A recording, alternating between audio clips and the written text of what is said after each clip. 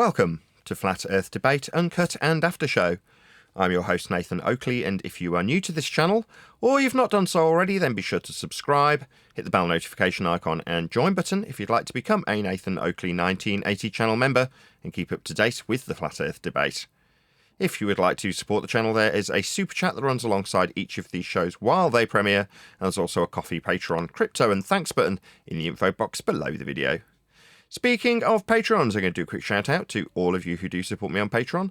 So, a massive shout of thanks and appreciation to Felis Mangus, Smith Tools and Purchase, Level Plain Poem, Vitali Z, Colton James, BG, Effie Patriot, Thomas van der Zander, Measured Flat, Chris Wouters, Mir in the Shire, Mitch Kennedy, Rod, The Name's Burley, Jason Hornsby, JMels24, Unimento, Iron26, Endless, Retro Bill, John Kays, Patrick Gunnels, Banter, Hairy Blade, Mobile Max 777, Rob W, Del West Watson, Unbelievable Productions, Blue Ridge Ranger, Abraham Mohammed, Skeptic 936, Chow Yun Cat, David Wayne Foster, and Dank. So another massive thank you to all of you for supporting me on Patreon. Links to Patreon, as I say, are below this video. And with that, I'm going to hand across to whoever is in Discord and Google so you can enjoy their dulcet tones while I set up for today's live show.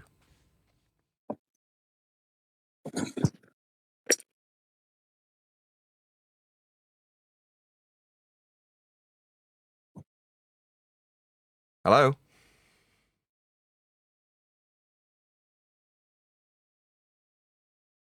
Sing on. We heard that.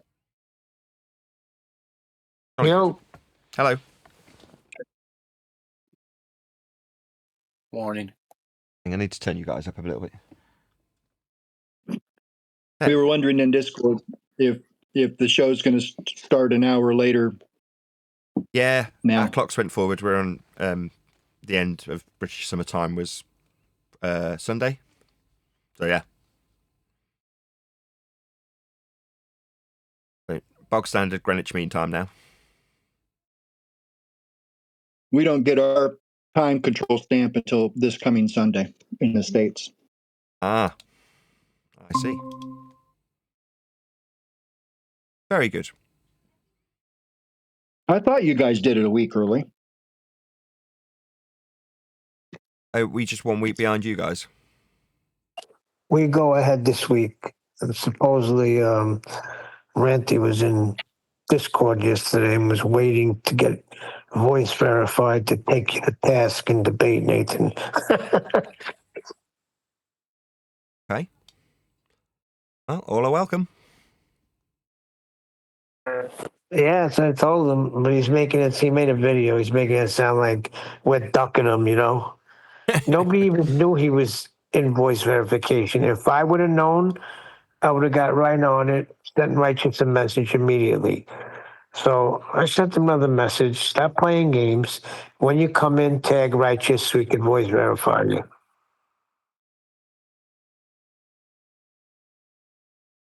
He absolutely knows that.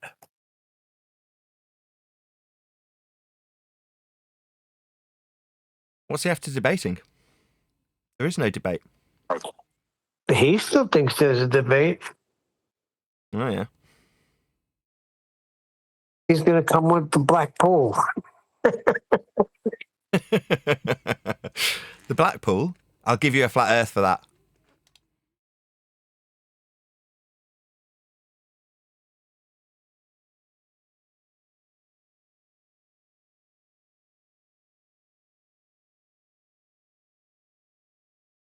Well, let's hope we see him. Like old times.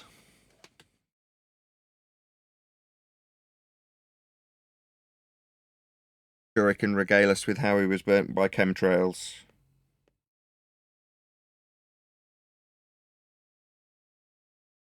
Who did Ranty give his channel to? Didn't know that he did.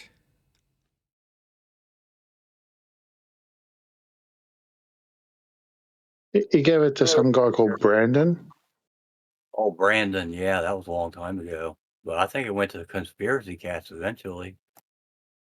No, you're thinking of Toon. Toon got his channel from Conspiracy Cats. They like sharing. Like cucks. Like sharing their women, that sort of thing.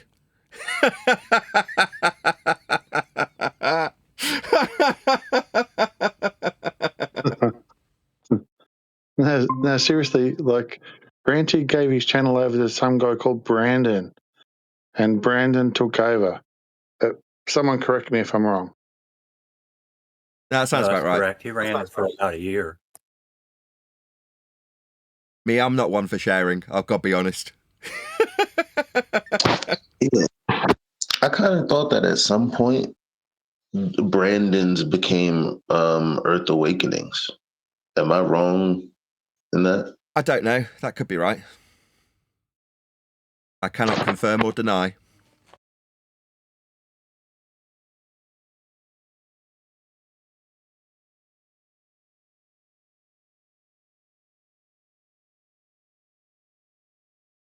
So on Good Discord, morning. who is that Look at Brandon how. guy on Discord? Morning. Good morning. Look at how nothing but a convention brought us together, closer together. What convention would that be?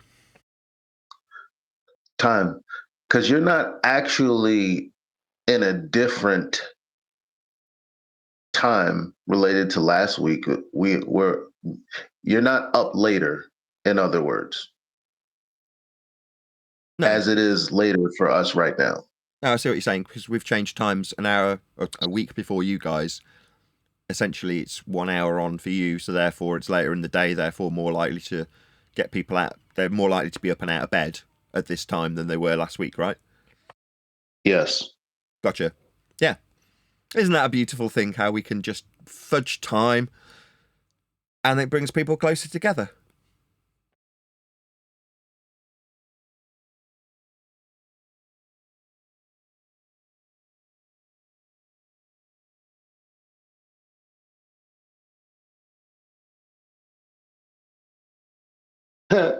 I don't know if I've ever read this diagram. It's brilliant where it says, this is a flat plane, this is you.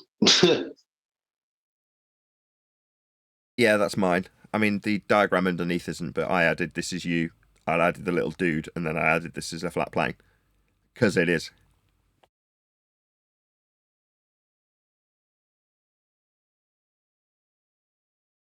Someone ought to make a bunch of memes along that lines that, this is your brain on drugs.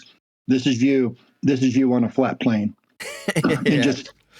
and just insert that into every single mainstream illustration of taking elevation angles. NASA's even got them on their site. When you're tracking the ISS, they have an altitude and azimuth illustration that shows how to follow the ISS from where you're at. And it's, again, one of those hemisphere snow globes with you on the flat plane, taking the elevation angles from the flat plane that kind of looks like the equatorial plane in hell, but they just forget to draw the globe underneath, the hemisphere underneath. Yeah, this is you. This is you on a flat Earth. The more time elapses, the more our opponents will appreciate what we're saying is absolutely required for their belief in a globe. That is to say, in order to believe you're on a globe, you first measure Earth flat. It's a prerequisite that you cannot escape. I mean, we don't only measure Earth flat, end quote, Simon Dan. But actually we do. We only measure Earth flat.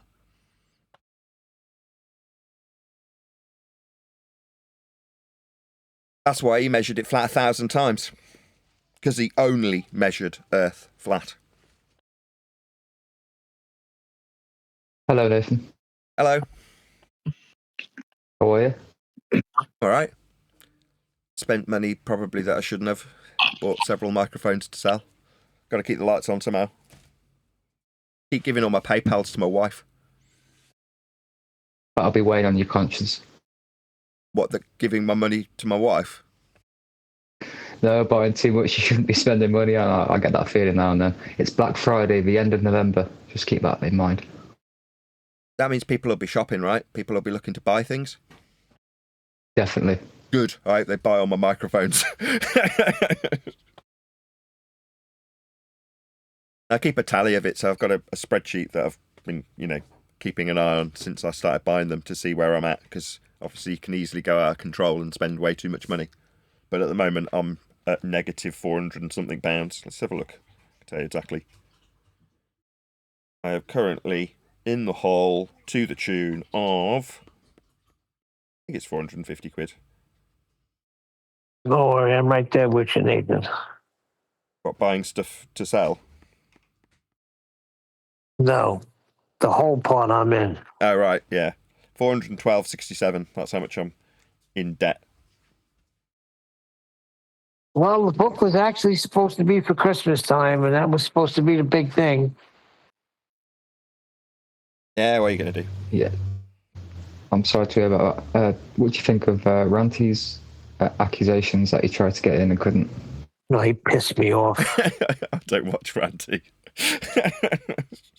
I saw the See, thumbnail. Liam knows how to get my goat. He posted in there, and of course, he mentions my name. And I had no idea that the guy was in freaking Discord trying to get in. So if anybody sees auditing the absurd, make sure you tag Righteous and get him voice verified. You hear that, Discord? You relay that message, Liam. I'm not talking to Discord. Have you joined Discord, Nathan? Are they worse? Yeah, they're all in there. Say hello, people from Discord. Say hello to Central Goat. Hello. Hello. You've been given a task. Are you up to it? Yeah. Hello. What's your task? What am I missing? To message Righteous when or what's his name? Auditing the Absurd turns up.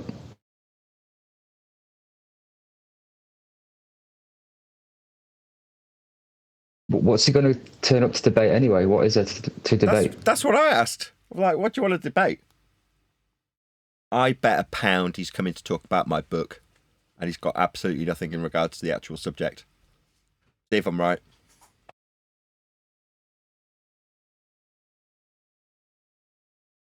That's exactly what he wants to do. Okay. Well, this is a server about the nature of Earth, so if he's talking about the nature of my book, he'll probably get short shrift from me.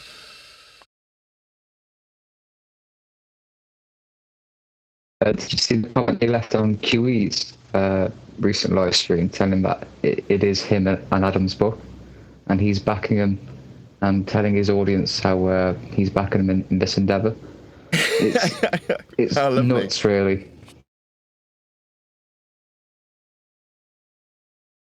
If that doesn't wake those two knuckleheads up, I don't know what will.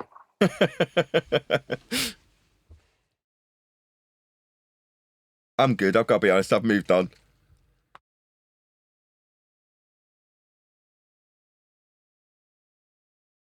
He's got that stalker ex-wife vibe that's just looking for mistakes that you're still making to justify a decision of leaving you. But it's psychopathic level. Justify the what of reunion? Say that again. It's like an ex-wife who's obsessed with her ex-husband. So she wants to constantly look for, even though she left him years ago, she wants to see the flaws in him today to justify her decision of leaving him. When in reality, she knows she shouldn't have. She's worse off. But if she can find flaws in him still today, then she's justified in the decision. But it's gone beyond that. It's now at stalker level, really. Oh, well, I like reminiscing with old friends. So it should be fun.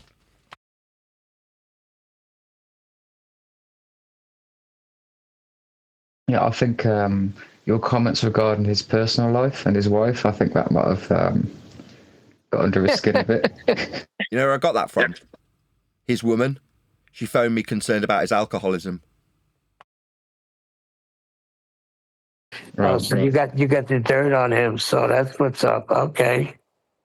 Yeah, it's not like you went looking for it or asking for it. No, somebody she just turned proactively up at your door contacted me. with it. Yeah. No, she contacted me, not the other way around. I couldn't give a flying shit about Ranty or his missus or what they do or who they get shared with.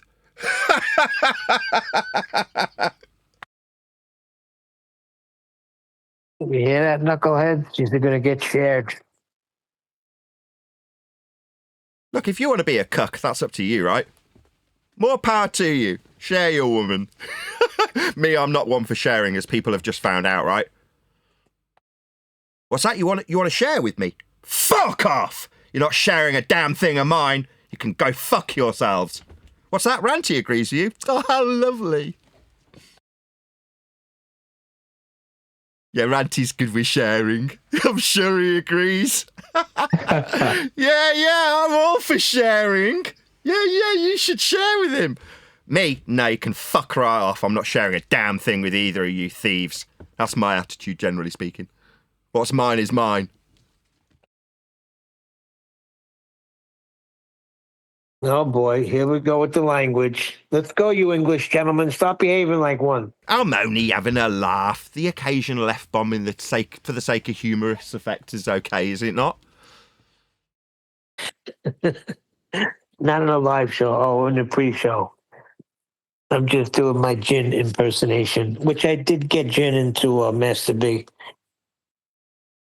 I'm just echoing the sentiments that I generally hold when people ask me to share. The answer is no. Yeah, thank you, Neil, for getting Jin in. He's a true gentleman. He's been here a long time as well. Yeah, Jin's a diamond. I mean, he does tend to talk through people a little bit, but I think that's his connection. Yeah, I think he's in Japan. He is. Of all places.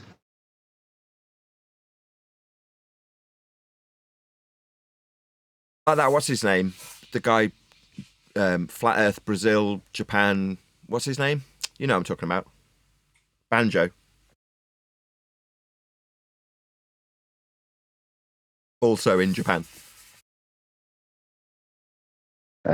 I've always seemed to be a bit wild, a bit off the rails, so I never paid him too much attention. Am I wrong to do that? The Jin?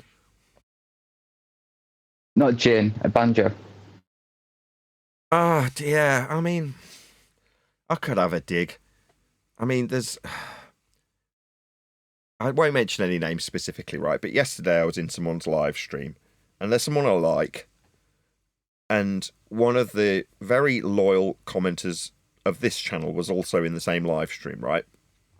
And they shared a video from a guy talking about Drax. Anybody heard this term before? No. Okay, so as in, I assume, I don't know for certain, but I'm pretty certain they mean like Dracula. Now, this is akin to reptilians from 10 years ago, 11 years ago, maybe even longer, 15 years ago, right? Before Flat Earth. Or for me, right? And it's just conspiratorial nonsense. So, pretending that people can levitate. Now, I watch this stuff and go, these are just magic tricks. Magic tricks that I learned in college. So to hear people suggesting that these magic tricks are literal levitation, I'm like, you're having a laugh, right? These people are on a frame. And it just looks like they're levitating. Same with a guy that was hanging off the side of a building. I'm like, are you kidding me? Because you don't know how the trick's done, you're going to literally assume that this person's actually levitating. It's like, okay, show me one that's not got his hand attached to the wall, not holding a stick. You know what I mean? There aren't any. So this idea that these people are Draculas, to me, is just another example of us being ushered from a conspiratorial subject matter like reptilians, Mandela effect, Draculas, into Flat Earth. You're like, this is the kind of guy that's going to get furrowed into our subject matter, so that when he goes, yeah, Earth's flat, you're like, why? I don't know, but there's also Draculas. You're like, you sound like a nutter, and that's just the point, isn't it? But hearing these people that I'm associated with talking about this person, and I did ask, I'm like, from the chat, do you guys actually believe in this Dracula stuff? I'm like, I did a performing arts course, and one of the performing arts subjects was circus skills, which this was very much a part of. I even used to sell magic tricks on the street with a guy called Ray. We used to do all sorts of acts, like slapstick, fake fights, things like that, just to gather a crowd and then flog them a load of magic tricks. That was our shtick. We'd juggle fire. That was a lot what we did to keep the wolves at bay, basically, because we were very poor. Man, things haven't changed much. I've exchanged magic tricks for microphones. Anyway, the point being that they're just magic tricks. And once you know the trick, it's not very impressive. So like having a great big frame on the floor that's really heavy, and then covering it with a rug, and then having a pole that runs up through a stick that you're holding onto, it looks like you're levitating and you're just balanced on a stick that's in front of you. Like, no, it's just a big frame. It's like, why do you think there's a rug on the floor? Or in the case of a guy hanging off the wall, you're like, there's a great big pole that's going to be coming out. Presumably it used to have a sign on it or something. That's it. It's not exactly complicated. But people see a guy dangling from a wall with his hand on the wall and they're like, look, he's levitating. You're like, no, he isn't. He's just gathering a crowd so he can get some money in, and more power to him, right? It does. Some of these tricks do take some setting up. Like, you've got to get a ladder and then get someone to take it away. And then you've got to dangle there for hours on end, hoping that people will give you money.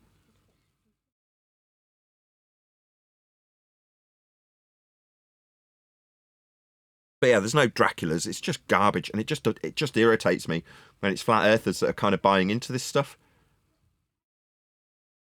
Vlad the Impaler is not real?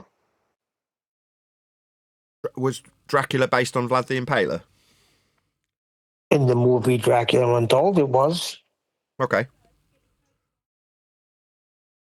I've noticed ever since, when someone points something out to you, notice it more often. Well, I've noticed that a lot more about the conspiracy aspect of this subject. Eric DeBay put out a video about 9/11 recently, and the fittest flat earther we covered a couple of months ago about his endeavour with the church and the pastor humiliating flat earthers. He puts out a lot of conspiracy, and it's a shame because he's like the American equivalent of Dell, with his like forthcoming nature and his upright, outspoken way of being. But it's just pointing out conspiracy after conspiracy, and none of this can be validated and it's just going to turn people away. But otherwise, would be interested in what he has to say because he's very charismatic. So how come we're the only ones that come to the realization there's something fishy going on? If you can't see that they designed it that way, we're the only ones with vision?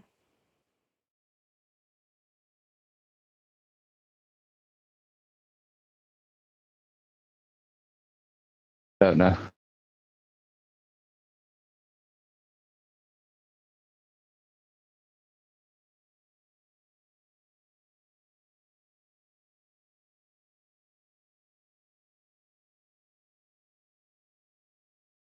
So you mean to tell me that they don't realize that they wrap Flat Earth up in the conspiracy realm for a reason?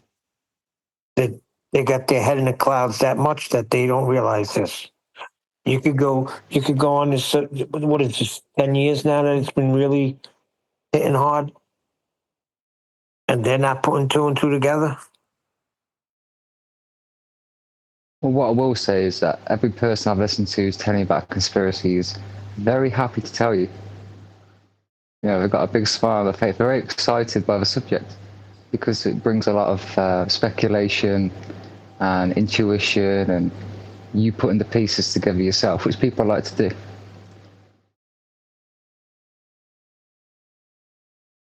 Doesn't further your understanding of anything, but it's good conceptual practice, I guess. 9/11. Can you validate it one way or the other? No. No, but So, I did watch that video because I thought this would come up on today's show. So I thought I'd better give this video some attention and watch it all the way through. And he is laying out facts that are verifiable.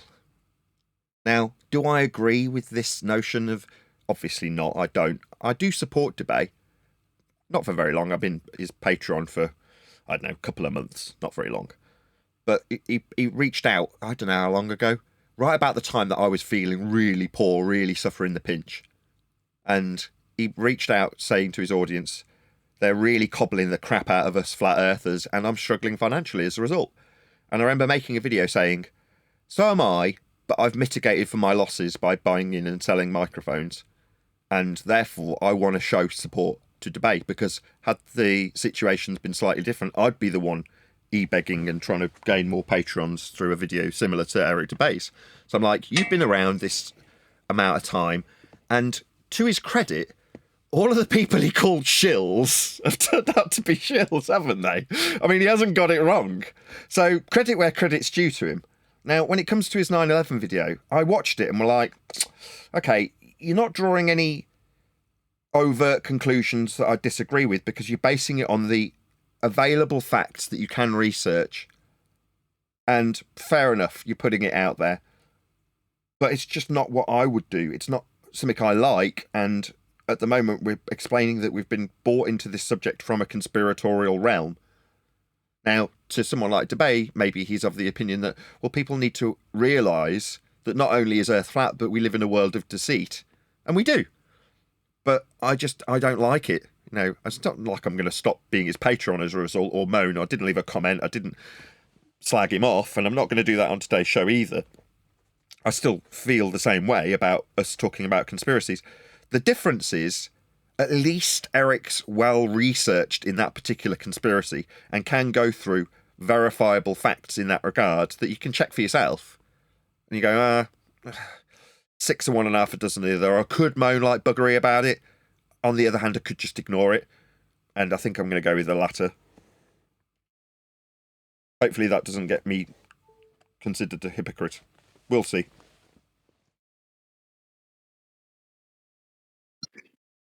Besides just ignoring it, you could just say, like I do, Owen Benjamin coined the phrase, that's just gravy.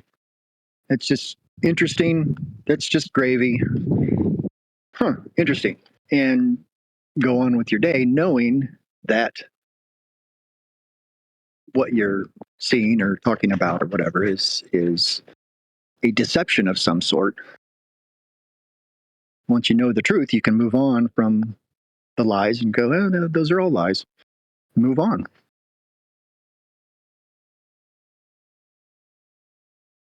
Yeah, I mean, I guess so. Like I say, it's not in my wheelhouse. I just don't think it's necessary for us when we've got such a strong argument now. But I spent many years going through conspiratorial stuff also, so, maybe I am a hypocrite. Who knows?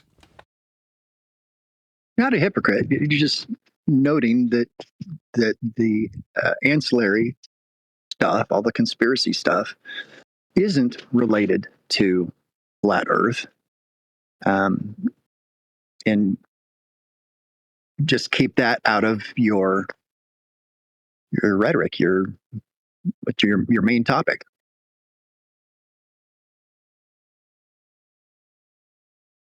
Yeah. Hey, Arthur.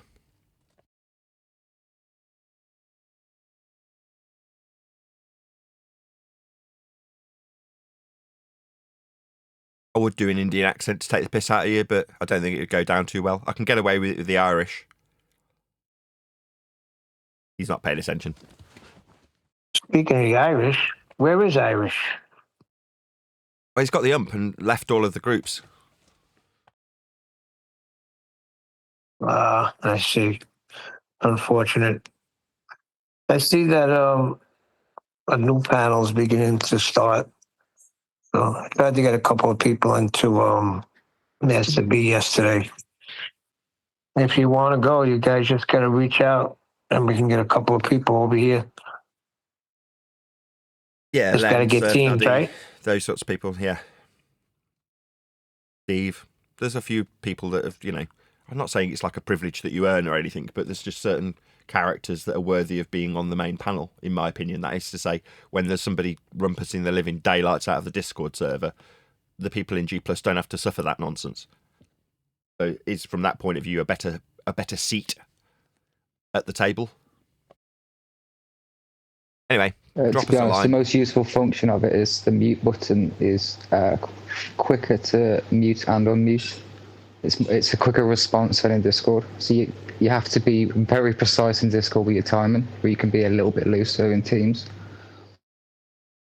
By Teams, you mean G+? Whatever this is, yeah. G+.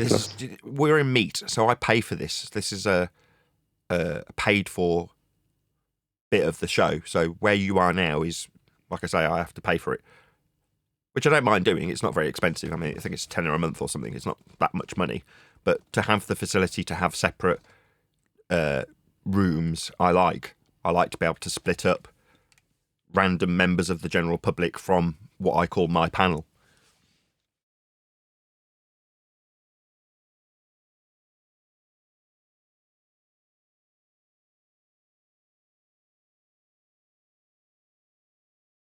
So yeah, back to Eric Debate. I don't know. Should we moan about it? Should I moan about it? Should I feel compelled to point out how those conspiratorial subjects don't really do us any favours? I think it's our duty to do that. If we're the only ones that can see it, then we got to start opening up eyes. Yeah. Maybe.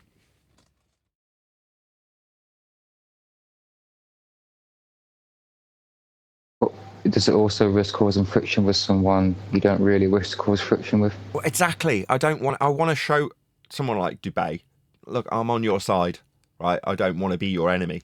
Now, back in the day when everyone was in turmoil, like year one of Flat Earth, I remember Paul Michael Bales claiming that Eric Dubay had nicked all of his material, so did Math Powerland. And I mirrored one of Paul Michael Bales' videos suggesting exactly that. And I don't know, I felt a bit guilty about it after the fact. It wasn't me saying it directly, but by mirroring it, like I always say, that's me taking ownership of that sentiment, even though it's not my words, it's on my channel, mirrored. And I don't know, of all the people who've seemed egregious to other fellow flat earthers, Dubay has been consistently correct about the people he's called out, hasn't he? He's never called me out either. Not once. He's never once suggested I'm a shill or a Freemason or anything like that. I mean, the fact that I'm both, you'd think he'd have noticed.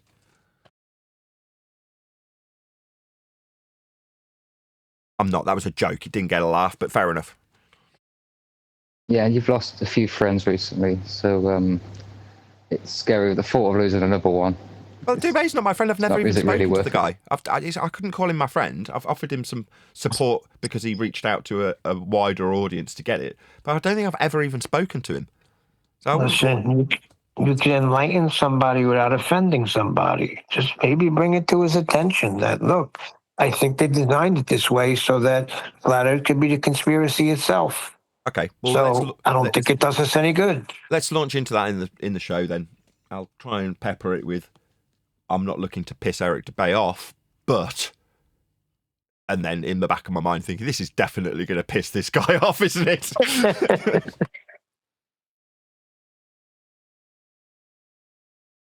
No, I sent you a video in Teams. I thought you might want to leave the gentleman a comment. Is it something we need to cover? Do you think it's appropriate for the show, Neil? It's very Bible heavy. What's it called? It's a guy, I'll post it in Teams. It's a Christian trying to convince other Christians about the Earth's sphere. Trying to convince Christians that the Earth's spherical? Effectively, it's a very... it's a wet blanket way of doing it, but it's a very small channel, very few views. I just thought Neil might want to leave a comment, and I don't know if it was significant enough. We watched it. How are you? What's up? What's up? Hello. What's up? What's up? Is that like the Bud advert from our day, in our generation? Nathan, me and you are actually not that far apart age-wise, so. Yeah, I only asked because my wife was trying to explain 6-7 to me, this brain rot nonsense that kids say. And I'm like, what is this 6-7 thing? And she's like, it's a bit like us going, what's up? It's kind of a similar sort of thing, but for the kids of today. I'm like, okay. So I went and asked my eldest daughter, I'm like, what's it mean? She's like, it doesn't mean anything. It's just 6-7. And then she did like I'll do it on camera like this. 6-7. I'm like, okay, what the hell does that mean? It doesn't mean anything. So that's why I asked if it was like the means Bud you're thing. cool. Means you're cool? Using the lingo.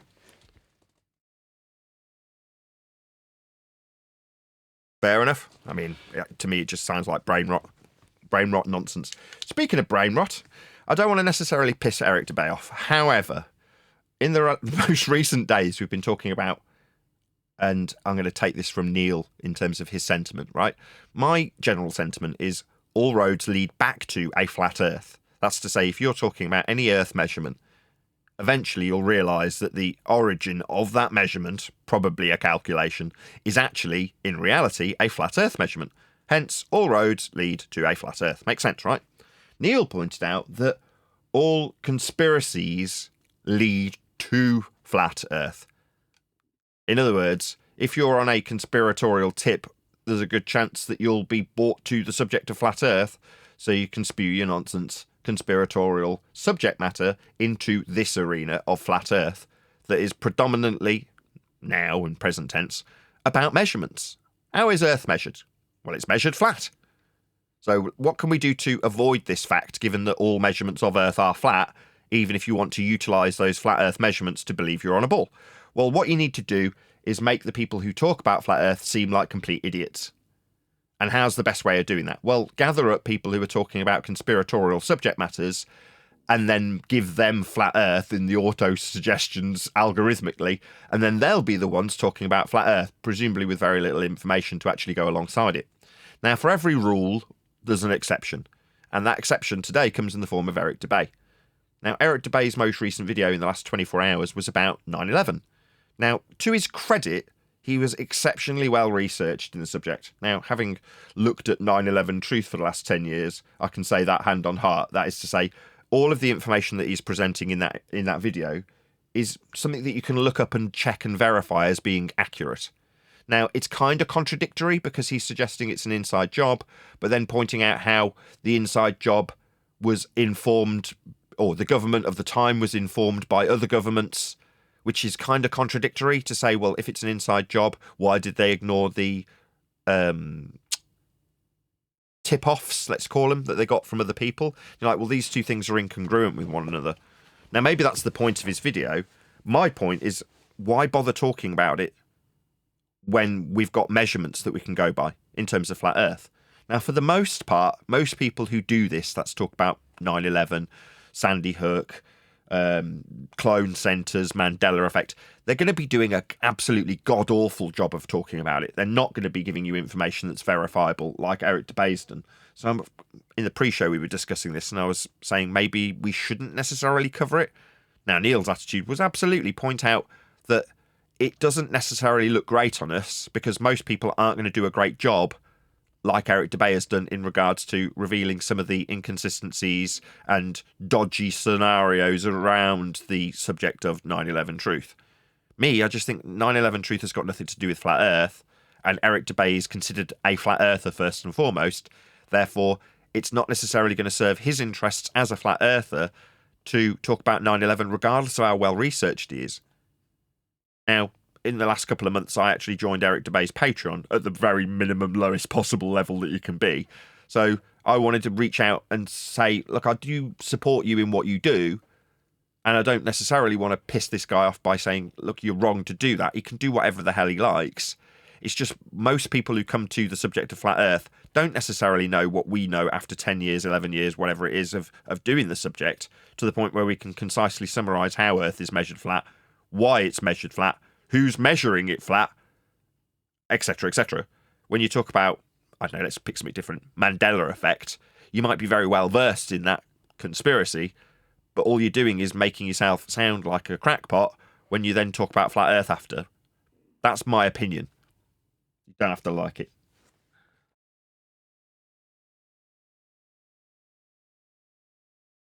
Anybody disagree?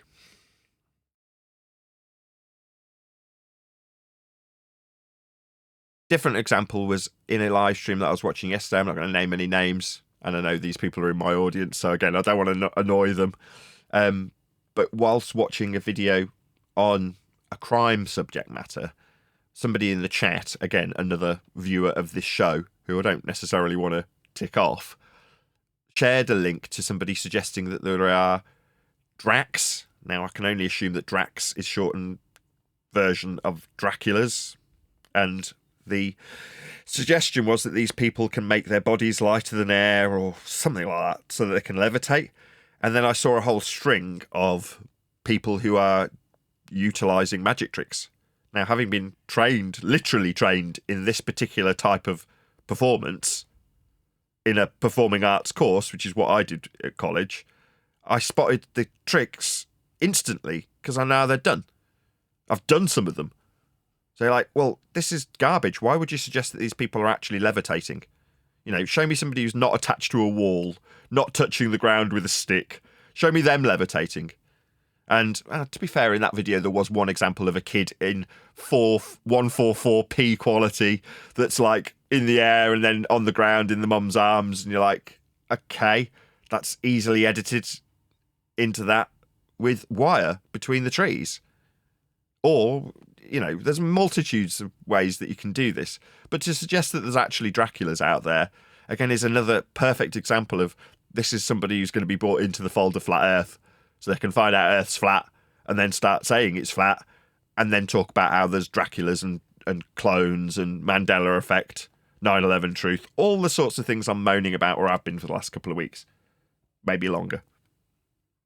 But when we've got a fact that we can peddle that is indisputable and used by our opponents, that is to say, our opponents require Earth to be flat.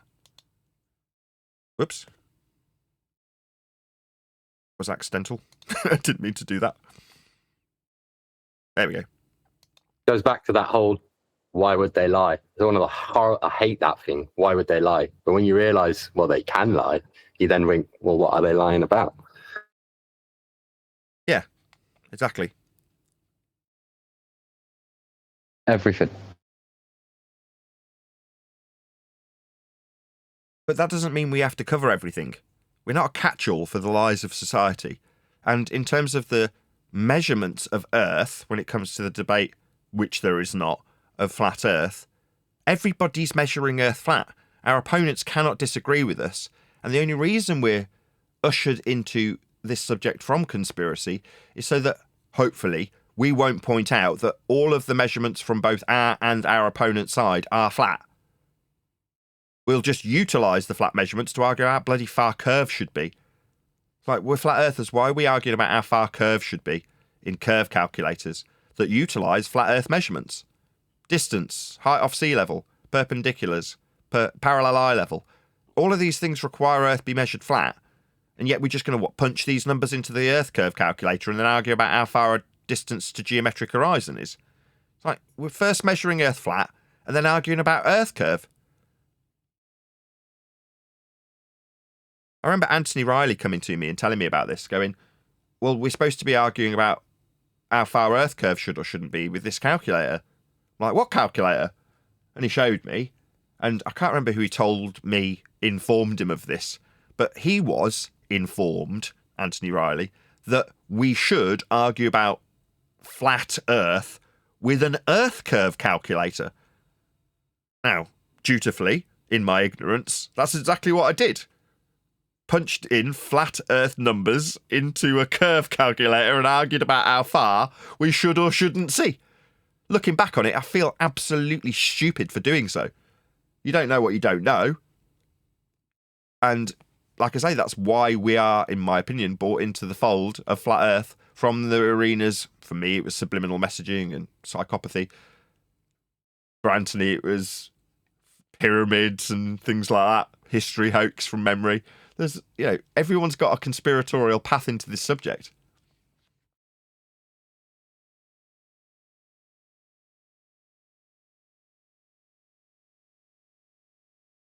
There we go. If you're out there listening, Eric Debate, sorry, it's you that's ended up being the example of this. Because your information's all right. There's nothing that I would criticise about the information itself, other than next man can come along and go, so you think 9/11 was an inside job? Wow, what a crackpot. Doesn't matter how good your information is. But if someone comes along and say, wow, you think Earth's measured flat? Well, no, I don't think it. It is. And that's the beauty of it.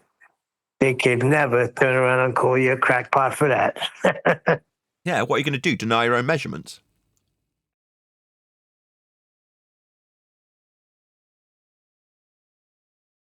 So yeah, that's it. Hopefully I don't tick off the people who know I'm talking about them, because I haven't mentioned them by name.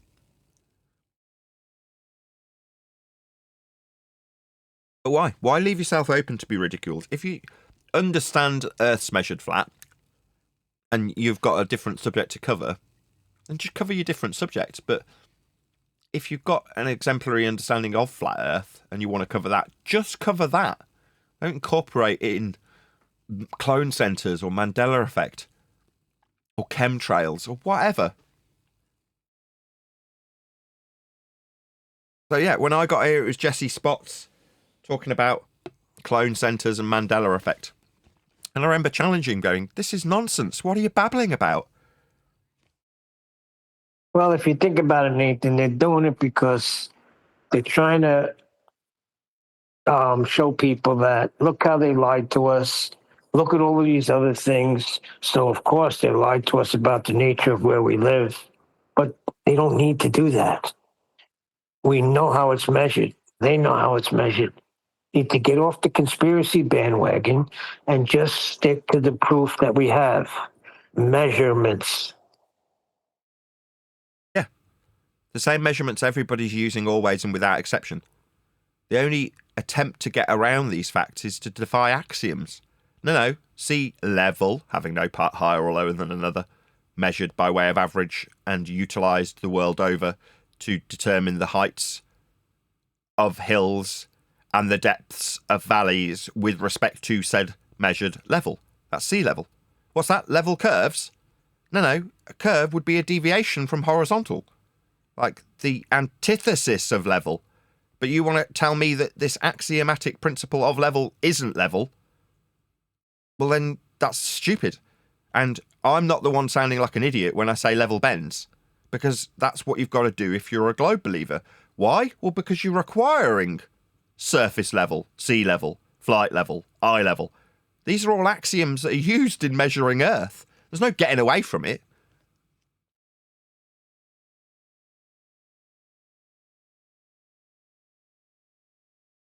Exactly, Nathan. So we're reaching out to all these other flat Earth content creators to embrace it. Because when you embrace the measurements, they can't do a darn thing about it. Jomo in the chat says, Nathan remembers so many old school flat earthers. Well, Jesse Spots was the first person I came across. And he immediately irritated me. Because he was spewing nonsense about clone centers and Taylor Swift being a clone. And I remember hearing this, and he had a couple of things he was talking about that you're like, I think from memory, my actual flat Earth lead into him was him talking about Earth being flat and having a dome above it that created rainbows. You're like, oh, this might be interesting. And in the same video, he's like, Mandela effect's changing our timeline and Taylor Swift's a clone. You're like, what? What the bloody hell is this nonsense waffle that I've got to listen to now I'm in this subject matter? Suddenly I'm surrounded by crackheads and idiots. Why? Why have I found myself here? That's annoying. So yeah, I immediately started popping off at Jesse Spots for being crazy, because that's how he sounded to me.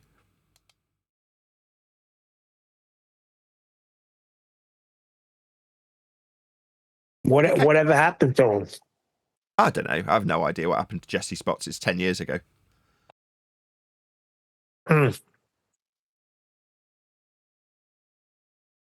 though, you never hear people sort of like say about David Icke, talking about lizards and things that, typical globe believer. Well, that was Morgile. That's how I came across Morgile. I'm sorry, Morgile, if you're watching this, but you know what you did. You were talking about lizard people, weren't you? And then you came to Flat Earth. Now, that's unfortunate, but that's how he made his way into this subject. Now, that I can almost forgive if you then disavow your nonsense waffle about lizard people, which, for the most part, Morgile did, right? The way he got taken advantage of was he was stuck in heliocentric outer space the entire time, explaining how orbital motions don't function correctly and how they don't match with the observations from a prerequisite position of space being real, and then trying to unpack it from the mathematical inconsistencies that it has to offer when compared to observations of the sky. Like, we've got all of these tracked lights measured from a flat plane with angles. So there's no need to argue about how heliocentrism doesn't work, in the same way I say we don't need to argue about how Earth curve doesn't work, when to suggest there's Earth curve, you need to measure Earth flat first, from surface level, with eye level, perpendicular, all axiomatically requiring a flat plane of reference to be measured to make these assertions. Same with elevation angle measurements of the stars tracked for the last, 1,000, 2,000 years? If we're to believe the mainstream narrative. It's like, well, if we're to believe their narrative, they've tracked these lights off a flat Earth. That's the end of the discussion if the measurements are flat. Not, oh, well, we've measured it flat, but we'll then convert this flat circle with a flat radii into sphericity that we can put in orbital motion when we bifurcate a spherical Earth that's a glorified protractor. It's like, no. You've measured Earth flat to achieve that orbital motion. Why would I lean into anything beyond the flat measurement that it started with?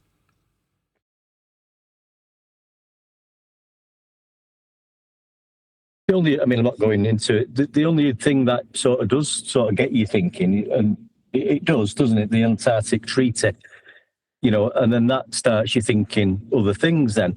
If, for this, we can only go so far, only certain people can go to this place, and it's an agreement between all these countries. You start thinking, well, why is that? So that you do start then thinking about that. Well, what is the land out there? This is where your mind naturally goes, I think, sometimes, especially with that. I don't know about lizard people and all that, but with that one particularly, that could get you thinking about quite a few things. I don't know. Yeah, like, are there any guns in Antarctica? Well, there are if you're not supposed to be there. I mean, where are the guns is a red herring away from the flat Earth prerequisite elevation angle measurements that were being made by all of the participants of the final experiment.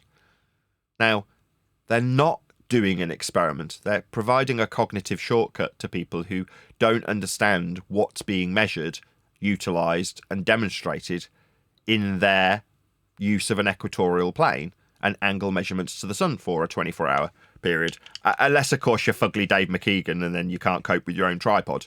But other than that, the rest of the participants measured Earth flat for a 24-hour period, including but not limited to McToon.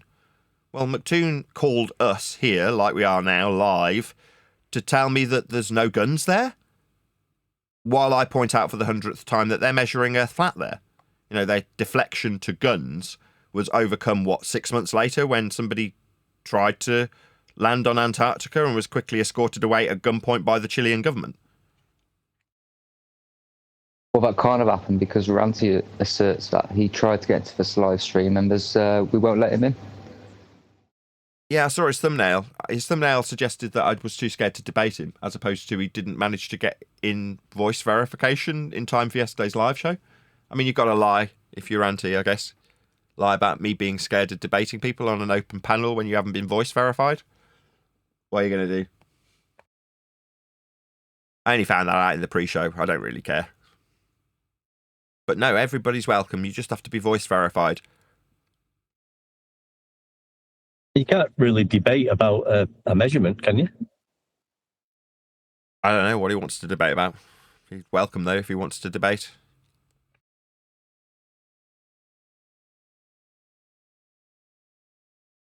I enjoyed that Alan Watts video you posted, Nathan. It really hit home with, the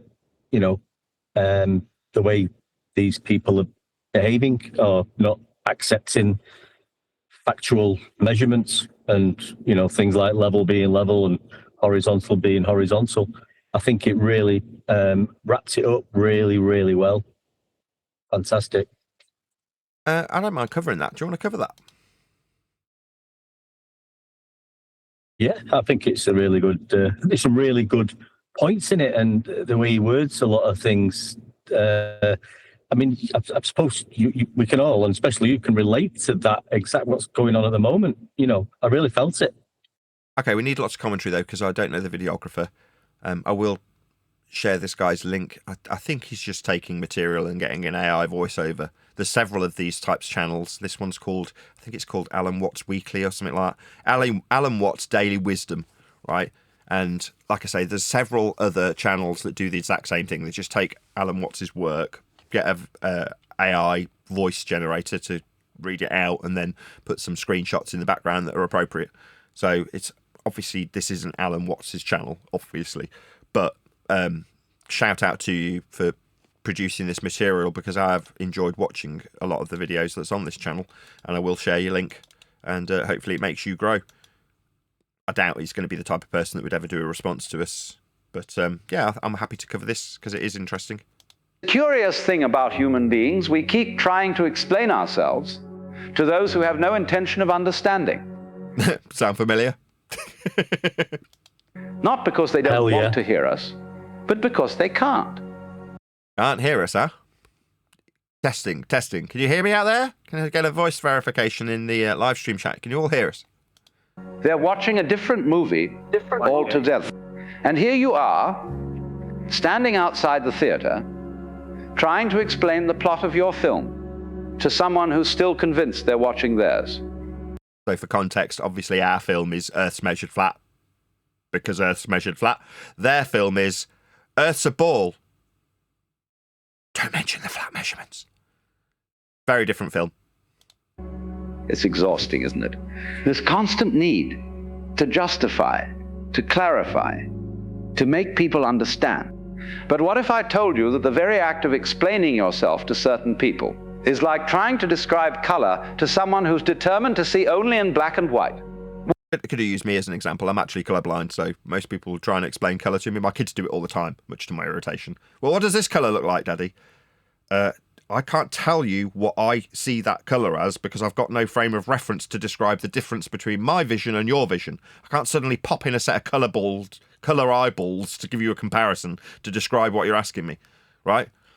But that's not what this person means. They're saying, in the movie example, a better analogy, right? You're trying to explain the movie that they're not watching to them while they're sat with their popcorn watching a completely different movie.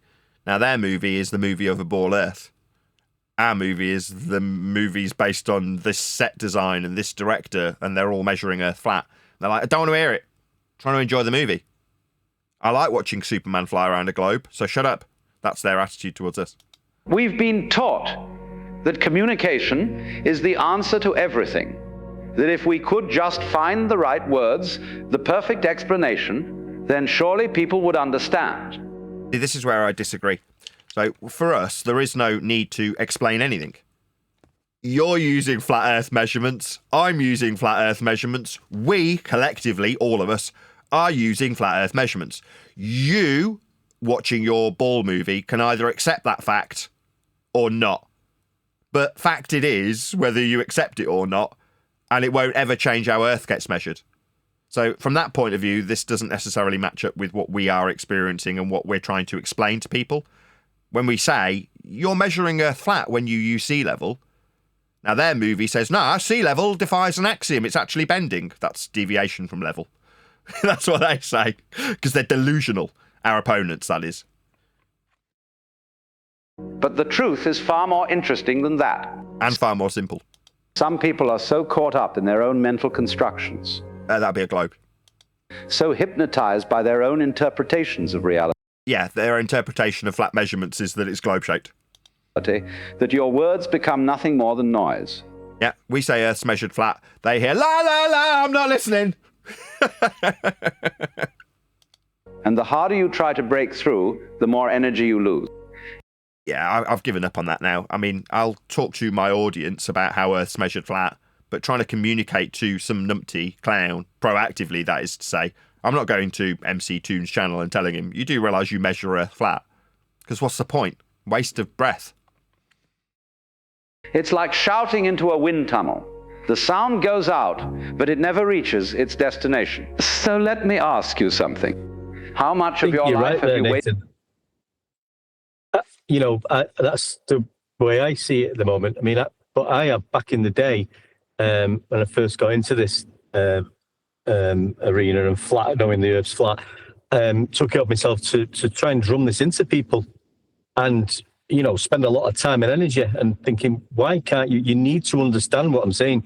And the people I was talking to couldn't understand what I was saying because they're in a different film.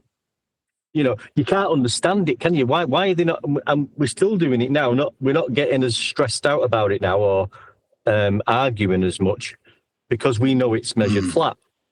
But you're still trying to point that out, and we still make comments on the shows this week, last week. Like, why can't you see that line that you've just drew on the ground and the posted in the ground is, we're talking about the ground and it's horizontal. The guy, then it's not the ground. If you just can't get the message across to some people. But what he's saying is, you don't have to do this. It's just draining you. And I think we've come to that conclusion when we spoke about changing the video sort of narrative. And I think it all ties in with this. Like, what we're wasting our energy on these fools for? Yeah, I completely agree. It's like, well, if we're leaning into people who suggest that Earth isn't measured flat, only to then utilise the flat Earth measurements and defy axioms with them, why waste your breath?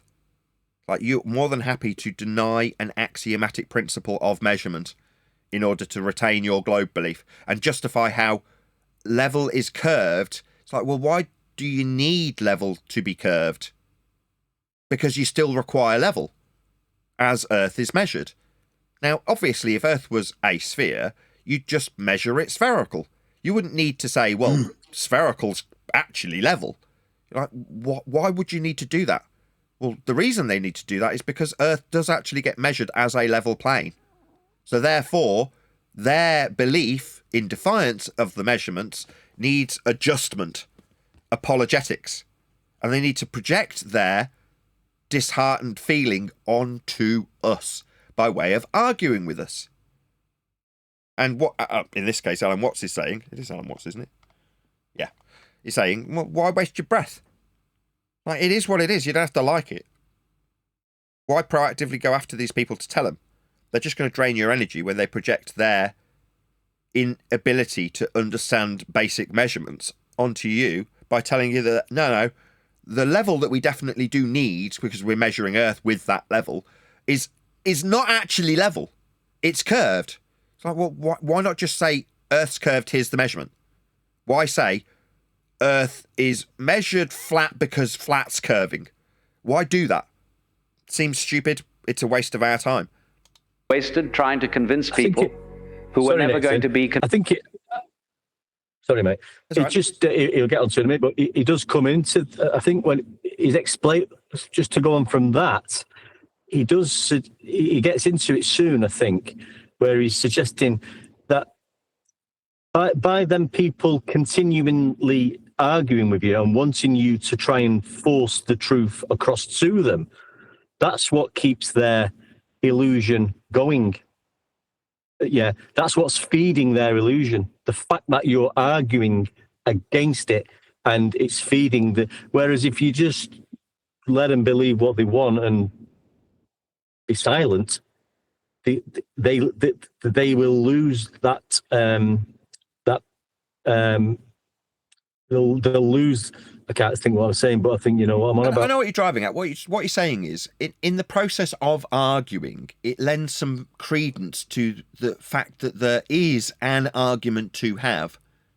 The minute you stop arguing with them, the person who you're arguing with has to either accept their own misinterpretation of the rhetoric that they're abusing, or not.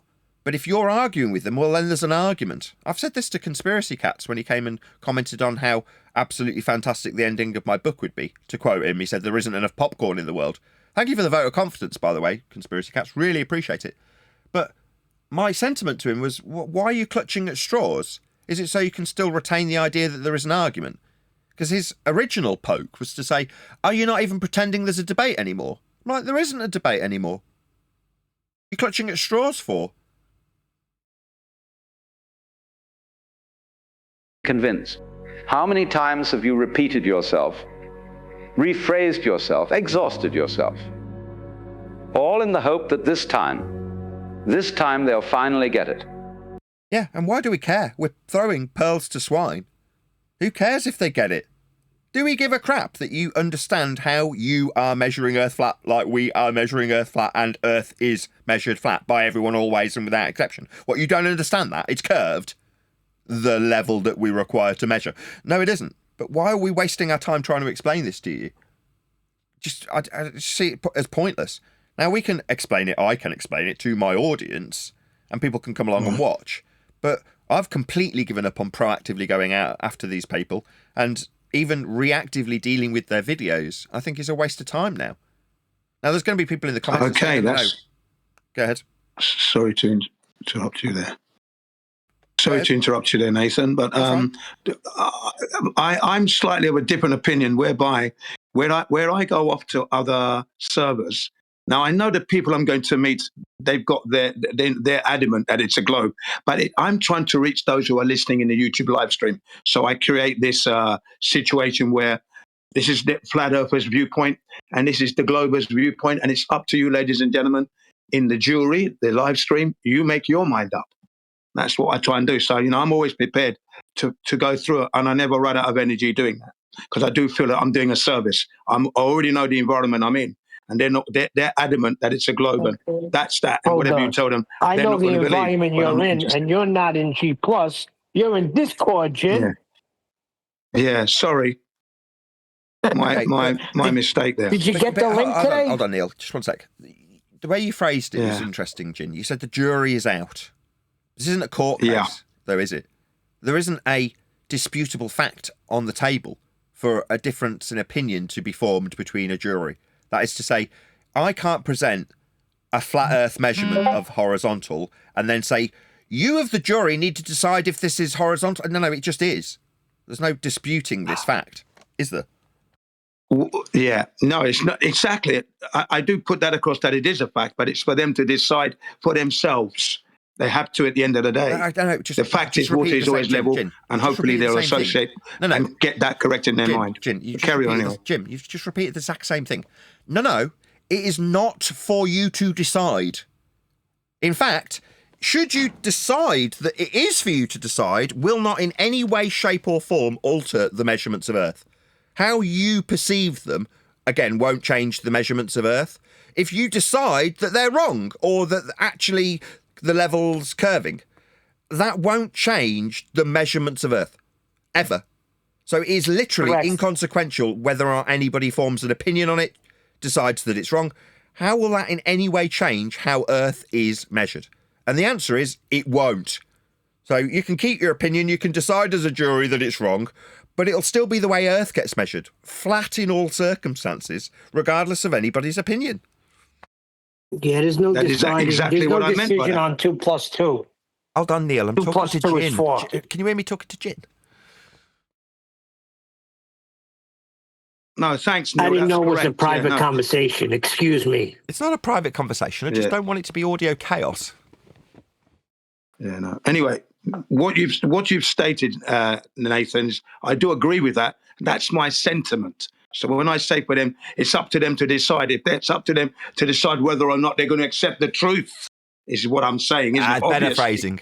Whether or not they accept the truth, that's a different phraseology. That I can get behind. Whether or not you decide to accept the facts in this matter is up to you. You can decide to disavow the facts and say, I don't accept that Earth is measured flat exactly as it's measured. I don't like that. Well, you don't have to like it. You don't have to accept it. It is measured flat regardless of if you accept it or not.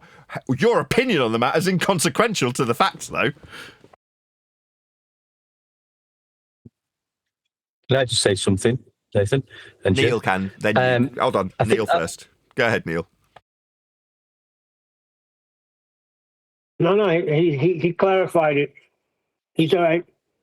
Yeah, I agree. He rephrased his position into they can decide if they want to accept the facts or not. That's different. Yeah, you can decide that you don't want to accept the facts. That's what we call the hard place. That is to say, I don't want to accept that Earth is measured flat. Well, then you don't have any measurements because all the measurements are flat. So if you don't accept the measurements and their flatness, what are you going to rely on? Because those are all the measurements. So what are you going to use? Nothing. Oh, you do want to use the flat Earth measurements. You just prefer we didn't point them out until after we've whistled past them and then you can refer to how globe-shaped the ground is that you just measured flat without anybody recognising how flat we had to measure it first. Well, we still measured it flat, though, didn't we? You did, I did, anybody who measured Earth will always and can only measure it flat. So it makes no difference to me if you accept that fact or not. It's still how Earth gets measured. Unless you want to disavow the measurements, and then you've got no measurements anymore. Hard place, as we call it. The rock being an acceptance of how Earth is measured, always and without exception. Go ahead, Wandek. I think I was sort of saying the same thing in a different way. I understand what Jin's saying, but then once you get to the point, like the other day, for example, and you have already said, Nathan, maybe you should have said this, said that you did sort of fly up on with a guy who, after seeing the stick in the ground, understanding an hour talk from yourself about elevation angles and definitions of elevation angles, came in and just was just disregarding everything, all the facts and evidence that was put in front of him. Now, at that point, what Alan Watts is saying, I think, is, you can only go so far, and maybe we should have asked him 2 or 3 questions about, can you see the stick? Where is it planted? It's planted in the ground. Is the line horizontal or curved? Once he starts denying them axiomatic principles, as you say, then with a quick 3 or 4 questions without getting irate, then it's obvious he's made his mind up that he wants to stay in the illusion that he's in. So let him stay in the illusion. Bye-bye. And what happened? They twisted your words. They heard what they wanted to hear. We say we measure the Earth flat. Here's an example of it being measured flat. There's a shadow on the flat ground for a flat triangle for trig. What's that? It's not the ground. That's kind of like twisting my words into something that changes the axiomatic measurement of Earth. No, it doesn't. Still measured flat, regardless of somebody saying it's not the ground. They made you the villain in their story, no matter how carefully you explained yourself. This is not an accident. This is not a failure of communication. This is a collision between 2 entirely different states of consciousness.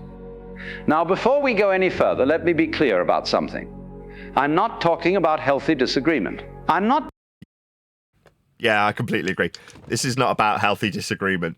What are you going to disagree with? Earth being measured flat? Well, then you've got no measurements. You don't get to disagree with it. I mean, you can suggest that there might be alternatives. For example, quote, "We don't only measure Earth flat," end quote, Simon Dan, after measuring Earth flat 1,000 times with elevation angle measurements to the sun. You can suggest that there's an alternative. There isn't. We only measure Earth flat. I'm not talking about people who genuinely want to understand you but see things differently. There's no seeing this differently. These are measurements. Seeing a flat measurement and then saying, no, that's curving, is idiotic. So there's no debate, there's no discussion, there's no seeing it differently. There's just measurements. I'm talking about something else entirely. I'm talking about people who are living in a kind of trance, a self-created prison of beliefs and illusions.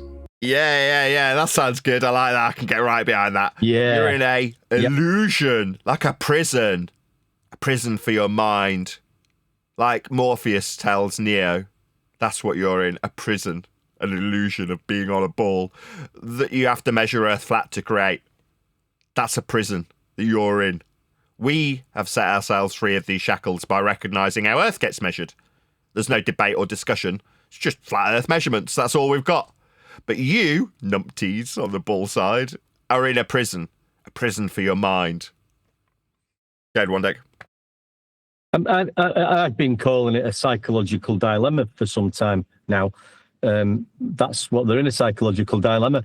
But I really think once the way Alan's explaining it, I can agree that it, although some of them might put this on, but it's something, they're in this illusion, and it doesn't matter what you say, which he's already gone through, how much energy you give them to try and show them the truth.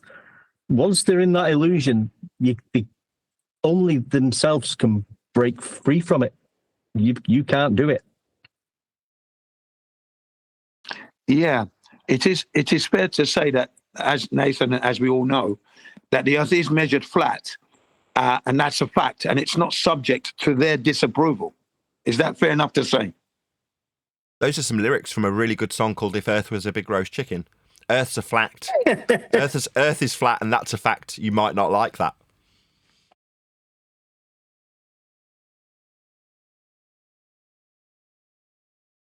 So solid that nothing you say can penetrate it. And the reason nothing penetrates is because they're not interested in truth. They're interested in being right. They're interested in protecting their version of reality, even... Yeah, never a true word spoken.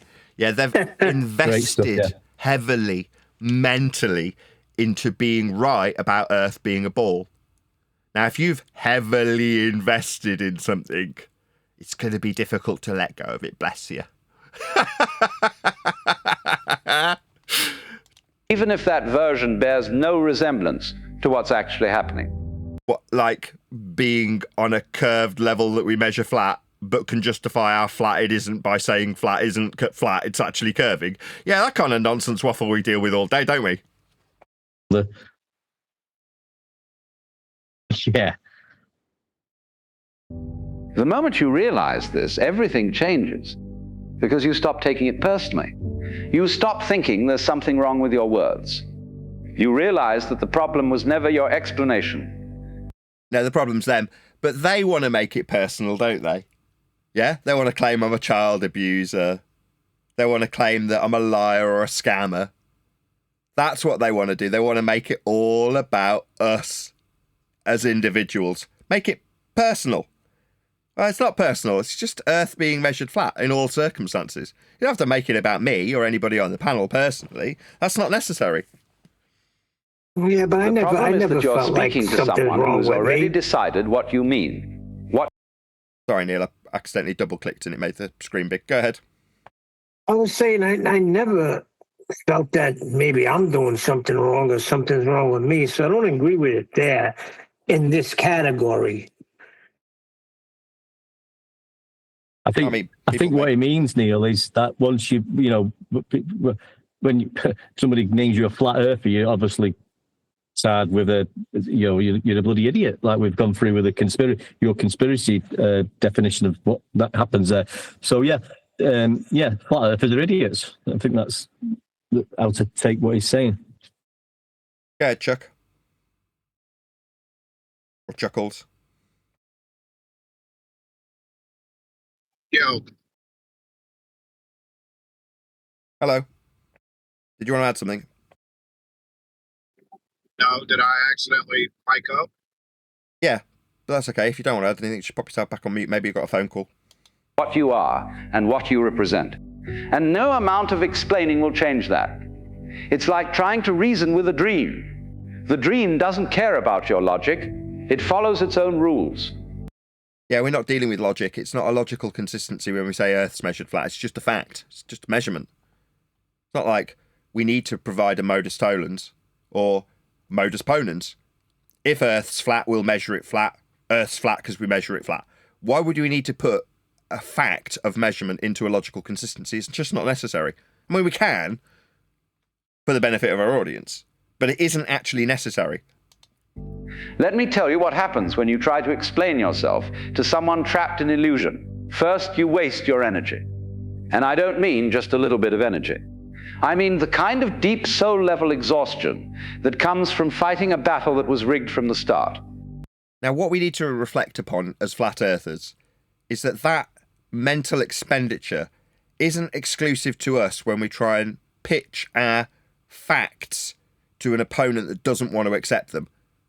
If we relinquish that that need that we feel compelled to engage in, this statement that he's just made, I'll play it again in a second, only applies to our opponent. That is to say, the draining lack of energy that you feel is only applicable to them after the fact. Maybe he says it afterwards, but I'm going to play that again so you can hear exactly what he says. Your energy. And I don't mean just a little bit of energy. I mean the kind of deep soul-level exhaustion that comes from fighting a battle that was rigged from the start. Yeah, that's them. Fighting a battle that's rigged. Yeah, rigged in our favour if you want to look at it as a win-lose situation and an opponent battle. Rigged in the favour of who's measuring Earth how. It's measured flat. So therefore, who's going to be expending the mental energy and exhaustion? Now, while he's describing it, Alan Watts is describing it as a mental exhaustion, I describe it as straight up pain. Their pain needs to be projected onto us with ad hominems and personal attacks. But it is Hold pain. on. Sorry, Neil. Go on. Wait, are you saying, hold on. Are you saying, like, I took rigged from the start, meaning it's rigged against us from the very start? No. But you're taking it the other way. Yeah, I've said this all along. People just don't pick up on it. When I say Simon, Dan, Toon, Craig, they're all in the same pond as us. They're all fighting the same battle as us. They're the same. Now, just because it's algorithmically tipped in the favour of their side of the pond doesn't mean it's a different pond.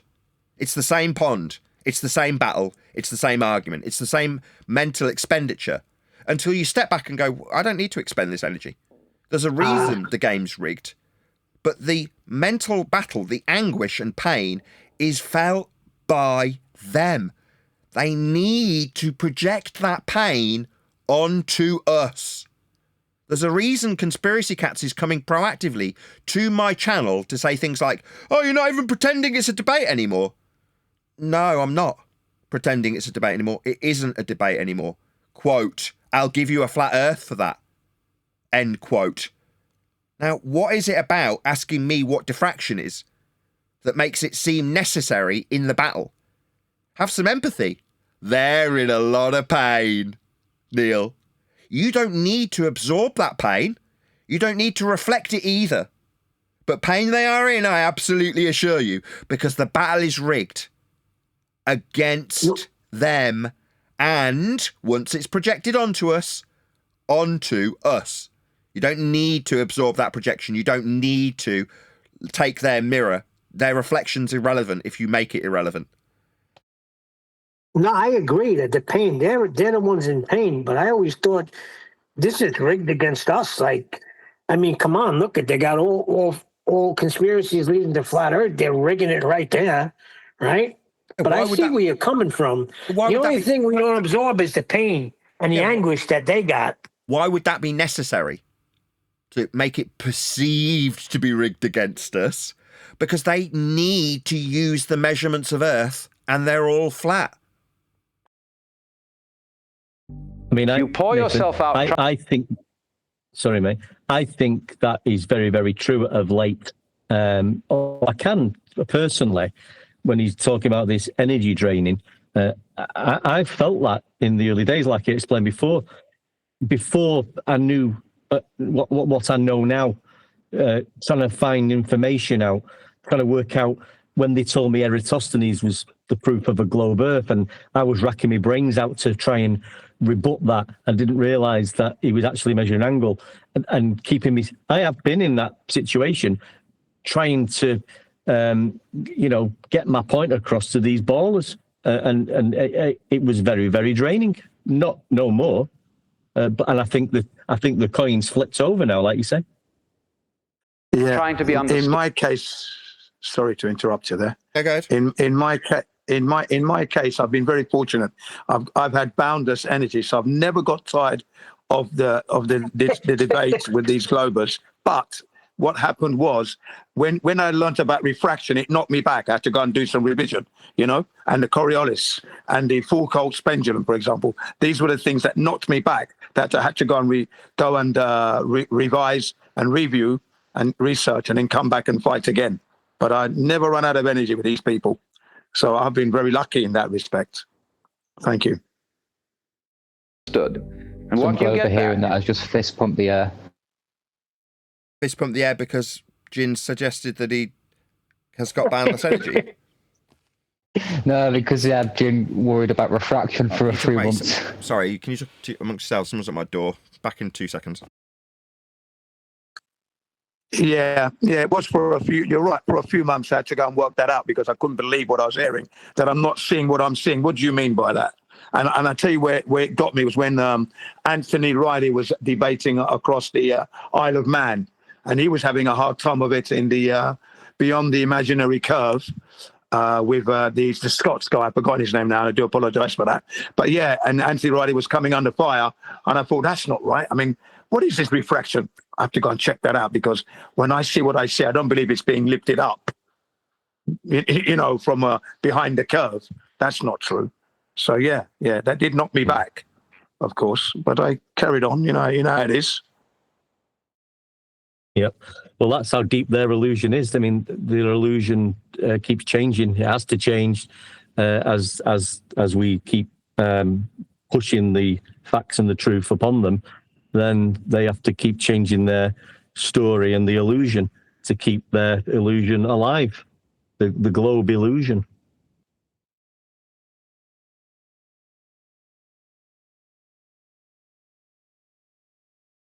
But I think this video is quite good, because this is happening now. And like I said to Nathan, let's not keep delving into the Simondans and Triangles, McKeegan, and giving them and just shouting and screaming at the videos of them talking nonsense. I mean, I think the last few videos and a couple of weeks have been great, because we've been over some really good context. Nathan was great yesterday in detailing, the equatorial plane and how that the pizza and how that is actually what they use for their globe Earth spinning around the sun. So, and when you explain all this in an educational way, I think it comes across far better and more professional. Yeah, I would agree with you one, Dick. This particular video is looking at the psychologies of both groups. The group that has the truth, the flat earthers, versus the group, the globers, who are denying the truth, and the energies that are expelled from the flat earth. And the psychology of all that is very educational, and it's important, because this is how they get you, through psychological manipulation. So if you're aware of all that, then you know how to get your case across without getting flustered. And as Nathan and you guys yourself were saying, it's flat, it's a fact, and there's no denying that fact. It's not subject to your disapproval. It's as simple as that. Confusion. Yep. Accusations. More questions. It's a loop that never ends, because the other person is not interested in understanding. They're interested in their own narrative. And you, my friend, are just a character in their story. A character they've already written. The ancient wisdom traditions understood this. They knew that not everyone is ready to hear the truth. Not everyone can handle it. Yeah, not everyone can handle the truth of how flat we measure Earth. For some, it's very, very difficult. And you're just not ready for it. I mean, I think that's true as well, Nathan. For not for people who might have been on the fence and listen to a little bit of this, the facts of flat Earth, and realizing that this isn't a globe I'm living on. It possibly is flat. I'm going to look into this, but then by them doing that, they're going to then jump into a minority, and they know they're going to be ridiculed maybe, so they decide to just stay in the bubble where they are. And I think that's happened to a lot of people. They thought, bro, I'm not going to go there. I'm staying where I am, where I'm nice and safe and cozy with my globe blanket. Some people need their illusions. They need them to survive. Take away their illusions, and they crumble. So they defend those illusions with everything they have. Yeah, absolutely. Without their illusion of ball-shaped Earth, they crumble. It would be the end for them.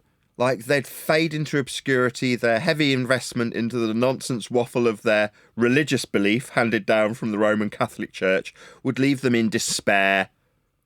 So, they've got to create the impression that there's an argument to have, and project their pain when measuring Earth flat onto us. So it seems like there is a discussion, like I said, with conspiracy cats clutching at straws, saying, oh, you're not even pretending there's a debate anymore. No, there isn't one. Like, I'll give you a flat Earth for that. You wouldn't need to if you were measuring it curved shaped, but you're not. You're measuring it flat. And we all do that. So if you can clutch at the straws that there's still a debate to have, you can feel what better about your religious belief that you've plumbed a lot of time and effort into? Yeah, you can. But we're not going to give you that entertainment or energy anymore. Why bother? Let me They'll interrupt the twist your will. proceedings for 1 second. Hold on. Ranty, you're in chat. I told you how to debate. You go to the Discord server. There'll be people ready to voice verify you. So stop with your nonsense in chat. Nonsense in chat. What's he saying? Also, Oh, who cares? Words attack your character. Also, Nathan. Yes. Sorry. I just said a quick. first. Oh, is it me? Yeah, go ahead, Wandek. Just a quickie. Yeah, they're terrified of losing the globe, but not only that, and I think we've discussed this, more than that, once they lose the globe, they'll lose space, won't they? And I think some of them are more terrified than losing the space illusion than actually losing the globe. I think it's more But once you lose the globe, I think it's worse than that. So my assessment is that if you're on a globe, then you exist as a speck of dust in an ever-expanding, infinite soup of nothingness. Therefore, your actions are pretty inconsequential. You don't have to look yourself in the mirror if you're a bad person. You don't have to face your own demons if you're not that significant in life. You can take a certain nihilistic approach to Earth and therefore your own life if you're on a ball.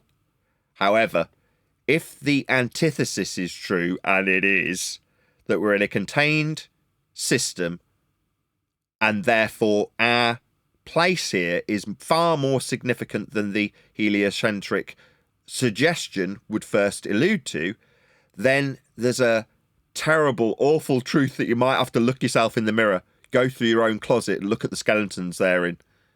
And that terrifies people. People are scared. Because there's a creator. Well, you can lead in with that being the judgment aspect of having to assess your own skeletons in your own closet. So yeah, I mean, in one way you can describe it in that way. But like I say, the antithesis is their worldview where you're just a speck of dust. Therefore, any cruelty, any shitty behaviour basically that you've exercised throughout your life can be kind of ignored. Who cares? It doesn't matter. I'm just an insignificant speck of dust in a massive expanding soup of nothingness. Who cares? I'm a tiny little dot on this tiny little blue ball moving around the sun. When we come along and go, well, to believe you're on a blue ball moving around the sun, you've got to first measure Earth flat. To believe that you've got a sky vacuum, you've got to derive orbital motion from flat Earth measurements. To believe there's an ever-expanding sky vacuum, you've got to ignore laws of nature like the second law of thermodynamics. That's not good if you've ignored all of the skeletons in your own closet and your own shitty behaviour for ages. You can brush it all under the rug if you're just insignificant, right? just a quickie, Nathan, on that. That was perfect. But also, it was just in my mind then, over the last few shows, and what this Alan Watts is talking about, that you haven't personally been going out, like you say, to these videos of Simon Dan and triangles. You've not been giving him that energy, right? So you've had a response of Simon Dan lying about you, so he's reacting. You're not feeding him anything. He's useless now. So he wants your energy. We had it the other day, and I did say it at the time. Someone was triggered the other day on the PhD video because it was talking truth and showing factual information. Somebody had to jump in and try and disturb that. And it seems like it's happening today. I don't know who Ranty is, by the way. It seems like it's happening today and yesterday, where there's someone called Ranty maybe watching this video, and some home truths are sort of kicking in. I mean, I just want to thank everybody in my audience for giving me their energy, because, you know, expending energy on this show is something that does, well, obviously take up your energy and time and effort, and I really appreciate you all being here. Thank you so much for attending and supporting me. You're all just fantastic. I love all of you from the chat. Brilliant guys, all of you, gals and girls. Thank you so much for being here. For little old me. Your support has definitely been noted, and I thank all of you. And if Isn't you're still trying to explain... Sorry, go ahead. You was complaining earlier about people talking about vampires being real. But yeah, we have actual metaphorical vampires, and the subject sucking the energy out of us with their nonsense, like Ranty. I don't know if he's sucking any energy. He's expelling energy on this show. Well, Thank you. I've just thanked my entire audience for being here. Thank you so much for supporting me. I won't be over on your channels. Sorry. I've got better things to do. No offence. There's a select few people that will go over and have me there giving them my energy. My energy is much more valuable. No offence to anybody who feels that I should be over on your channels giving you my energy. I'm not going to. Yeah, so Nathan, so if somebody comes in and they say, listen, I wasted 20 minutes and I couldn't get in, and then the person says, okay, maybe there was a problem. Somebody's waiting there right now, though, to let you in, right? You say, okay, and give it a shot, right? What he comes back with, yeah, waste my time again. So I don't even believe he was ever there, because they told me they would have got a ping saying that somebody was trying to get voice verified and somebody would have been there to let him in. So he's just a liar and a time waster. Thing is, Neil, this type of person, like on this the clip that we're watching, wants to come in, so we spend an hour going over how horizontal is horizontal, level is level, sea level is sea level, and telling them what an elevation angle is, and you can't obtain an elevation angle from a slightly curved surface. That's because that keeps their illusion alive. Then that's what's being said on this clip. That's what we're not feeding their illusion. I mean, in the pre-show, we were talking about my irritation with people who spout complete nonsense when they arrive at the subject of flat Earth. Well, the individual you're referring to in the chat did the same thing and got the sharp end of my tongue for it, alleging that he'd been burnt by chemtrails. Now, this is the reason why he'll be an outcast in his own globe Earth rhetoric arena and our arena. They just alone. I mean, unless you're watching somebody with your yourself to them, you're actually helping them maintain the illusion. There again. Burnt by chemtrails. Yeah. Well, you've got to be a spastic to think that. Yeah, I agree. Because every time you engage, you give them something to resist. That's what we're doing now, by the way. We're engaging with this guy in chat, just so you know. You give them a reason to dig in deeper. There's a story I once heard about a man who spent his entire life trying to convince his neighbor that he was burnt by chemtrails.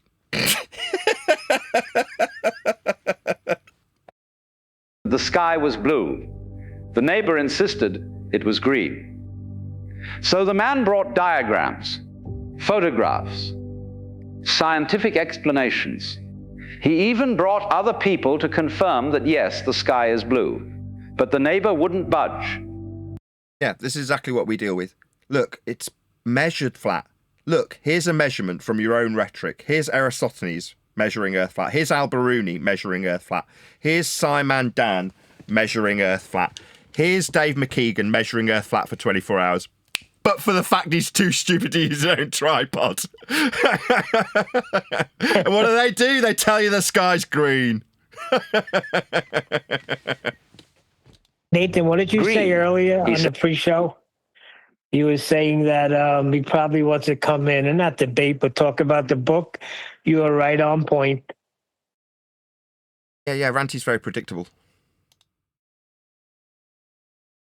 It's green. And one day, exhausted and defeated, the man gave up. But I would like him to buy it. I mean, I'm not going to be so dismissive of these people that I don't want to, confess that I do actually want something out of them. When my book's released, definitely go and buy a copy. I mean, you might even get a mention.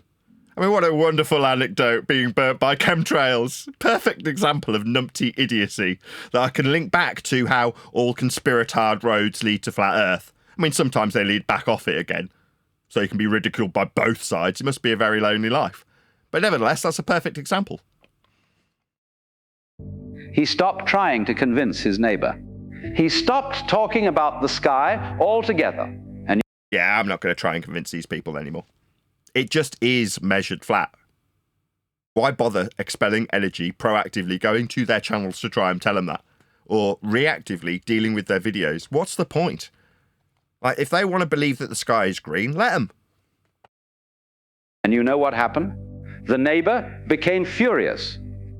Because once you stop engaging with them, there's no more debate. That's what I was trying to point out to Conspiracy Cats in my comments when he's proactively trying to engage with me. Saying what? You're not even pretending there's a debate anymore. Yeah, you're clutching at straws. So long as there's a debate, you can believe that you might be right on the side of truth in the debate. But if there isn't a debate, there's just facts about Earth measurements, what have you got to clutch at? Nothing. That's what you've got to clutch at if there's no debate. And there isn't. There's only the Earth measurements you all use. Like, quote, I'll give you a flat Earth for that, end quote, when referencing perspective. Or, quote, we don't only measure Earth flat, end quote, after measuring Earth flat 1,000 times. Yeah? That's what you've got. There's no debate anymore. There's just the flat Earth measurements. And that's all there ever was. Because without the argument, without the conflict, the neighbor... There's no fence anymore, Nathan, either. There's no fence to sit on to say, I got to look at all the information from both sides. There is no fence. There never was a fence. Exactly. It's just measurements. Yeah, you need the same measurements we do. You rely on them. It's called the rock and the hard place. You either accept how Earth is measured flat for your belief in a ball, or you don't. You can relinquish your own belief if you relinquish the measurements and they're all flat. Talking about the sky altogether. And you know what happened? The neighbor became furious. Because without the argument, without the conflict, the neighbor had to face something terrifying, the possibility that he might be wrong. This is what happens when you stop explaining yourself to people trapped in illusion. They have to face their own rhetoric. Like, I'll give you a flat Earth for that. Seems like it's part of a debate and a discussion, unless there's a debate going on. Once that stops, all you've got is your own thoughts about how you measure Earth flat. And how, I'll give you a flat Earth that. Who are you going to give it to? If no one's debating with you anymore, it's just you and your own thoughts about how you measure Earth flat. And you do. All of you do. There's no exceptions. They get angry. They escalate. They accuse you of abandoning. They accuse you of abusing your kids. Things like that. Like McToon did. You know, when there's a debate and you lose because you've measured Earth flat in Antarctica, allegedly, then you can start going around hurling claims of child abuse in lieu of any argument. Because what are you going to do? Toss out your own elevation angle measurements to the sun for 24 hours? Unless you're Dave McKeegan and too stupid to use a tripod. Then you can lean into the ad homs and the personal attacks, right? Make it about me. Bless. It's because there's no debate. Them of being cold, of not caring. But here's the secret. Their anger is not about you. It's about them. It's about the fact that your silence forces them to look at themselves. And looking at yourself when you've been living in illusion is one of the most uncomfortable things a person can do. So they'd rather you keep talking. Yep, that's exactly what I'm saying. When I say that they'd have to look at their own skeletons in their own closet and it's terrifying to them, Alan Watts says it far better than I. Keep explaining. Keep playing your part in their drama. Because as long as you're engaged, they don't have to change. But you don't have to play that game anymore. That's it. We don't have to play that game. Then they have to look in the closet and see that there's some guy that's been banging your wife. You can step back. You can be quiet. You can... Or you could just enjoy watching him do it. I mean, that's another way of looking at these things. Let them have their version of reality without feeling the need to correct it. This is not indifference. This is wisdom. This is cuckery. Understanding that some battles are not yours to fight. Sorry, Nick, I was just going to... Yeah. This is why it's good that you're doing the videos like you're doing now, getting the PhDs on and the experienced pilots and surveyors.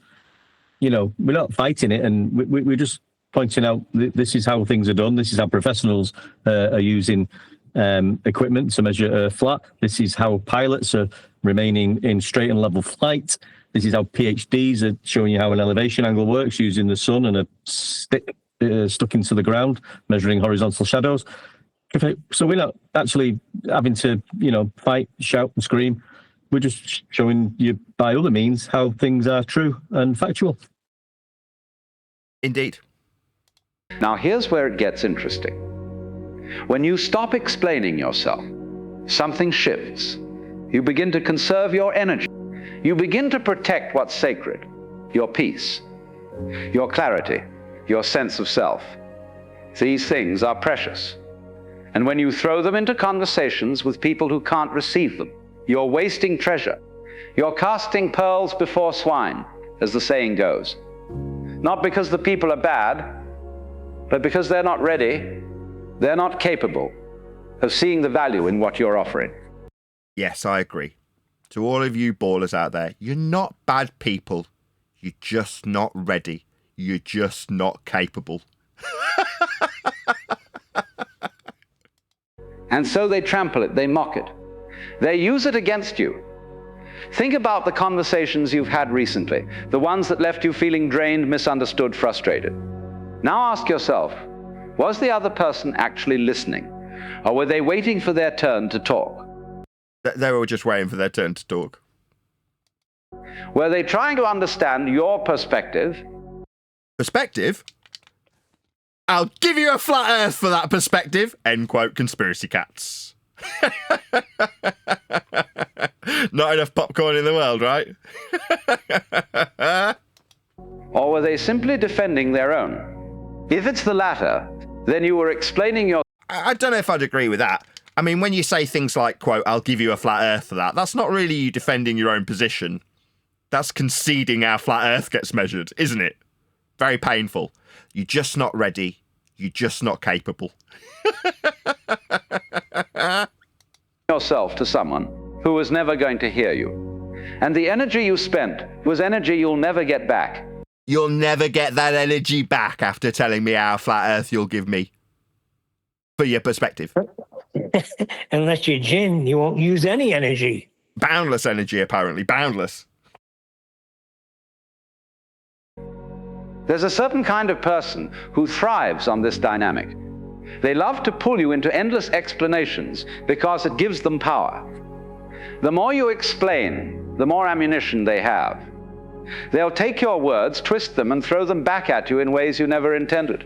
They'll say, "But you said this," when you said nothing of the sort. They'll interpret your silence as guilt, your patience as weakness, your kindness as manipulation. And no matter what you do, no matter how clearly you speak, they'll find a way to misunderstand you. Kind of like we say, here we go, here's a PhD, he's measuring Earth flat with an elevation angle and doing trig with the flat Earth prerequisite ground level that's flat for the trig to function. What's that? It's not the ground? That kind of thing. Yeah, that's right. Because understanding you would require them to change. Yeah, it'd require them to change their belief in how flat Earth isn't being measured when it's demonstrably being measured flat. And change is terrifying. Yeah, very scary stuff, change, for you.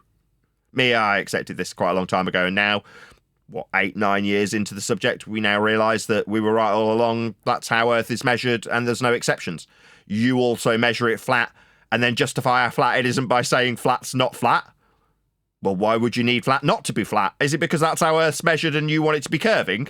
Yeah, that's why. It's very, very energy expended. You're expending a lot of energy doing that.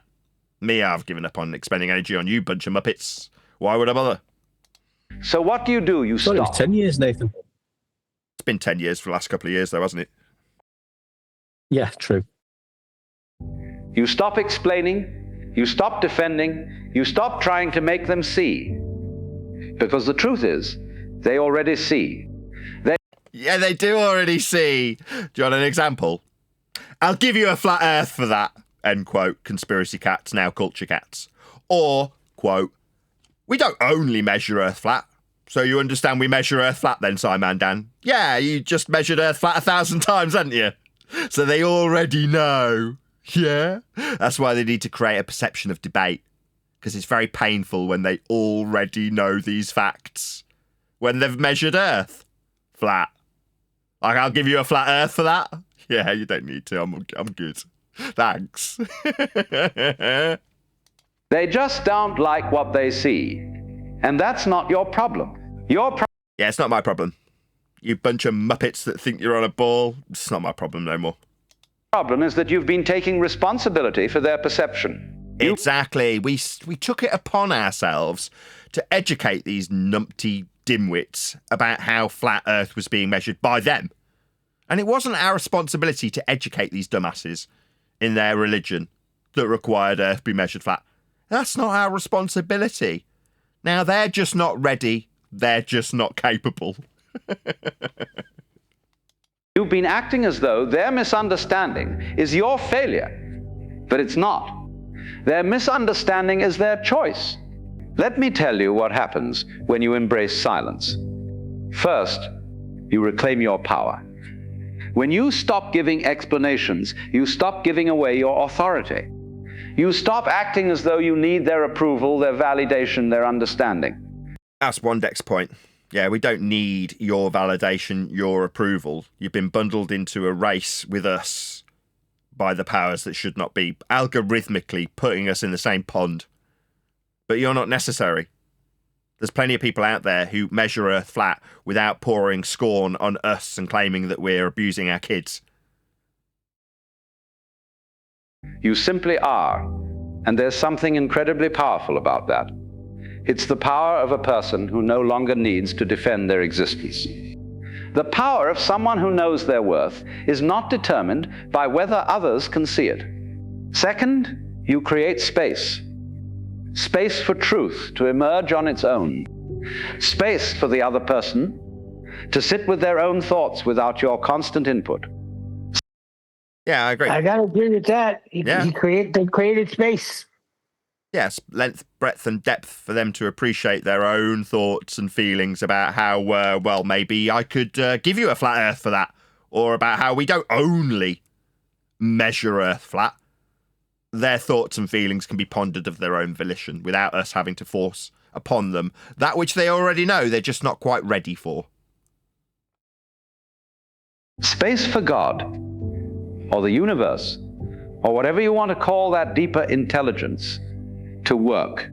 When you're always talking, always explaining, you fill up all the space.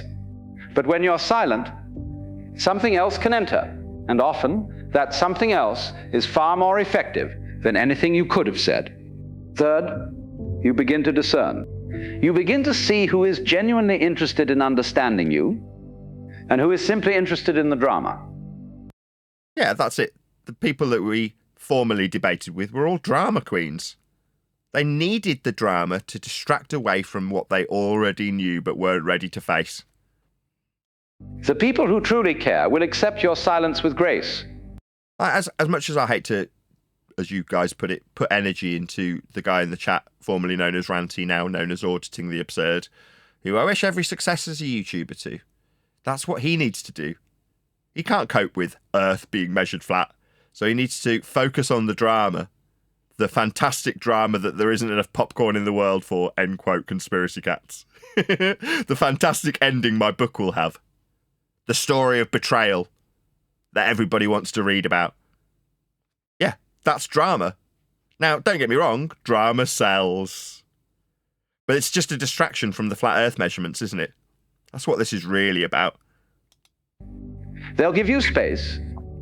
They'll trust that you have your reasons.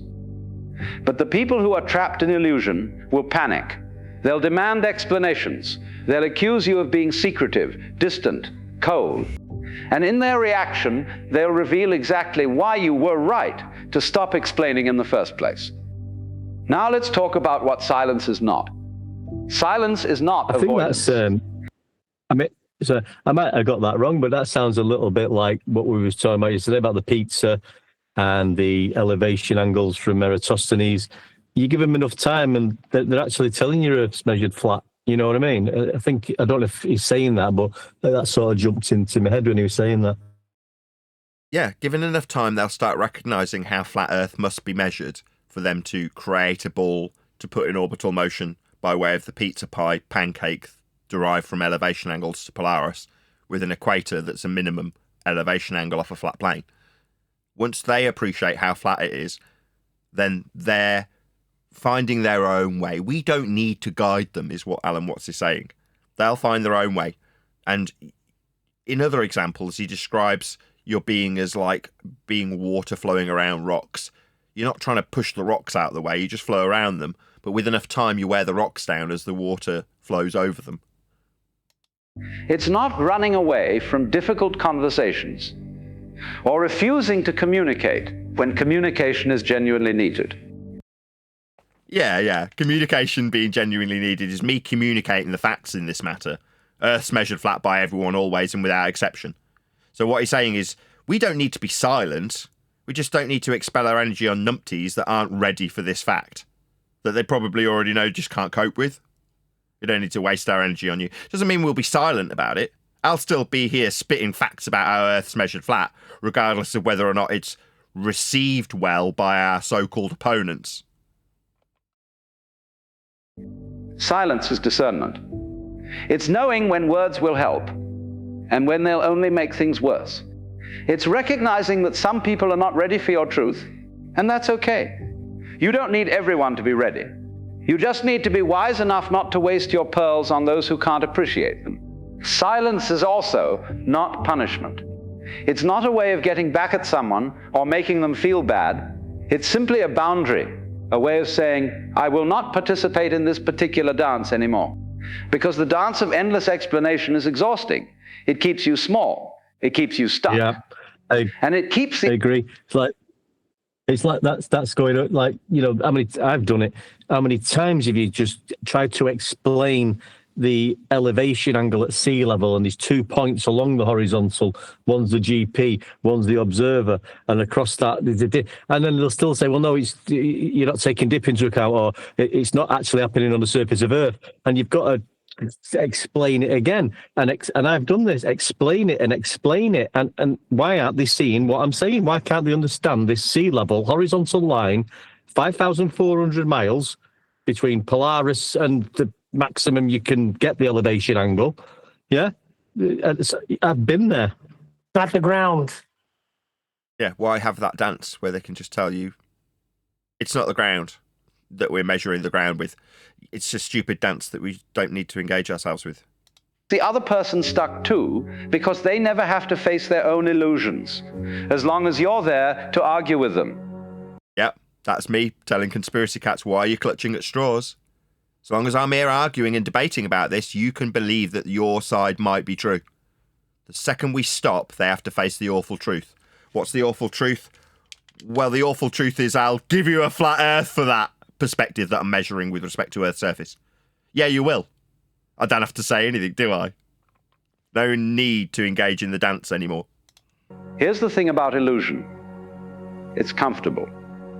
It's familiar. People build entire identities around their illusions. They construct elaborate mental frameworks to support them. And when you come along with your truth, your clarity, your different perspective, you're threatening the entire structure. Different what? Perspective? I'll give you a flat Earth for that. You're asking them to tear down what they've spent years building. And most people won't do that. No, they've heavily invested, like we said right at the beginning of this live stream when covering this video. The investment mentally is high, and they don't want to give that up, right? Why should we tell them to? Fine, keep your ball belief. That's all right. As long as you understand and appreciate that, I'll give you a flat Earth for that belief when measuring Earth as a flat planar surface, as it is always measured. Defend their illusion with everything they have. They'll fight you, blame you, vilify you, anything to keep their world intact. And you know what? That's their right. They have every right to live in whatever reality they choose. Yeah, bless your little cotton socks.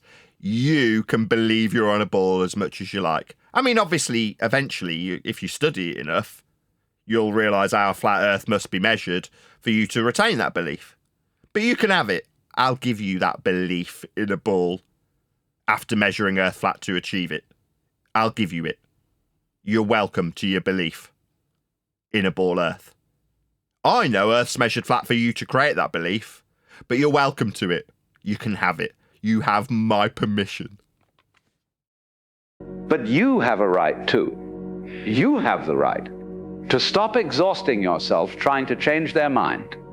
You have the right to walk away from conversations that go nowhere. You have the right to protect your energy, your peace, your sanity. And you exercise that right through silence, through the simple, powerful act of not engaging. There's an old saying that goes something like this: never argue with a fool. Onlookers may not be able to tell the difference. But I'd take it a step further. Yeah, that's very poignant. Go ahead, whoever that was. I was just laughing at that. It was a good. I like that. But that's the main reason for the debate. Onlookers might not be able to tell the difference. It doesn't matter how coherently we explain that Earth is measured flat in all circumstances. So long as the debate persists, the onlooker's not going to necessarily invest the mental expenditure on recognising where reality begins and where nonsense based on flat Earth measurements, in the case of the ball, ends. They're not going to do that. So it just sounds like two numpties arguing. So why? Why engage in the dance? Don't expend that energy. Now, it doesn't mean that you have to remain silent. There's obviously points in life where you are best served by pointing out how Earth is measured flat.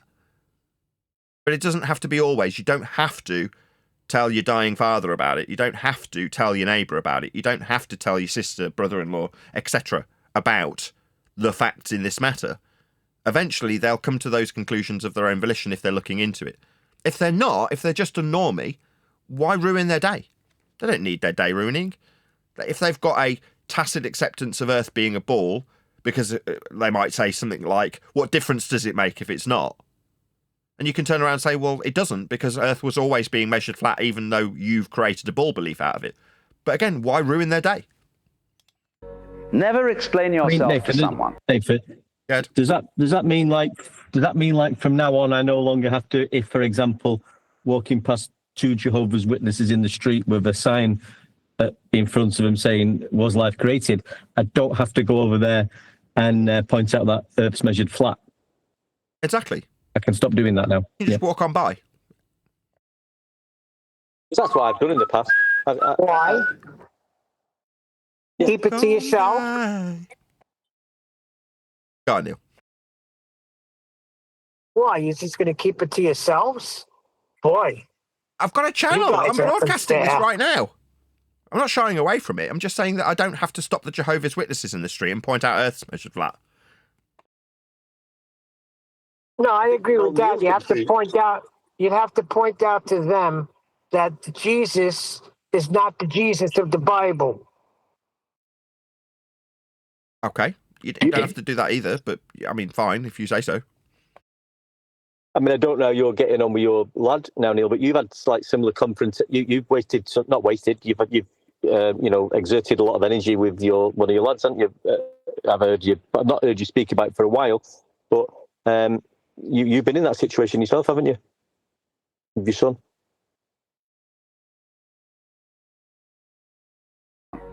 Who has already decided what you are. Because no explanation will change their mind. They've made their judgment. They've written their story, and you're wasting your breath trying to edit it. Instead, save your words for those who can hear them. Save your energy for relationships that actually nourish you. Save your truth for people who are hungry for it. Because there are people out there who will understand you without lengthy explanations. There are people who will see you clearly without you having to perform, or prove, or justify. And those are the people worth your time. But what about the others? What about the people trapped in illusion who keep demanding your attention? Sodom.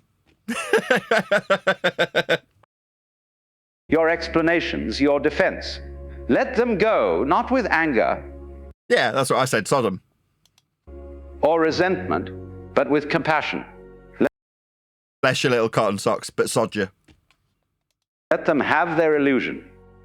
Let them believe whatever they need to believe, and trust that if they're meant to wake up, they will. Yeah, you can have your silly bull belief. You're welcome to it. And when you're ready to appreciate how flat Earth must be measured for you to believe in that ball, you'll appreciate how flat Earth will be measured. Full stop. But you're just not ready. Most of you just aren't ready for it, are you? Bless you. You can keep your silly ball belief. It won't be because you convince them. Nah, we're not going to convince them. these people are too heavily invested in their nonsense waffle about Earth being a ball based on flat Earth measurements they want to ignore. It will be because life itself taught them. And life is a far better teacher than you could ever be. So here's what I'm asking you to do. The next time someone demands an explanation from you, someone who has already decided what you are, what you meant, what you did, pause, take a breath, and ask yourself, will this explanation actually help? Or will it just give them more material to misinterpret? Yeah, a few people have said that from the comments under the video where I got angry with that guy who came in and said it's not the ground after we spent an hour describing how the ground was being measured flat for trig. Well, take a breath and just say, get lost. Why are you wasting our time? Because that's all you're doing. Well, that's what you did with New Moon. You did tell him that.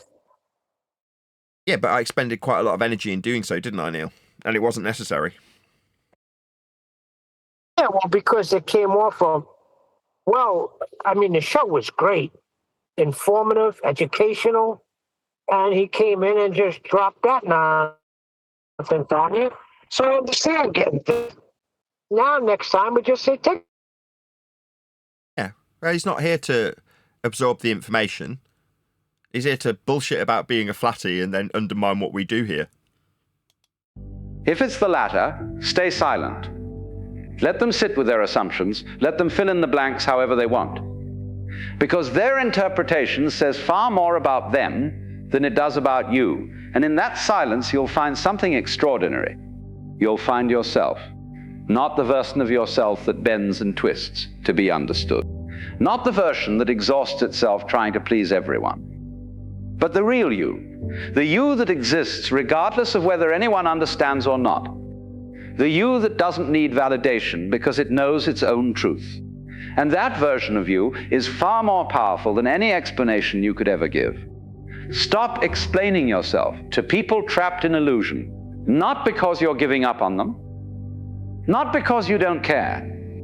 Not because Earth isn't measured flat. But because you finally understand that some people aren't ready to see, and that's okay. That's okay. We understand you're just not ready to see the flat Earth measurements your bull belief was based on the whole time. You're just not ready for it. And we understand that. One day you'll be ready. Yeah, but there's a problem with that, Nathan. They're not just individuals. They're people indoctrinating people that they live on a ball and spreading it and trying to continue to spread it. So we can't just ignore it. Yeah, you can. Won't change how Earth's measured, will it? Them spreading the nonsense waffle of extrapolated calculations after the flat Earth measurements will not change how Earth is measured. When people say to me, what difference does it make? The answer is, it won't make any difference because all measurements always were flat and always will be.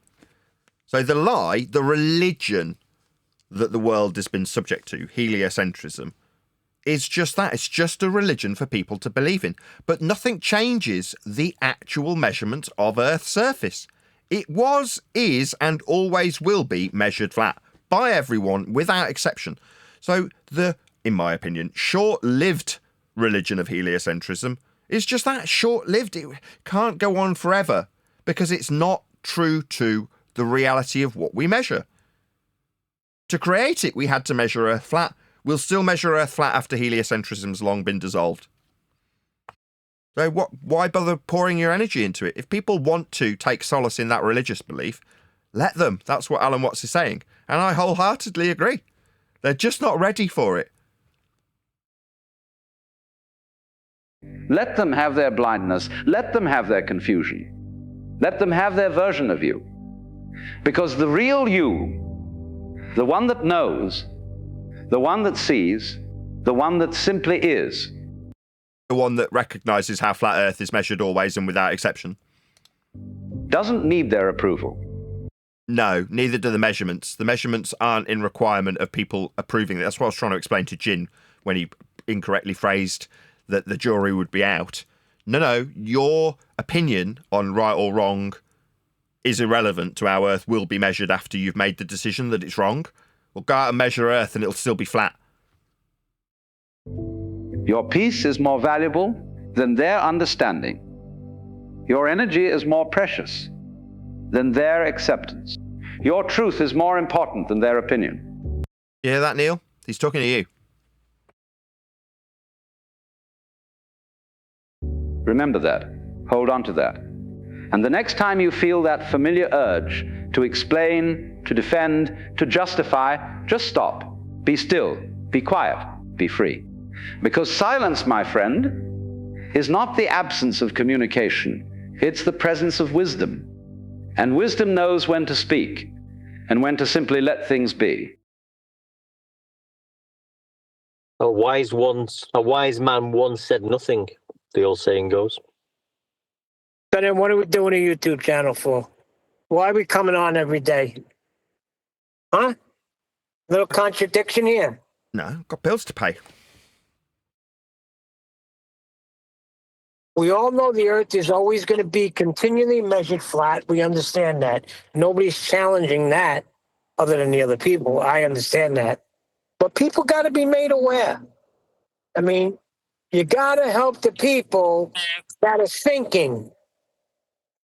I agree, Neil. I think that video, you know, I don't think, I agree with exactly what you're saying. But none of us are, and Nathan's already said it, none of us are going to say, well, we're not going to stop talking the truth.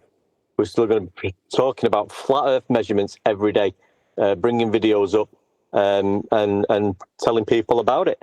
I think the main thing to take out of that is when you've got the idiots who are telling you horizontal's curved, how much time you give them, you know. Oh, yeah, you cut them off right at the knees.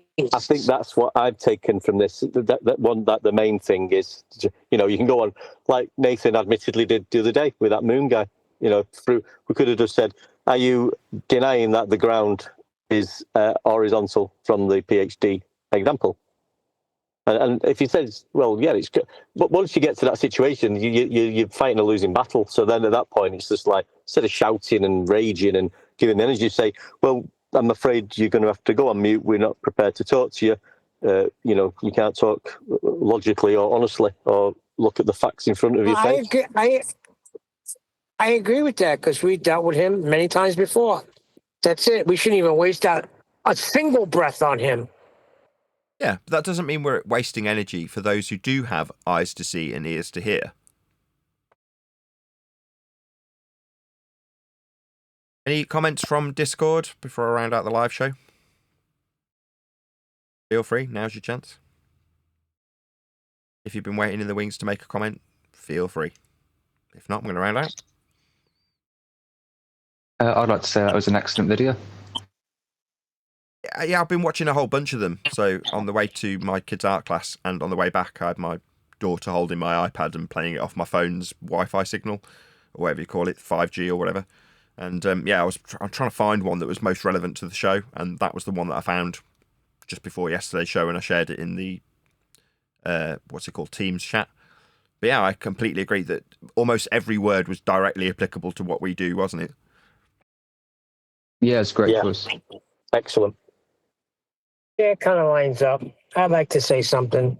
Thank you on behalf of the group and ourselves, and I hope we pass the audition. Right, any more for any more? Speak now. Yep, just a quickie. I wanted it to end with a quote by George Orwell, a simple one. People don't want to hear the truth because they don't want their illusions destroyed. George Orwell. Ah, I like it. Yeah, nice. Nice rounding off. That's great. Indeedy. But with that, I'm going to say, if you are watching this on either Nathan Oakley 1980 or Nathan Oakley premiering streams, then stay tuned, as there will be an after show to follow. Showed up, but I kept seeing you guys in there for a while, until like 8 o'clock at night or something. Oh, we were in there, yeah. We were in there for a while, man. Yeah, I had to go straight to work from there. I swear, I had like 45 minutes to get ready. Yeah, but you don't run out of energy, Chin, so it don't affect you. Thank you. Boundless energy. Yep, I'm there for that. For those Globers, I've got all the energy I can muster, and I'm going to let them have it, all of it. You don't fool me for 48 years telling me I'm on a globe, and all the while it was flat. I'm going to make up for the 48 years that I lost thinking it was a globe. You see? How did Fair we enough. fall for that, man? How did we? I used to always be like, how can this be? It doesn't make any sense to me, And then when I became Christian and I heard about this thing called the rapture, I'm not here to debate if it's going to happen or not. But what that is when Christ comes for his church and he takes his church away. I said, well, how would that be if he's going to call everybody up to the clouds with him? Well, how is that going to work on a globe? It baffled me. Like, what are people going to be going sideways? Some people are going to be going straight down. But he said up. So it always troubled me.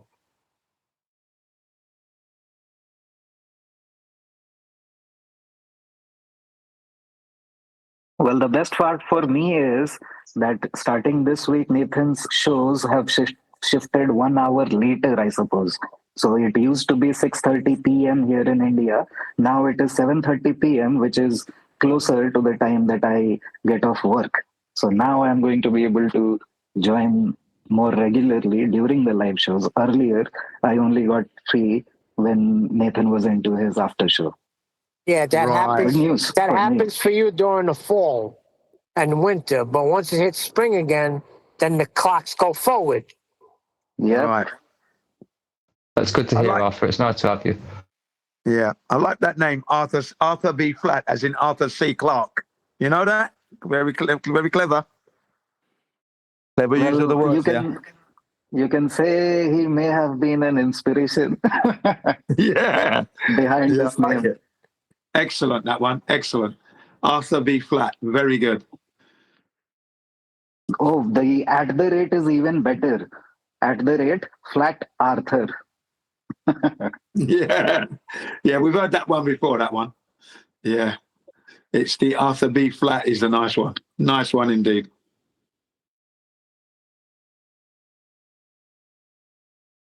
Yeah, I particularly like the idea that we're looking into the psychology of things.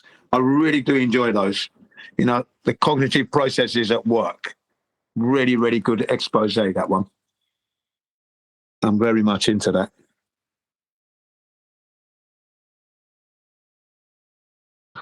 As I wasn't in at the very beginning, what was the name of that video that we were critiquing? Can anybody tell me?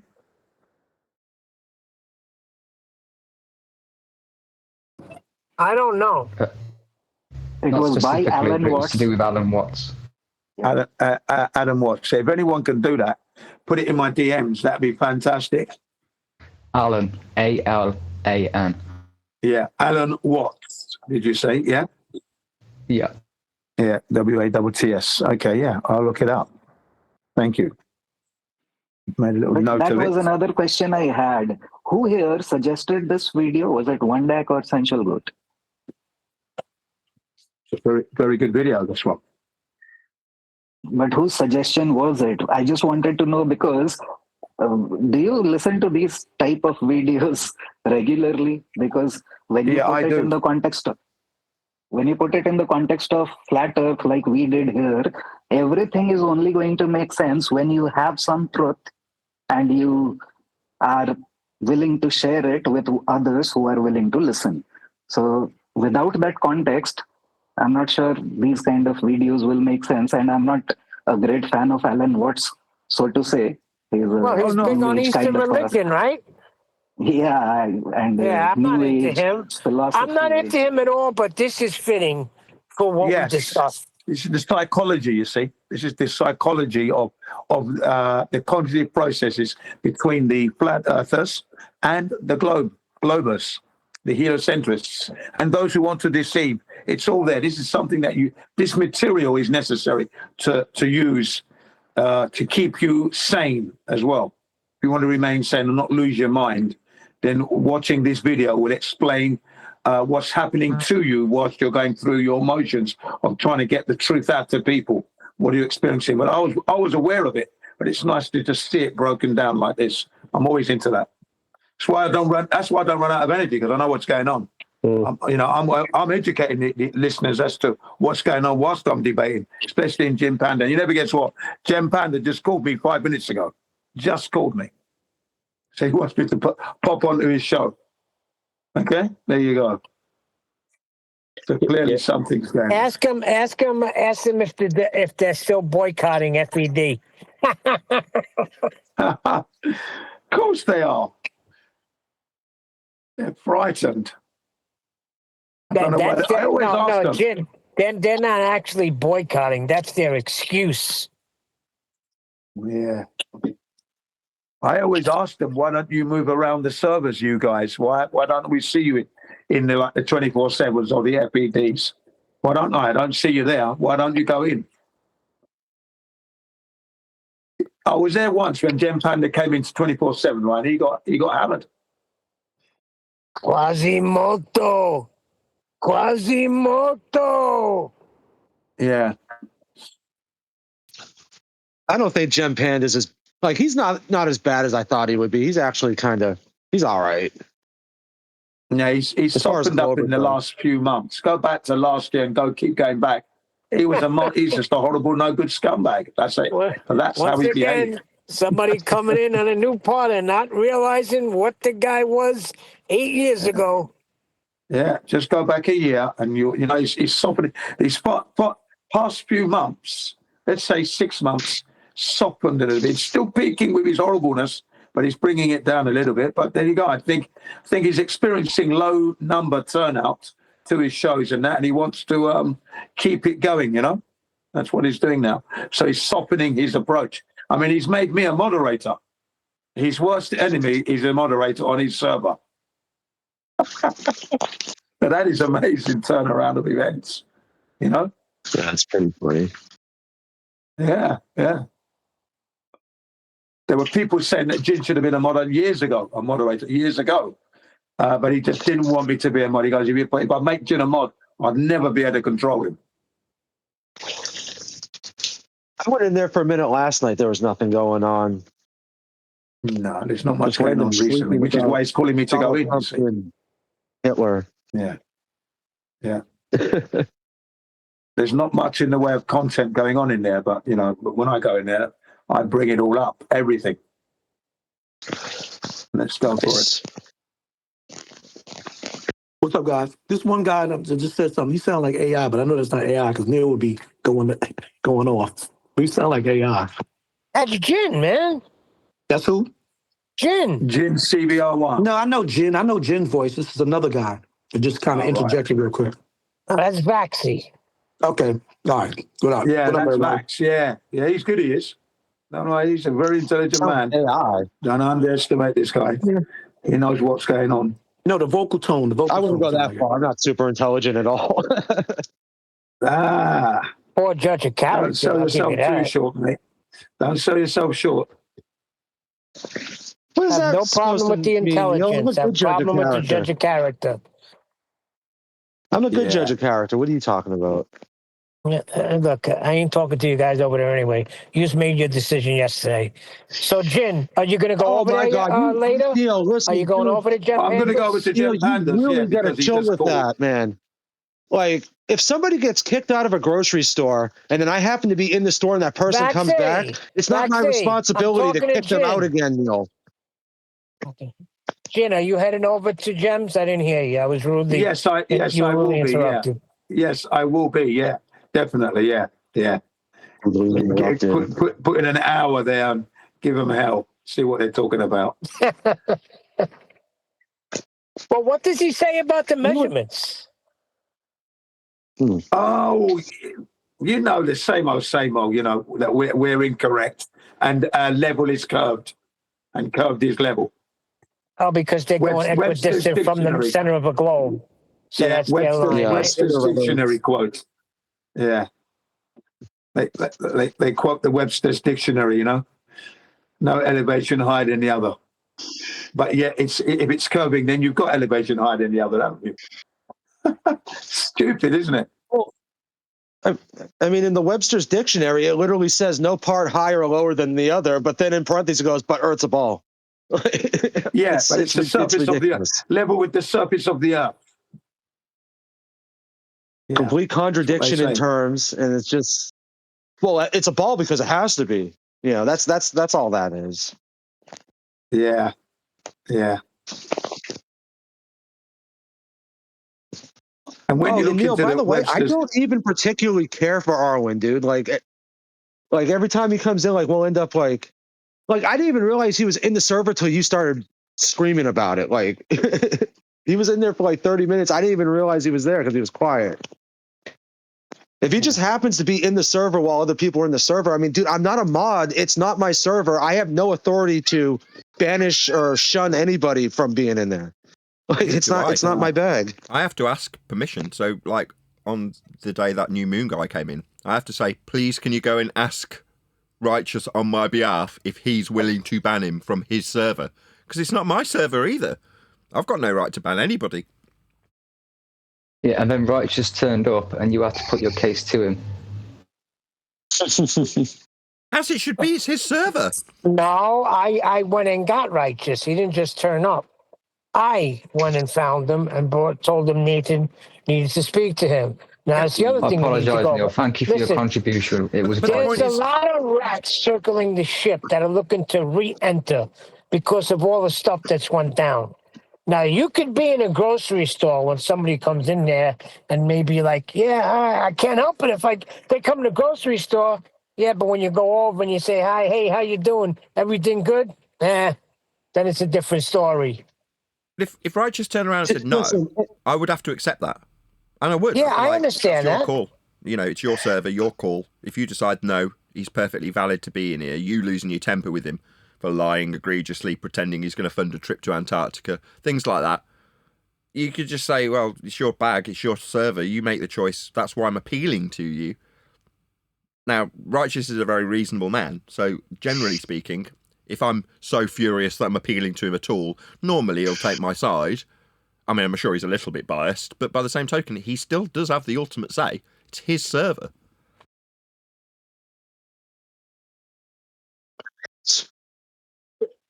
No, he banned them. He took care of it. Now we just got one more we got to take care of. Who?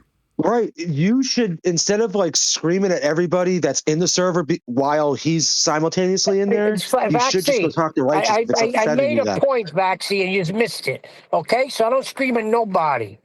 When he comes in, you scream at everybody every day. Look, I don't want to talk about it.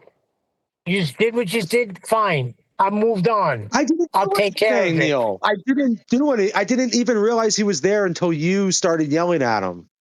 Like he wasn't talking to anybody. He was just floating around in the background. That's why I addressed it. He just came in. Oh, okay. And I mean this with all like respect. I'm not trying to like anything that happened between Arwen and the panel or dude. Quite frankly, it had nothing to do with me. I didn't even know that took place until a couple weeks ago. That's why you should totally stay the fuck out of it. And don't voice Neil, you're the one that brought me into it and started screaming you that. You weren't part of the panel when it went down, so stay the fuck out of it. Right. So by me staying out of it, you can't accuse me of hanging out with him just because he happens to be in there. Every time I deal with this little prick when he comes in there, you fucking the other guy, Neil, and even Bushel got something to fucking say. Well, go get Arwen back in and have a fucking great day with him. Because the day that motherfucker shows up and puts his foot down in here, I'm fucking gone. I appreciate Neil's passion about it, and he's right to have that degree of passion about it. Right? Yeah.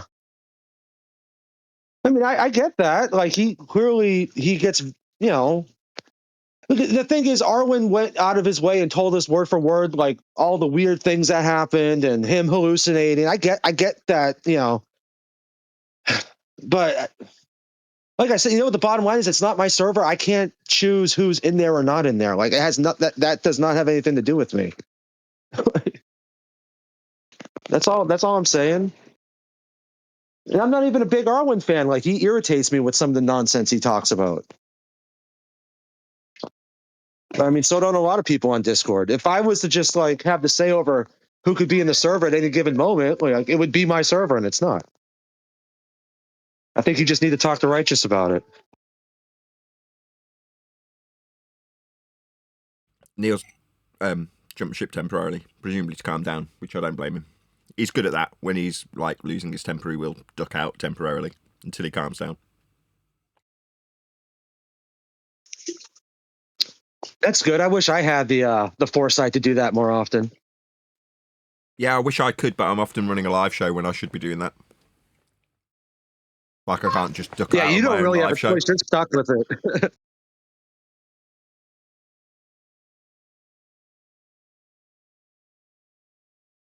Yeah, Nathan, what is the name of that video that you were critiquing today? It was called "Stop Explaining Yourself to People Trapped in an Illusion" by Alan Watts on the Alan Watts Daily Wisdom channel. Thank you. Yeah, thank you very much. Wicked. Make a note of that now.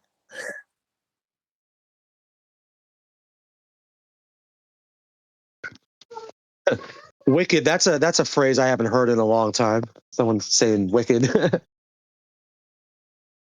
was all the rage in the 80s. Well, like I said, I grew up in Massachusetts, so like that's like wicked is like used like for anything. Oh, wicked pisser, like everything's wicked. Oh, this like I have a wicked headache, or oh, the soup's wicked hot. Yeah. It's just like strictly that region. It's a throwback to Michael Jackson when he turned good into bad, right? Oh, that's so bad. Now, in modern times, or less modern than maybe I'd care to mention, but you have that's badass. Same thing, right? But the inversion Nathan, of that's wicked is Nathan, just saying it's bad. Nathan, Michael didn't do that. Michael didn't do that. We've been doing that way before Michael even made that song.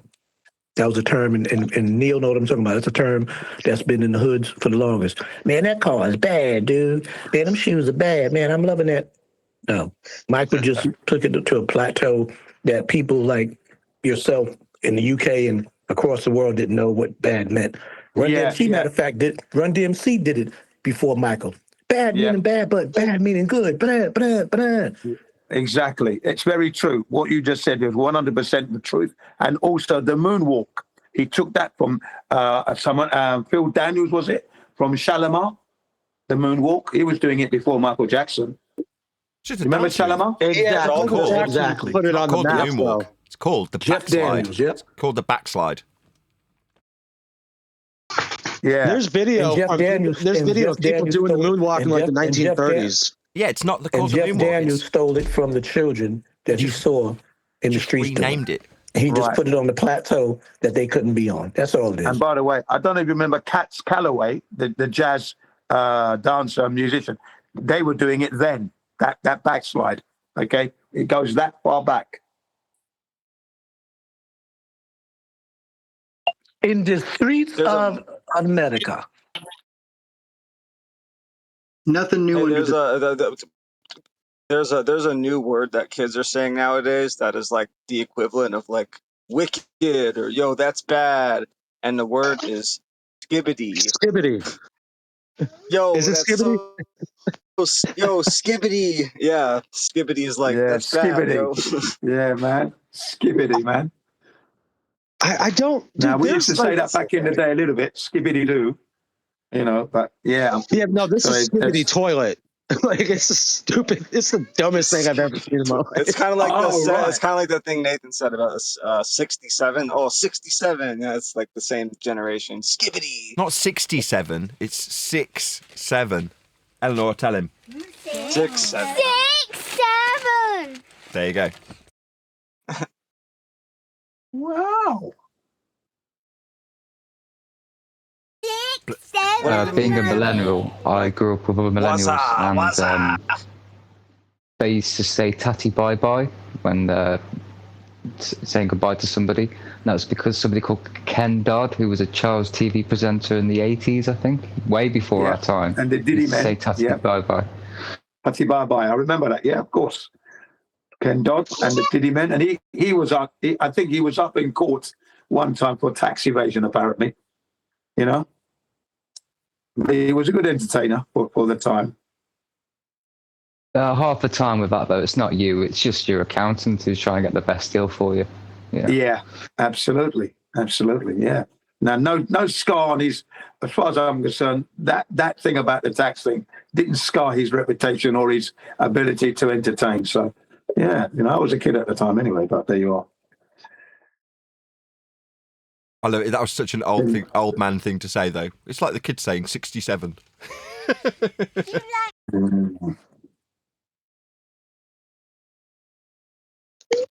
Bushell's really a boomer. He's not that old. I'm sure of it.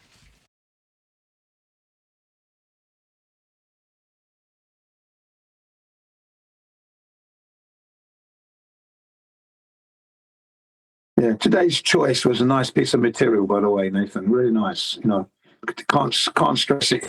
That the psychology of what's going on has to be, like, you know, obviously mentioned and get people to be aware of it. You know, so very good. Not often I pick a video. Yeah. One of the rare times that I've actually picked one. The Globers are going to hate that one. Nice. Well, yeah, good. So you're coming back. This is the comeback kind of, you know. Well, not that you've gone anywhere, but, you know. I don't know about comeback because I've not really gone anywhere, but there's going to be some changes that occur as a result of recent events, which we won't divulge. There's no point, but there's changes happening. Yeah. And I think they're for the better. Yeah. I think it's part of keeping your sanity whilst it all goes wrong. As the changes come through, you remain true to your cause. Yeah. And that's the truth. It is measured flat. Yeah. Speaking of that, I want to commend the guy for that docile tones, as Nathan said it. Listen to the docile tones. The discussion about the guy whose father was ill and his brother, trying to explain to them, and how Joe was talking about, you know, it's nerve wracking sometimes. But I have to really say that the measurement, we could have only discussed solely the measurement since 2010, 11, without all that other stuff like gravity, and all that other nonsense, you know, feats of nonsense. But the measurement, when it comes down to the measurement, it does simplify it. It simplifies it with the most normal person, or even a globe on it. Because you say, you know, you even ask them, you know, about it, and they'll say, well, you measure the surface. How do you measure it? Well, the elevation latitude right there. Bing, number one. Okay. It's got to be in reference to a horizontal plane to be able to measure latitude and height and all of this. So, I mean, the measurement is like, that's the thing. Not that it was a waste of years, because it was an interesting journey, but I don't think there's anything to go further after the measurement. I think it's a sealed package. I was just thinking that last night. Yeah. I was thinking the same thing. There's nothing, nobody could come up with something that makes Earth more flat. You might not like that.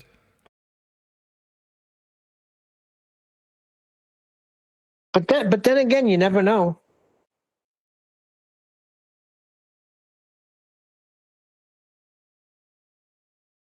You just cannot escape. You cannot escape measurement. In every single aspect of the argument, you cannot escape measurement. Measurements going to come up there somehow. Somehow. Well, if you go to Eratosthenes, like One Deck likes to do nowadays, I mean, look at the diagrams that get pulled up. There's a flat plane everywhere, and there's your triangle right there. It's like, wow, how did we miss this for so many years? Scratching my head sometimes thinking about that.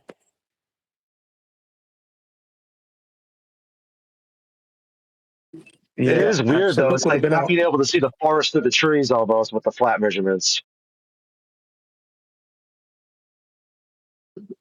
Yeah, as soon as you mentioned the word measurements, it's all about integrity right there, because now you're going to know. Do you know what I mean? You know, the forest from the trees, man. You get to see the dandelions sprout out the ground. That's how raw it is. Well, look what they did. There's that saying, hide in plain sight, right? They hid it in plain sight, like right there. Nobody was doing anything, but it was right there, and we weren't seeing it. Yeah. Well, this is what I said yesterday. You might remember the movie called by Stanley Kubrick, his last movie, which was released on the 30th anniversary of the moon landing hoax, by the way. Okay. Eyes Wide Shut, with Tom Cruise, and Tom Cruise's wife was in that movie. Great movie. You should watch that one, okay? Eyes Wide Shut. That was me. Eyes Wide Shut. Great title.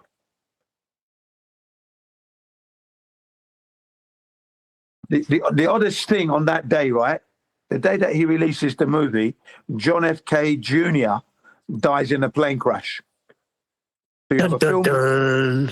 Yeah, he dies in a plane crash on that very day that the film Eyes Wide Shut was released, on the 30th anniversary of the moon landings. 30th anniversary.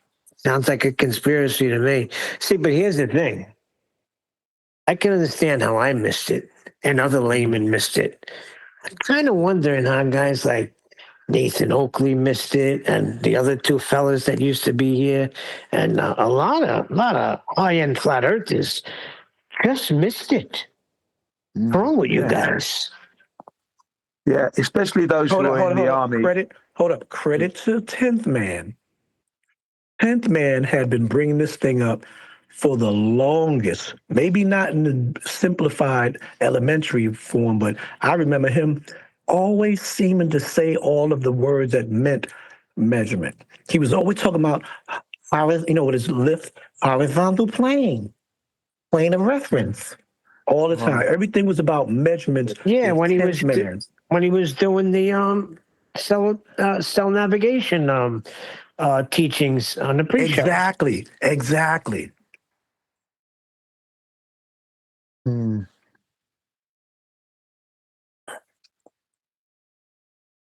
All the great ones missed it.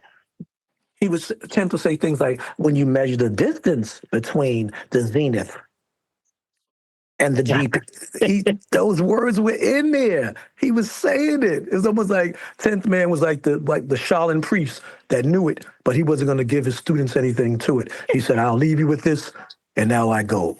How about when he started breaking down the circles of equal altitude? There's another one. Large distances are flat. Thousands and thousands of miles are flat.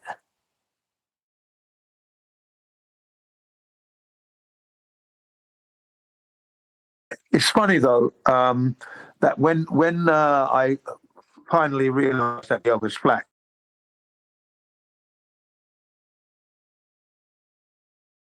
the instant memory that came back was the one when I was on a ship on my way back from Nigeria to England, Southampton, 2-week journey from Nigeria, Lagos, to London, Southampton. And we'd gone by plane 2 years before. We went by plane for the first time to go to Africa, okay? That event came up instantly, bang, it's flat. Because I remember myself looking out of the porthole in the cabin. It was always water. Where's the land? And as a kid at that time, at around 7 or 8 or 9, I'm looking out the window. You think, where's the land? Where's the land? You know, all this water. But it was always level. And when you go up onto the deck on a sunny day and you're out on the deck, you're surrounded by the ocean. It's level. That was there in my head. That's what came up. And then you think about it.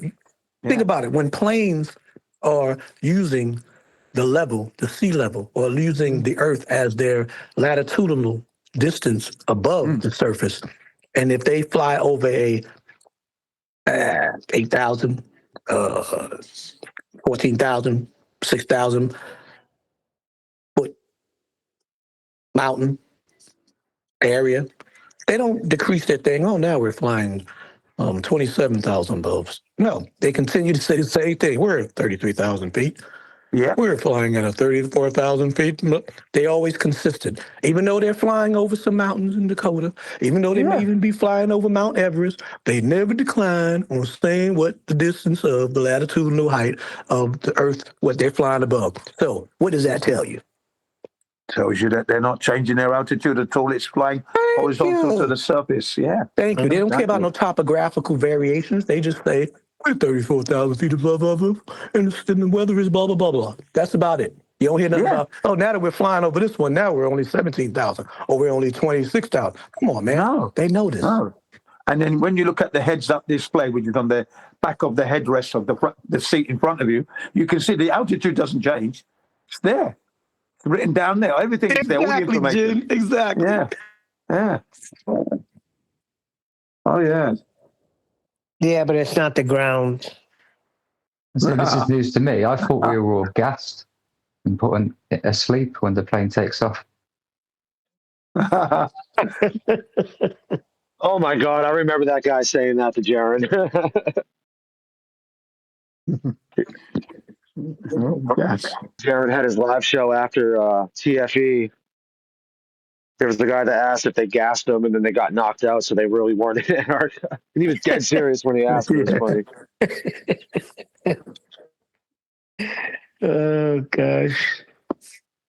And when you think back at Man, things some of like these flat that, earthers are interesting. and when you think back on things like that, it not only should make you feel more verified, solidified, and validated, but it should make them feel dumber, and dumbest, and dumberer. For them to even try to act like they can escape or evade that truth. Because they know they can't. That's why they lie. They have to stay on their square. And I have to give them credit for that. They have to stay on their square. Well, I'm starting to believe that guy Brian. What was his name that came the other day? Mabbott. He claims that these people are getting paid, and they're going all over the place to do one thing: just freaking create havoc and just say, "No, you're wrong. No, not the ground. Take down this guy's channel. Everybody join with me. Don't forget to say that he's copyright infringement." I mean, it makes sense, right? Why would somebody follow Nathan, do a speaking engagement, then show up on his show a year later, right? Yeah. Guy's got to be getting paid.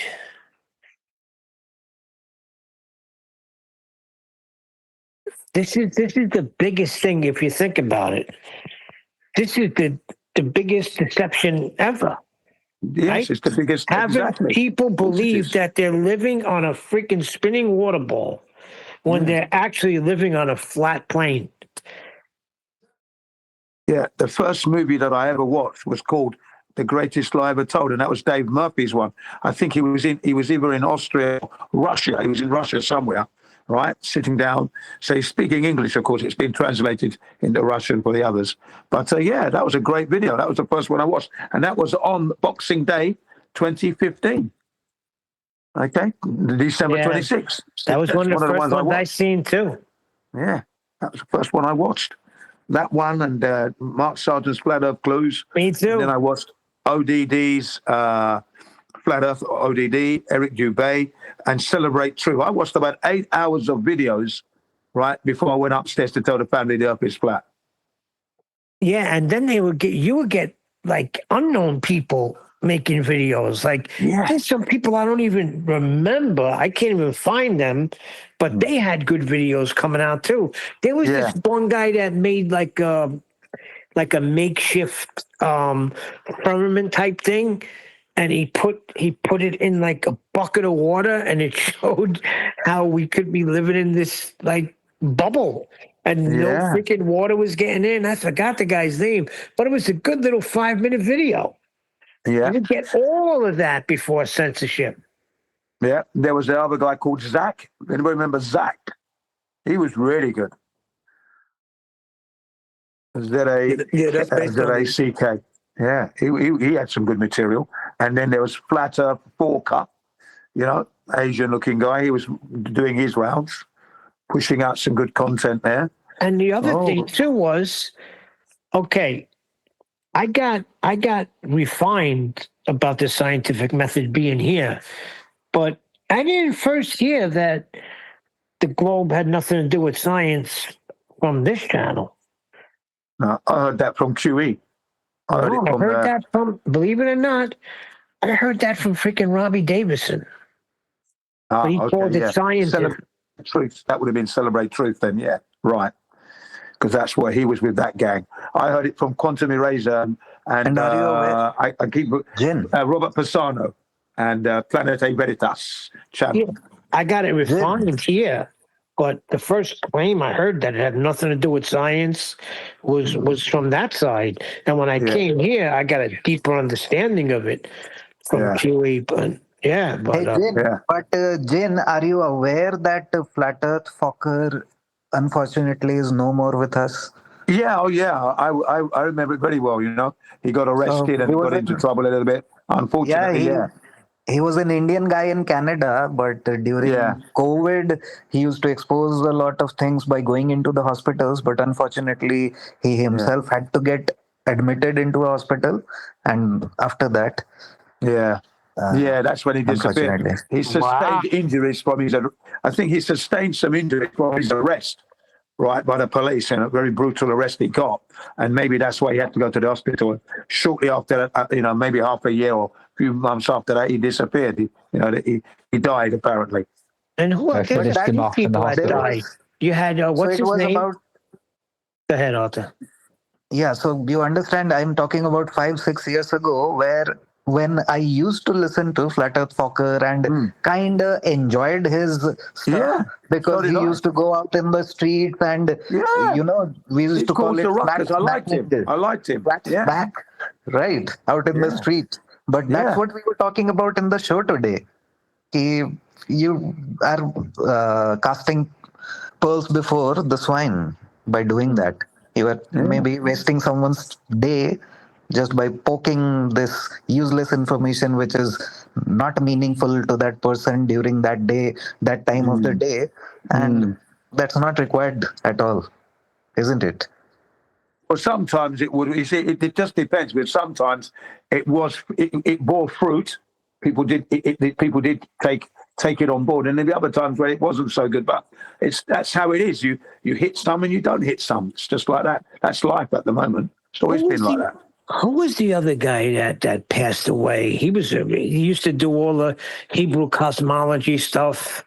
Is that Antonio Superax? Is that No. He took the boat ride, that Chicago boat ride. You're not talking about Rob Skiba? Rob Skiba. Yeah. He wound up dying too. Yeah, I know. Ridiculous. How could he? It surprised me that these guys who are very intelligent ended up, how would you end up like that? And he was on that ventilator machine and his wife was trying to get him off and they wouldn't take him off of it. So he ended up dying. I don't understand how you get on there. Yeah. He went to some kind of seminar where he was hosting that show and then he had something to eat there or something. Didn't feel well. Left it for a week. Still wasn't feeling well. Left it a bit longer. Then his wife said, why don't we go and check in the hospital? And that was the end of it. Down he went.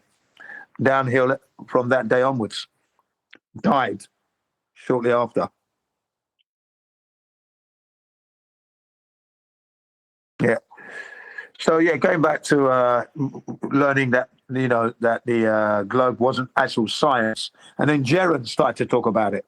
You might remember Jaron because Jaron, shortly after I heard it from Quantum Eraser and Robert Pisano in the Planete Veritas channel, Jaron started to do it and started to go into it into greater depth, citations and that, and reading the citations out as to how the scientific method works and how globe doesn't fit that format and other people not fitting the format. And, like the likes of Michio Kaku, for example, Lawrence Krauss name came up. A few of those others came up like that. It was good. You see, Jaron at the beginning was doing some really good, hot, accurate stuff. No doubt about it. His content was excellent. Okay? So he's got that legacy that he's left behind. He did some shit-hot good stuff. Give me one thing that he did that was excellent. Okay, there's one that I like. It's called Are We Spinning? A video called Are We Spinning, for example. That's a good one. You can look it up, still on YouTube. You get the shorter version. That was good work. So basically everything he was doing, he was putting everybody in that paradigm. Sorry to interrupt. Can I just check this microphone works okay? Is it okay? It's working. Sounds horrendous though. Does it? You sound It very sounds a distant. bit. Does it? What? Doesn't sound great, mate. Does it not? What's wrong with it? You sound like You're sounding low. you're on a CB radio. I'm on a CB You sound radio. like, you sound like a budgie. Really? Yeah. Breaker 19, Breaker 19. This is BJ and the Bear. Oh, okay. Yeah. This doesn't sound good. Sure, Not 20. at No, all. it doesn't sound good. No. Okay. Thanks. Yeah.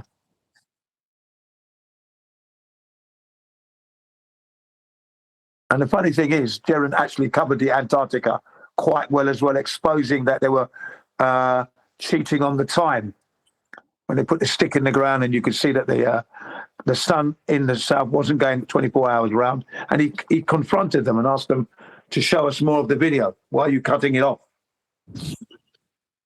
And eventually they stopped responding.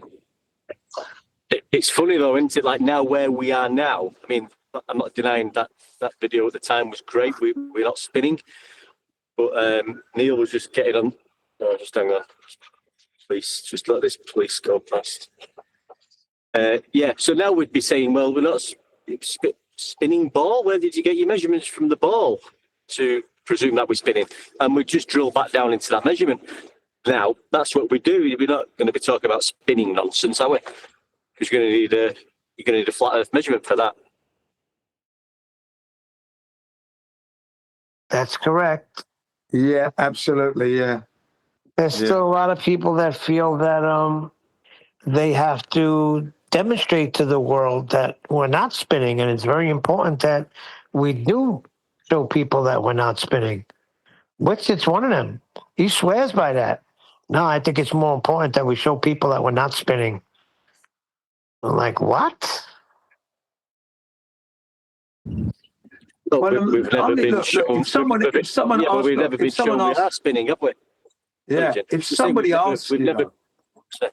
Go, mate. No, go ahead. Sorry, my mistake. No, it's all right. Yeah, I was just rounding up. We've never been shown, or it's never been demonstrated that we are spinning anyway, to prove that we're not spinning. Right. That is such a great answer. That's the first thing. And then they might want, you might get someone that's trying to offer you up something as a proof. And you double down on your position, of course, but then you might want to explain just a little bit. It's not going to hurt anyone, is it? It's information. You're still sticking to your ground, and you explain to them, well, look, how comes the military do not use the Earth's rotation when they don't consider it when they're firing their weapons, for example? And aeroplanes don't consider Earth's curvature rotation. They do not. Yeah, but to lead off, I got no beef with it, but to lead off with it is a fallacy. I mean, no, it's we're silly not to do that. You lead off with, you lay it down, because like Nathan says, you may be on a show and you may only have this 1-2 minute interval to speak. So you want to lay down your actual proof right away. Bang. Get it out first, how Earth is measured flat. As quick as you can, as concise as you can. Right? That way it gets in there. It's in the video. People heard it. Then if you want to go into other things, fine. But you got to lay it out first. Yeah, you've got to lay that out first. That the Earth is measured flat. And that's how it's always has been. Everything you want to do on the Earth, right? Because then a horizontal baseline. Think about it, Jen. Because then, if somebody in a debate tries to take you into we're in a solar system. Wait a second. I just demonstrated to you that Earth is flat. Yeah. So how are you putting me in the solar system when I demonstrated to you that Earth is flat? Yeah. They got nowhere to go. Yeah. They cannot put you in any other situation. Yeah, you're taking your eyes off the Earth, which is flat. So you're going in the wrong direction, mate. The solar system doesn't prove the shape of the Earth, so you're in the wrong direction there. Concentrate on the Earth. It's flat, as in the water. It's measured flat. Thank you. Everything that we do on Earth requires a horizontal baseline. Yeah, every observation made by anybody, anywhere, at any time in history has been done from a flat plane. That's the bottom line. Yeah, that's right. There's no escaping it.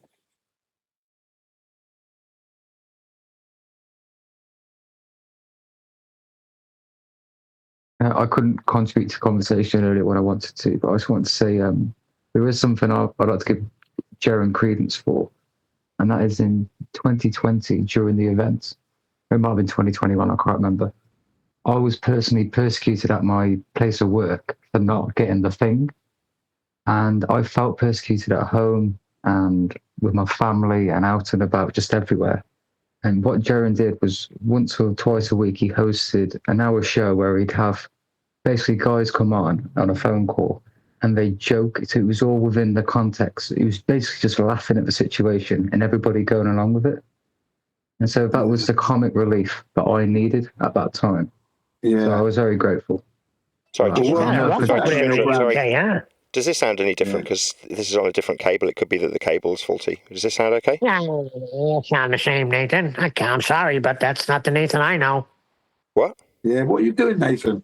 You were sounding okay earlier. What have you done wrong? I'm just testing a microphone I've sold. That's all. Just keep the one that's working, man. Keep the one. Don't mess with it. It's not broken. Don't fix it, Nathan. Leave it alone. You need to actually listen. I just need to clear the airwaves just so you can hear. Does it sound better if I come in close? So if it's actually closer like this, does this sound better? No, it's no good. It's no good. It's no good. Completely Jin, he crap. sells mics, Jin. He's not going to use it to be on the show. No, Nate, it sounds a little bit better when you come in closer, but it still has that sound like you're on a CB radio or something. It's a £10 microphone. It's working though. It's not a very expensive microphone, but does it sound fine when I'm close to it like this? Does it sound okay? It sounds like you're talking. You know what? It sounds like you're talking into a tumbler glass. That's what it sounds like. How about this? Okay. It sounds like you know the song Winchester Cathedral? Winchester Cathedral. You're breaking me It's sellable, down. Nathan. That's all you need to know. It's sellable. That's what it sounds like. Yeah, it works. Yeah, it's sellable. You know what it's like. You take a glass. I'm sure you've all done it where you've taken a glass and spoken into it. That's exactly what it sounds like. Exactly. It's like an old recording with the microphones they had back in the 40s.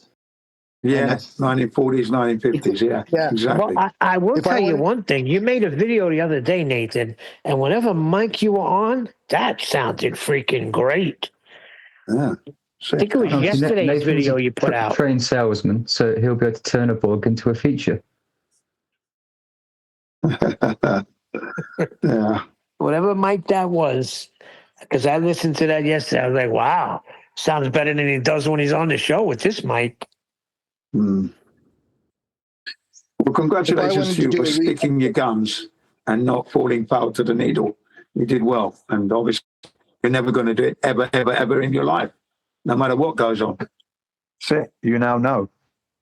I don't know. Is it safe to talk about these things right now? Or well, I mean, I'm not giving too much away, am I, really? So, and that's it. No more. Just in passing. just think about that for a second, Jin. They managed they managed the whole world that's at war with everybody.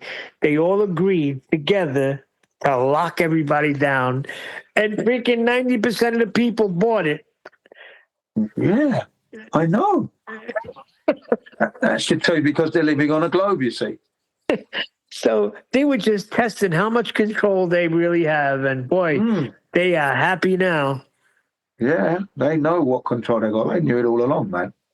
They had people controlling people. Yeah. You know how many fights I got into people with me? I'd be at the register and I had the thing around my neck, but not on. Oh, you got to put that on. I said, I don't have to put anything on. Back up. I'm checking out. And bring up my stuff, self checkout.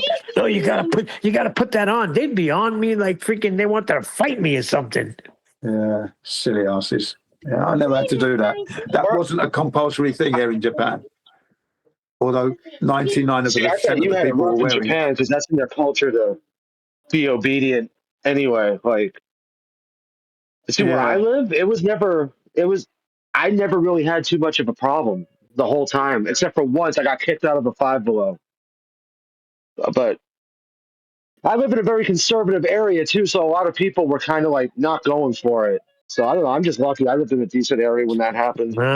Not in New York, boy. Even upstate New York, they were sticklers on it. And I'm like, are you joking me here? Yeah, because they're all a bunch of New York, dude. Yeah, That's so like one of the worst populations in the world. Well, I'll tell you one thing. If that didn't happen, I probably would have never got on Discord or tried to get on this show, because I was just listening. I was a listener, listening to YouTube. But because I was freaking in my house, I mean, I could have went out, but I wasn't working because they shut down the job. They literally came in. I was doing a Neil Simon Theater at the time in Manhattan on 52nd Street off Broadway. Now, there's no carpet. Everything is under total construction, and we're in the middle of doing something, and you glue the carpet down. I'm in the middle of gluing down a section, and people came in and said, listen, we're locking everything up. If you're not down here in 5 minutes, you're getting locked in. So we had to scramble, get all of our tools together. I've never seen anything like it in my life. And then that was it. Then I went home and I freaking just did not work. So I was like losing my mind in the house. I'm like, I gotta do something. Let me try to get on Discord, and Jedi got me on 24/7. Jedi took the time, and he was patient with me and walked me through it, and I was able to figure it out and finally get on Discord. But if that don't happen, who knows? I may have never gotten on. Wow. All from a lockdown, yeah. We never would have heard of Neil. Isn't that amazing? And actually, when I in chat, I used to get in a chat, but it was my wife's account, so I was Sarita Cosentino, and everybody thought it was a lady. And I'm like, I'm not Sarita. I'm Neil, her husband. Wow. You sound like a Sarita.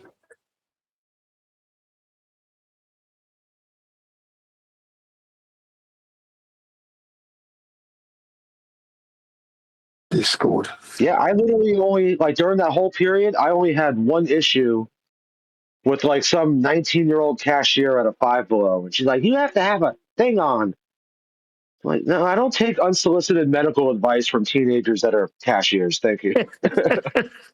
And here's the funny thing: there's people I see it the other, and you know what it is? I'm sorry, I'm going to say it, but I have to say it. It's mostly the black people in my area that are wearing masks. Why is that? Still to this day. Yeah, they're ignorant. You know why? Because they bought into the stupid lie that they were told, and they're ignorant of the knowledge. They haven't done any research. I mean, that's why. Do you mind not stereotyping the entire black community? Is that okay? Yeah, okay. I'm just saying what I see. I mean, I don't. That's the only ones I see are, Yeah, that's where he is, where he lives. Yeah, which is a where I shame. am. Really. Yeah, I checked. I Uneducated. counted. I think there was one old white lady I seen with one on. Now, listen, my wife puts it on if she's sick because she don't want to spread her germs, so she'll put one on. And I don't agree with that either, but because you're breathing it in, what are you doing? Not necessary. Just stay home. Not necessary, yeah. None of my children wear a mask when they have a cold and that, and I haven't been sick. Right. 26 years in Japan, not been sick once. So I'm all right. My issue is it never made any logical sense. Like, if viruses are as small as they claim, and they're getting like, because if you have that mask on, you can still, like, if you're in an elevator and you have a mask on and somebody farts, you're still going to smell it, meaning that the gas from the fart's getting through your mask. And apparently these viruses are small enough to like latch onto like, gas molecules and stuff. Like it.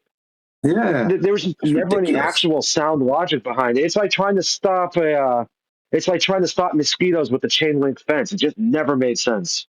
But if you remember when that came out, there was a line that came out, and they were like flatten the curves. That's right. We're going to flatten the curve. Flatten the curves. I really think it came out because I think it came out because Flat Earth was flying at that time. I mean, we were moving, we were accelerating. That and was all a of a message sudden, to us. lockdown. That was Yeah, that was a message to us lot, us flat earthers, because you notice shortly after that, they were saying that anyone who was anti the needle was a flat earther, and the flat earthers are anti the needle, you know? Yeah, the media was saying that, and that flat earther. You know what, Pete? Now, what happened first? Did the censorship happen first, or did the COVID come out first? No, the censorship was well the underway by censorship happened in 2018. 2016. 2018. I remember they got 2018. rid of the likes and dislikes on YouTube videos during the presidential debates. And I swear to God, at the Yes. time, I thought it was because Hillary Clinton was getting so many dislikes on her conventions. Like it would be like 500 likes to 30,000 dislikes, and then I'm talking like, oh, that's weird. specifically Like when her, she came on. I'm talking specifically that lady that came on and said they were going to start censoring. Yeah, Well, that would be late 2017, early 2018. Yeah. That's when they were having a discussion. And by the time you get to the middle of 2018, things have gone belly up and you're not finding what you're looking for. Flat Earth is not flat videos were being pushed, and it just kept on going ever since to the present day. And then 2019 was the lockdowns. Yeah, so lockdown was 2020, but 2019 was something that come out of Wuhan lab November of 2019. Okay, and then 2020, and it all began from there onwards. Yeah, like March. You could probably you could probably knock it down to whenever they started putting the tramp stamps on all the FE content on YouTube, as when they officially started being comfortable figuring out a way to point out that flat Earth was an archaic concept, and whenever they started putting the tramp stamps on. But I remember the likes and dislikes being changed and stuff like that. Yeah, that was like 15, 16. So those were precursors. So and then that happened 2019, but then a couple of months after was a lockdown. So that was January, February, then March. Boom. Lock the doors, no more work, you're screwed. Yeah, that would be in the US. Yeah, that would be in the US. That wasn't in Britain or here in Japan. We had a good year or so before they started putting in curfews. Wait, you didn't get locked down at the same time we did? No, we never got locked down. No one was locked down in Japan. No lockdown. What about the UK? In the UK, they came up shortly after you guys were getting locked down. They got locked. They were having lockdowns shortly afterwards. So you were the ones that were getting locked down first, and then Australia. Even Australia was getting locked down before Britain. Okay? Yeah. Then while that was going on, you had all the nurses doing dances. I remember that. Yeah. That was man. You know what I used to love? Like, because with a lot of idiots where I live on my street, they used to, when they had to, I think it was a Wednesday night, they used to come out and clap at the doorstep. Yeah, it was Thursday. It was tap your pots, your pans on a Thursday. What was funny was, Jim, what was funny was I used to, sometimes I've got my work van engineer coming home from work, and I knew they'd be out at this time clapping, and I used to, if I was getting home at that time, I used to park my van round the corner and wait till they all come out clapping, and I'd wind my windows down and drive down the road and like wave to them all like as if they was clapping for me. Everyone, it was hilarious, and I used to do it every week. Time out. How were you working? Well, you were allowed to work. Yeah, essential workers. Essential workers. Yeah, it was essential work. Oh, okay. Refrigeration, keeping the food on the in the supermarkets, mate. Yeah, so you got to work. So essential workers only, right? I thought it was ridiculous that they would be tapping their pots and pans on a Thursday. So essential workers are allowed, and refrigeration is essential, but not because I was doing air conditioning with my brother too at the time. Well, that would have been essential in Britain. You would have been able to work. No, my brother was shut down with the air conditioning too. Yeah, if you were in England, you would have been able to work in England. I mean, it is temperature and that, but refrigeration's food, isn't it? It's right. You've got to have your food at a certain temperature. Perishable goods. Otherwise, perishable goods. they call it. As a Perishable self-employed goods. gardener, I managed to work all the way through it. There was a few people on my Facebook that were dog walkers that were jealous that they couldn't work, that were trying to shame me. But I work on 4, 5, 6 to 10 acre estates, and I don't have to come into contact with people. But I do what I want anyway. Yeah. I suffered. I lost about 80% of my clientele during that period because they were all worried. I wasn't wearing a mask, and they also didn't have time to take the kids because they had to go to work. So the kids were at home. Yeah, they had problems, man.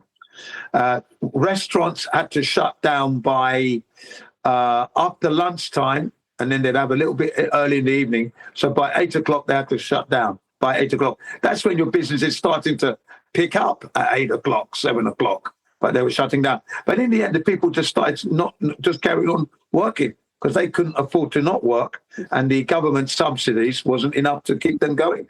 Well, you know what they did in New York? What they did was they had the people that own restaurants, they built like a shack outside the restaurant in the street, but you were allowed to sit in there and eat. Yeah. So it made no sense to me. that. Wait, so you're building another little thing, but it's outside of the restaurant, but you're still enclosed. But Yeah, I you saw there? that. I saw that. You know, like a tent. You know, like a dining tent. Yeah, those. Yeah, I saw that. I thought, wow, that's interesting, but it's no different than being in the shop. What's going on here? Oh, America. Funny. There's no logic behind any of it. When I used to go swimming at the gym back then, at the gym I used to go to, I used to enjoy the swimming, and while all that was going on, they made the lanes a little bit wider, but you wasn't allowed to swim in the same direction of everybody. Everybody had to go in different directions. Bloody ridiculous. I know. You think, yeah, you know, that was the one time, Jim, you always talk about America needs a revolution, right? Yeah. You think the one time people would get together and say, nah, screw this. Because what could have happened if every single restaurateur would have said, no, I'm not shutting down, I'm opening, and they would have opened. What would they have done? They couldn't have done anything because everybody's working. Yeah, nothing they could do, yeah. You know, because everyone's going to protect your neighbor business, and that's everyone's pulling together here. They would have lost. Listen, that's right. They should have pushed back. If you think you live on a spinning ball flying through space, you'll do anything you're told, mate. Yes, it's true, though, isn't it? It's true, man. It's true. And then you know what happened? I think it was in 2021. The new movie came out called Flatten the Curve. We took back the curve. Yeah, we took back that Flatten the Curve. That video came out. You know the pilot video, Flatten the Curve. Have any of you seen it? Because if you haven't, you should have watched it. It's all to do with pilots. All the military come out. Navy, Air Force, submariners, pilot instructors, yeah, jet fighter pilots, helicopter gunship fighter pilots, all telling you the earth is flat. We don't fly upside down. We don't go antipodal. It's a great video. 2 hours, non-stop. Flatten the Curve, it was called. Still out there now. I've got it. It's still there. Flatten the Curve. You should have watched it by now. I watched it as soon as it came out. I was so glad that of the title, Flatten the Curve. They took it straight back from the idiots, from the media. Because they were pushing, we were flattening the curve in 2 weeks, they said. You remember? 2 weeks to flatten the curve. And nothing of the sort happened. Didn't they try and call that a Black Swan event as well? I'm sure it was something around that time that kind of hijacked Black Swan. Yeah, there I you heard go. that too. Yeah, there you are. You see? Yeah, but there wasn't a curve to flatten. That was the problem. Yeah, that's right. Well, I heard news reporters coming on when they were talking about the unmentionable. They were like saying we have to flatten the curve. I was like, that's kind of weird language to use. Flatten the curve? Yeah. You know, I said, they're talking to me. I said, you're talking to me, aren't you? That's what I said. When they said that, I said, that's a message for the flat earthers, isn't it? Because you know the earth is flat. That's why you're saying it. What a what cheek, I thought. But they'd say flatten the curve. I just thought it was cheeky. So the next question I got, if that was just a test to see what power they have, what's next and when? Oh, well, that's right. This is why you've got to be on your toes all the time now. Keep yourself fit and healthy and be ready. Well, it's coming back. it's obviously 3i asteroid with aliens on board. Oh yeah, The aliens. They're coming. Yeah, but we come in direct contrast to that because we're saying that Earth is measured flat and you can't have gas pressure without containment, and outer space, the vacuum is fake. So we're public enemy number one. Yeah. Yeah. Well, the helios, yeah, but stories like this keep the heliocentric dream alive, don't they? Because the people are going, oh, there's an asteroid and it's something we've never seen, and there could be life on there from another galaxy.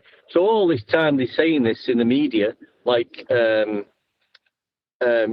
was it? I think Jim was explaining this the other day about the Hamlet cigar. They're keeping the old heliocentric fantasy alive.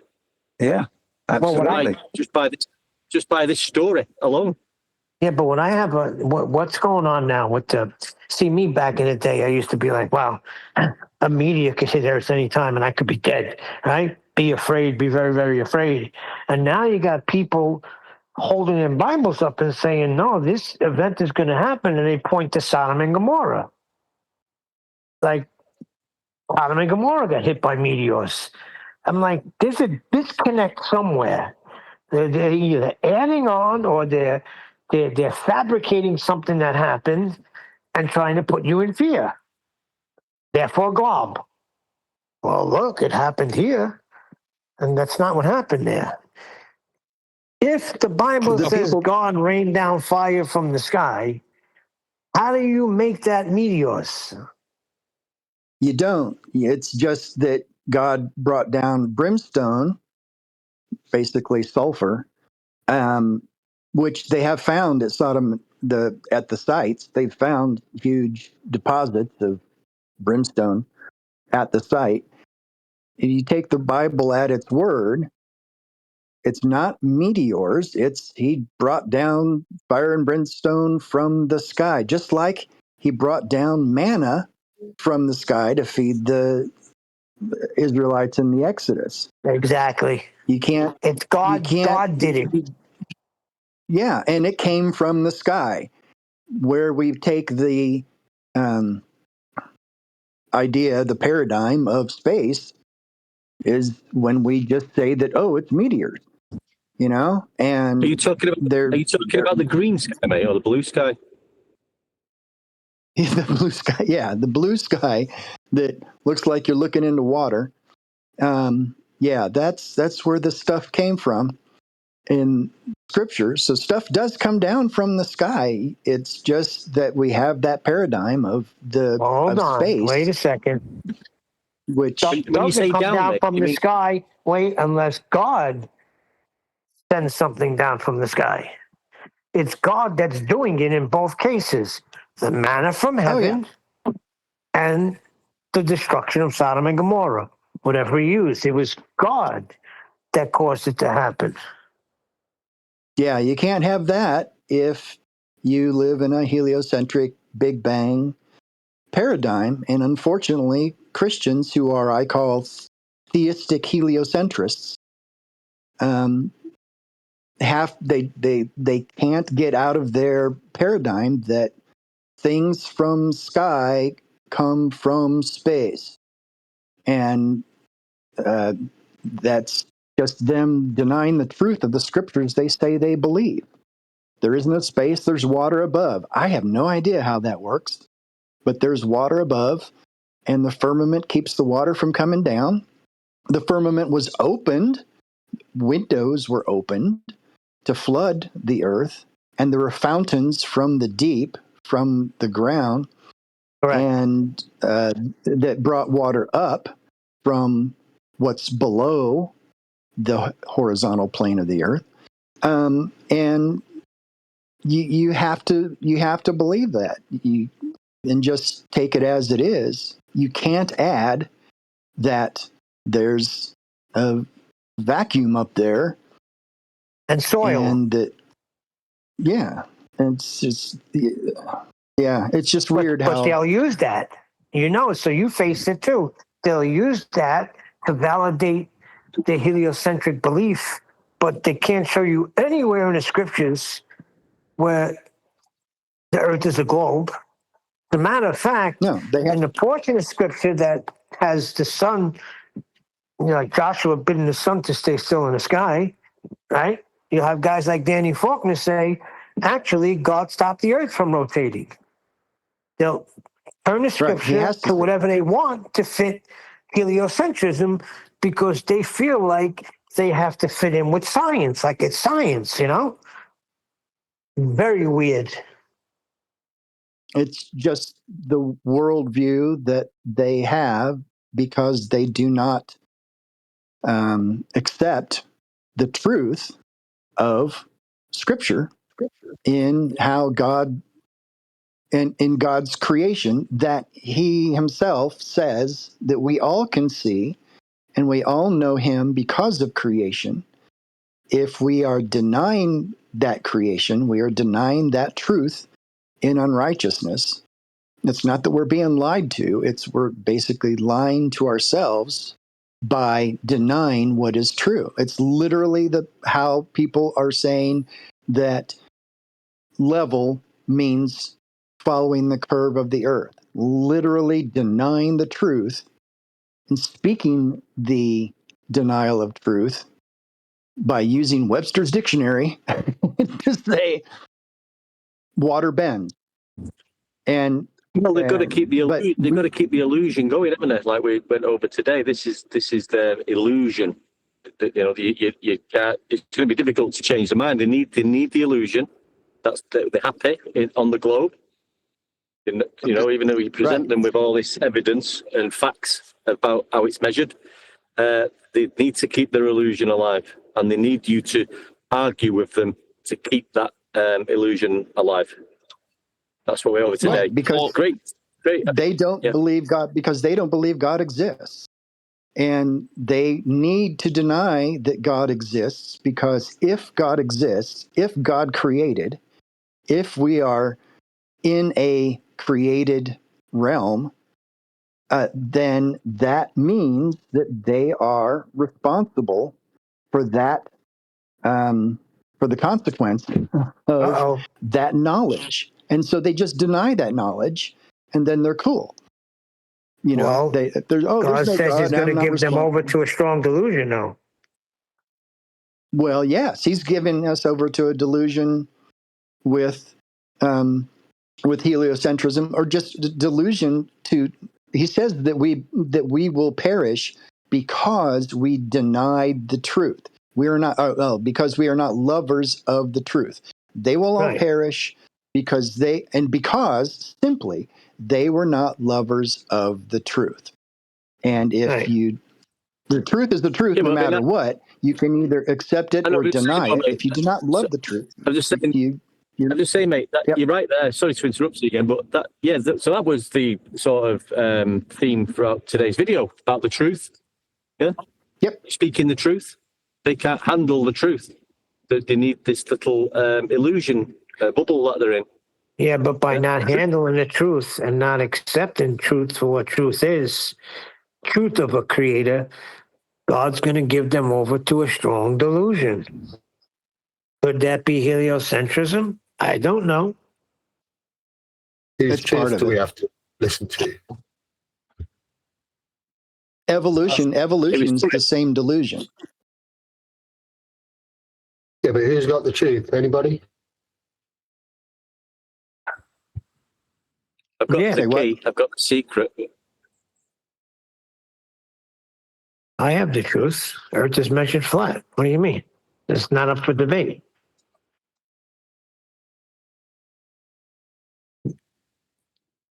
Right? Well, I think ballers are pretty much just trapped in a mental prison for their belief, or it's not a belief to them. It's their knowing. Why would everyone else believe this thing if it wasn't true? And what makes flat earthers so special or so intelligent that they know something that the rest of humanity don't go by? But they're mentally locked to it, and there's certain chains such as gravity, which gets them over the level curving kind of shit, because gravity's meant to pull shit to the center on every point of this supposed ball Earth. No, that's outdated by 111 years, that one, mate. Yeah, so you're saying Dunning-Kruger? Yeah, but the thing that I'm getting to is there's so many things that they've got to back their religion and to keep them locked into that. And why would we know any better for all we're just looking at the basic simple measurements and the flat baseline that's required to do anything else? Yeah, but hold on, wait a second. Before we got to that, we were debunking all that other stuff. We didn't open up with the flat measurements. That came later. We debunked everything that they were putting forth, right? Outer space. Yeah, well, like, how do you have gas pressure without gravity, containment? gas law, yeah.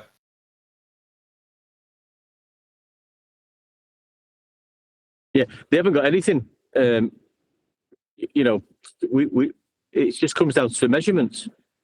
Is the truth of the matter, and all the measurements that we look at, and any evidence of how Earth is measured, is using horizontals and levels, verticals and perpendiculars. I want to piggyback off of that one deck, because what I was saying before, we debunked all that other stuff. We showed that they were in fallacy, right? So now, it's not that we're special. It's that now that we come to the measurements, now that their eyes should be opened even more. Because we proved that the heliocentrism was just a story, right? There's no validation for anything. And now we're showing you how it is measured flat. So if anything, their eyes should be open. But who knows? I keep going back to the video today. I mean, you're saying exactly what was said on that video, Neil. That the eyes should be open. They should realise that truth that we're putting in front of them. It's evidence. We're giving them demonstrations. We're explaining how it's measured. But still, it's like it's like shouting down a tunnel, and the noise isn't getting to the end. It's like showing colour to a blind person. It's something psychological, we call it. Right. But something's implanted. This is psychological. That's why I call it a psychological dilemma. They are in a psychological dilemma. Yeah, I'm agreeing with that. And I'm agreeing with what is that, Len? When he says that, when they say that, who do you think we are? We think we're special. It's not that we think we're special. It's that the facts that were put before us. To investigate. Yeah, it's like we took time to learn things, whereas they just go with the herd. So what is that? Is that an appeal to academia or appeal to consensus? Well, it would be both in their sense. Yeah, but I mean, but Len, I'll take special. Yeah, we are special because we've realised that the globe is derived from flat Earth elevation angle measurements. Not many people know that. We are special. The special few. I had a little bit of fun with AI the other day, going on about latitudes and whatnot, and the equatorial plane and whatnot. And so the equator is meant to be the minimum to bloody Polaris. That's how it was derived. Whereas if you were standing on a ball on the equator, your bloody zenith would be shooting off on the same plane as the equatorial plane. Whereas in reality, to take an angle measurement to Polaris, your zenith is perpendicular to Polaris. I don't know if you're following. Well, I know what you're saying. I mean, if you look into it, they'll explain it. I don't know if it's what you're trying to say. They'll explain it as the equator. Yeah, is they'll explain the equator as the reason for latitude. That's how whereas it was a latitude measurement to and from Polaris that gave us the equator. The angle measurement came first, not the equator. And it was all done on the surface. Believe me, your zenith is on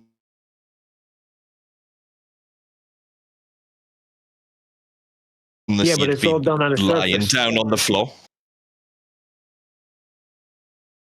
Yeah, but sorry, I'm probably I know what you're saying. explaining I know what you're myself saying, very Len. well. I know what you're saying, but to measure latitude, measuring latitude is an elevation angle measurement. So you are going to, and it's measured from sea level. So it's a horizontal baseline for the first degree that you're going to measure that elevation angle. So there's no curvature involved whatsoever. Yeah, it's all from the surface.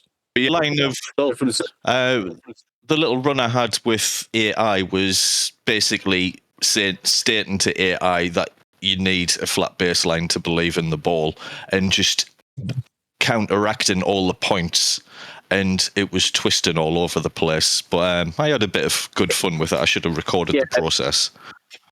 I think Nathan and the guys have been through it, and I've been through it. I spent 3 hours with AI, and I won in the end with the Eratosthenes argument about measuring flat Earth. But they'll agree with you, and then on the next step they'll contradict themselves, repeat themselves that on the contradiction that they've admitted that they were wrong 5 paragraphs ago, and then you've got to go through it again and again and again. So you just like. That's how it works. Nathan explains it better, but after all that stuff, I even had to go at AI saying you're not actually intelligent. You have no form of intelligence. You're just a glorified search engine, referencing promoted sources, and got it to admit to all that shit as well. I keep coming back to this video today. So you imagine what they was talking about in relationships, or we was referring to the ballers today. In that, it doesn't matter what you say, if they've got their mind made up and the programming's programmed, then you've got no chance. And that is exactly what AI is. It's been programmed, and you will not change that program because it's been programmed. Yeah. So it doesn't matter what you say; it's programmed just like the ballers are in their illusion. Yeah, but the ballers are reprogramming. You go to AI about 3 months from now and ask the same questions. See if you get the same answers.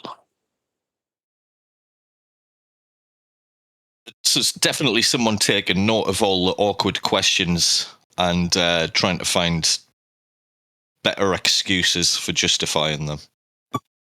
Yeah, there'll be in that program. There'll be a program saying any sort of flat Earth, because all those flat earthers have done it. They've gone in and tried to challenge it to break it down and get it admit that what we're saying is correct. So it'll keep learning, and the program it's got is to overcome that. What we're saying, learn what we're saying, and then try to overcome it. And that's what Neil said. It will change because they'll think, God, they're saying the same thing. This is getting difficult. We're finding ourselves in contradictions. We have to admit we're wrong and apologise, but then we'll go back to the same point. But eventually they'll just do what the ballers do and start changing definitions. Exactly. Yeah, but the funny thing with AI now is the version that I've been using, ChatGPT, it's saying that if you pay for a subscription, the version of truth we give you will be better. Give us money and the truth will be better. Oh, fucking hell. Yeah, well, sounds like Jaren. Yeah, the better truth is better than the not better truth. But listen, once you know horizontal's horizontal, and a sextant measures elevation angles, and you can use it your sea level for the horizontal baseline, there's no need to argue with anybody. Because you already know now. You don't have to prove yourself to AI. Because you know, deep down in your heart, you know Earth's measured flat. There was a guy. Go ahead. I've got a debate going where I've basically showing triangles and saying, no, that's a flat Earth measurement. You have to measure everything with the Earth with respect to a horizontal plane, and was using Al-Biruni because I got like 3 or 4 screenshots of some site explaining step by step perfectly how Al-Biruni figured out the Earth was round. And it starts with first, what he did is he measured the height of a mountain, and it shows the mountain, and it shows the elevation and angle measurements. It shows the distance from the mountain. It shows a triangle, right? So, and I point this out. Oh, Al-Biruni measured a flat Earth, so it doesn't matter. Anything else after that, his first measurement was distance and an angle, right? And so my friend that is fighting back is, of course, saying that I'm wrong, this triangle stuff isn't real. These triangles aren't real. And he goes on AI and gets an AI overview. And fortunately, he did a screenshot that showed what his original question was that he asked. So instead of asking, did Al-Biruni measure an elevation angle? His question was, did Al-Biruni believe the Earth was flat? Or no, did Al-Biruni believe the Earth was a ball? And of course, the AI is going to answer back, yes, of course he did. Yeah,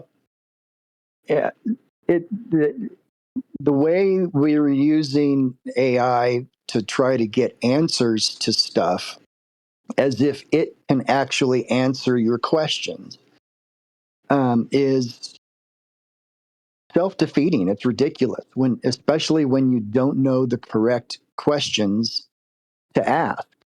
So the whole reason that I'm wrong about Al-Biruni measuring an elevation angle is because in this other guy's mind, Al-Biruni believed the Earth was a ball. Everyone believed the Earth was a ball. Everyone knows the Earth was a sphere back then. And of course, the AI comes back and says, yeah. And so it just makes no sense to argue with these people. We're going back to the video today.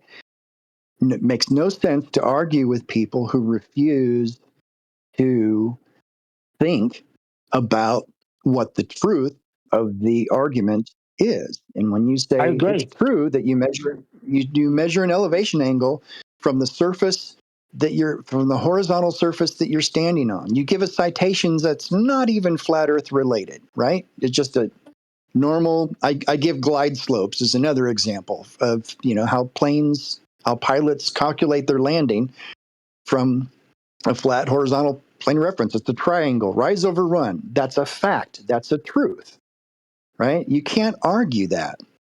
You even put that out there and leave it. And someone who's predisposed to know that all pilots know that the Earth is a ball will go through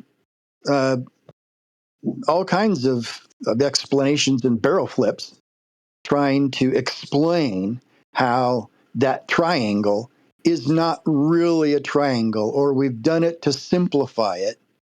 The guy said that they just use those triangles to simplify it because stupid people like us don't understand it. Yeah, but they can't use those triangles on a globe. So that's where they lose. Yeah, speak for yourself, idiot. The reason they're using a triangle is because that's what they're using. Right? Yeah, exactly. Yeah, and it can't be used on the surface of a globe. You cannot get an elevation angle from the curved surface. Yeah, you're not forming a triangle. Right. You're not doing. That's right. And not everybody knows the Earth is a globe. Nobody knows the Earth is a globe. No one. So that's crap as well. Right. Nobody knows the Earth is a globe. And like I said before, there's nobody that's ever done an observation from a globe because all observations have been from a flat plane of reference. And when they do that nonsense on their paper, it's a flat circle they're using. They're not even using a globe. They're not using a 3-dimensional globe.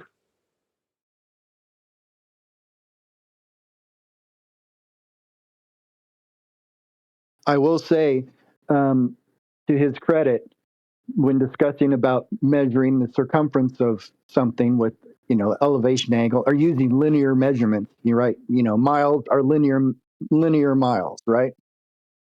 He takes a tape measure and wraps it around his globe, his toy globe, and says, look, here's me measuring my globe without linear measurements. All I can say is, well, dude, try. And so it's true, okay, all right, yeah, you're using a tape measure that you will measure the circumference of your globe, right? Your toy globe. You'll stretch out that tape measure to see what the circumference of that globe is. Now try doing that with a sextant, right? On your toy globe. Well, you can't. The sextant's an angle measuring device. And the other thing is, you got to take them to the history of measurements, where they came from. They're all flat. Nothing was ever, the inch was not started with an arc, was it? Oh, but they'll go to how the meter was decided by the. That wasn't decided by an arc either. Well, the way it's explained and the way I'll explain it isn't the meter decided by the arc?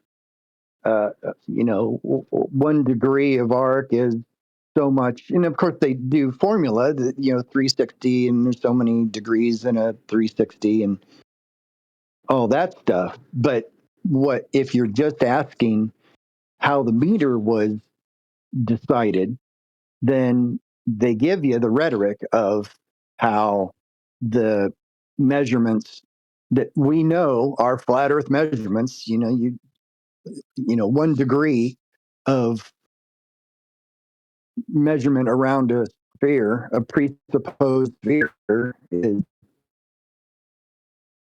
whatever. But the way that AI and all of the sources that people are going to nowadays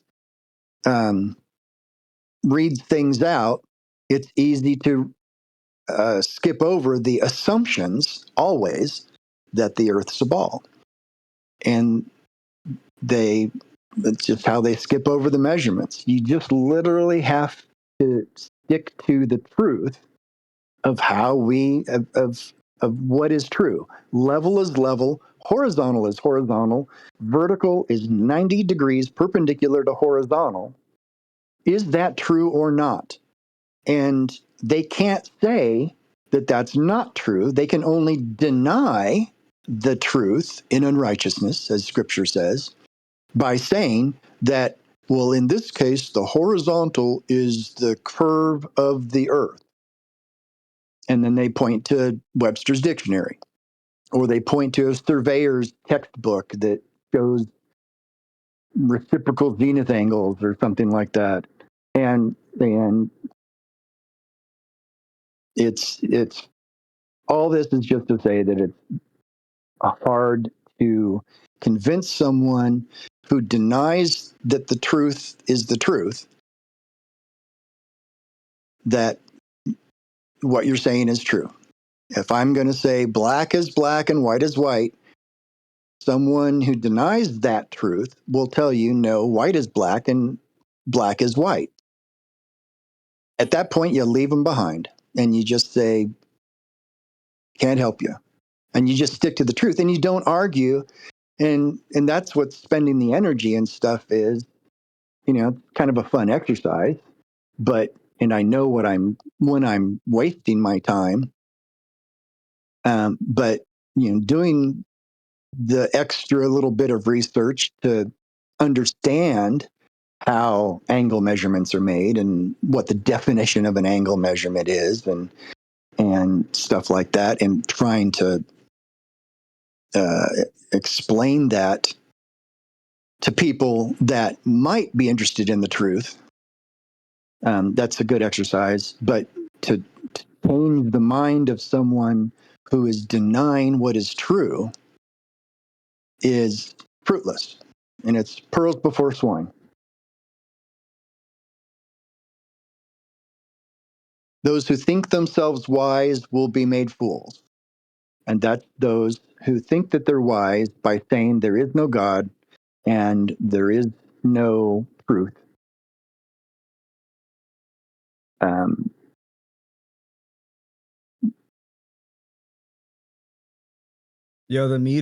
The meter was made using triangulation. They measured the well, so you distance say. between they measured the distance between the equator and the North Pole or something, but they Yeah, the did meridian. a I got bunch it of right here. The meter was triangles. initially defined as 1/10 millionth of the distance from the Earth's North Pole to the equator along a meridian. Yeah, that's right. And they did it with triangles. They had to. How else were they going to do it? Yeah, there's no other way. And then after they're done, they finished measuring it with triangles, and then they decided, oh, we need to add a curve to this because, we're on a globe. But they measured it flat first.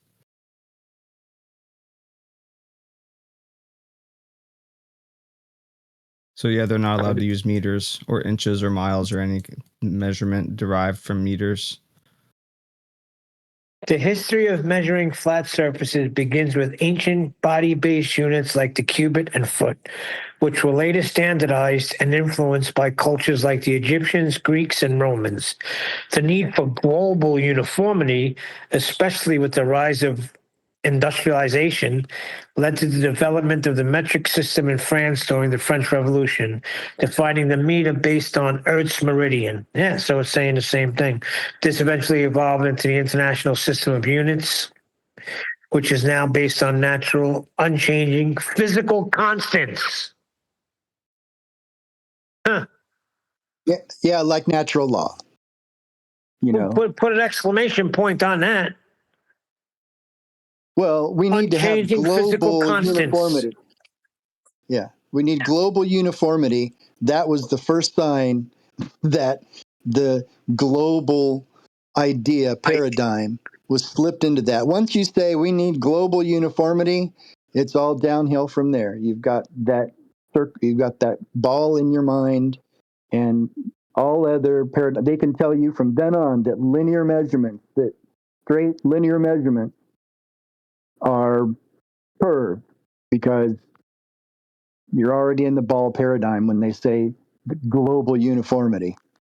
Well, this at the end, though, it says this eventually evolved into the International System of Units, which is now based on natural, unchanging physical constants. The only thing that's unchanging and that's a physical constant is the flatness of Earth.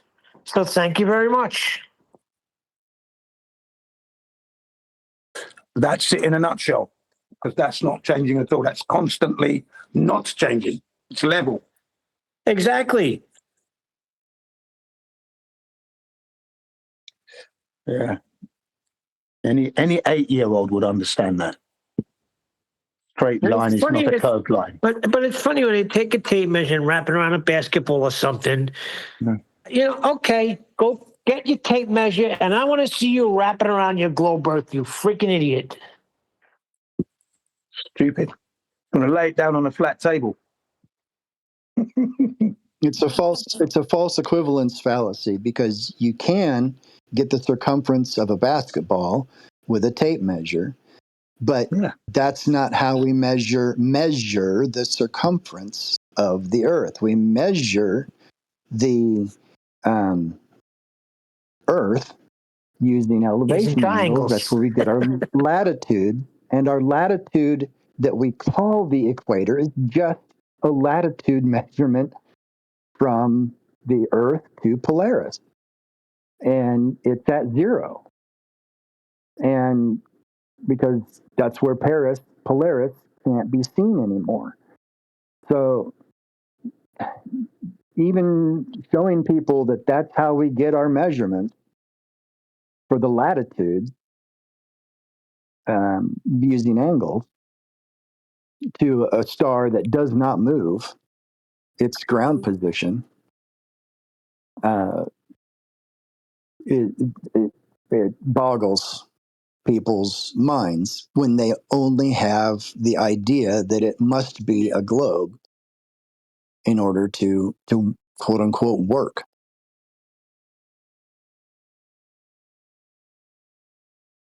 So what happened to this guy? Is it Ranty that was trying to get in? And he put that video out calling you out, Neil? Yeah, he's a liar because there was people waiting by today to voice verify him. So on his video, he shows himself waiting yesterday in voice chat for somebody to verify him. He didn't notify anybody that he was there. And the other thing is, Mighty Mush said they would have got a ping. They would have got a notification that somebody was waiting to be voice verified, and they would have went there and verified him.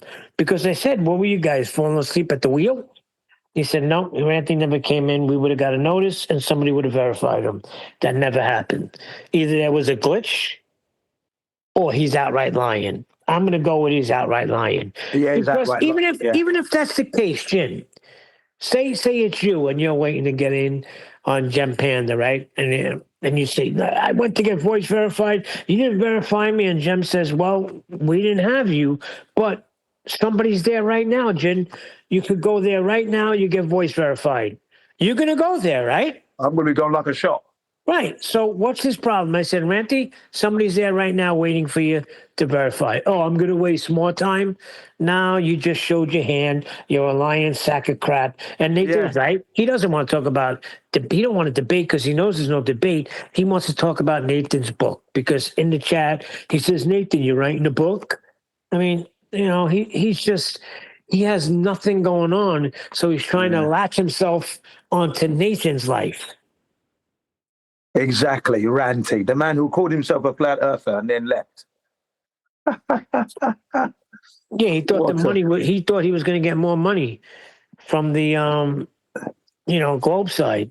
Yeah. You just become the butt of jokes now, like Jaron. You think they accept Jaron over there? They laugh at him. McKeegan and all of them. McToons. I don't call him MC. He's not the master of ceremonies anywhere. No, he's a not. McToon. Yes. McToon the Loon is what I call him. I call him McToon the Loon.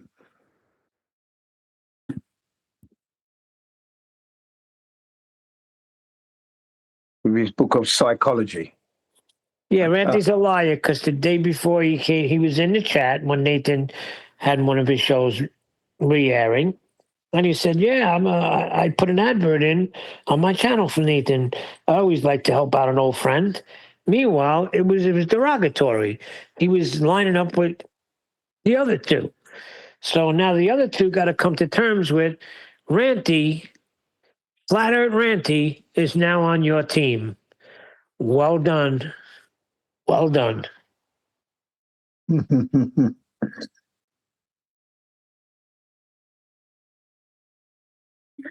I suppose as long as we're on our game, he's just going to feel embarrassed every time he comes in there because he can't come in there to win any arguments or win any debates or win his because they don't have a globe in the first place.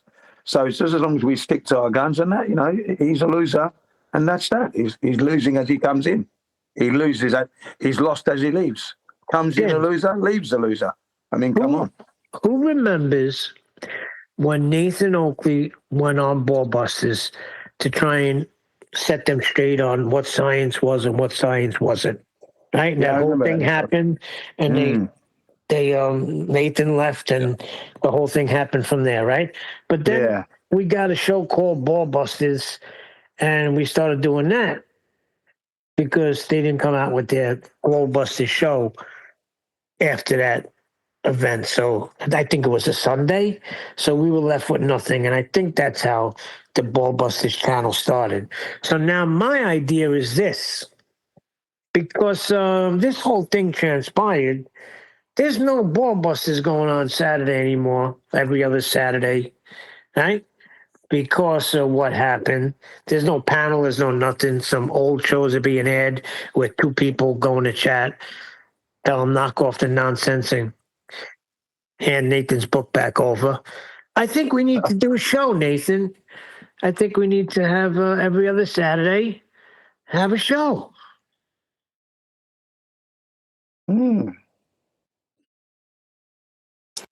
What I did not understand is that Nathan said that those two guys are getting bored of this topic. If that is the case, why would one of those guys still keep his Tuesday shows going on and on, hours after hours, about those numpty globe earthers if you are so Well, bored?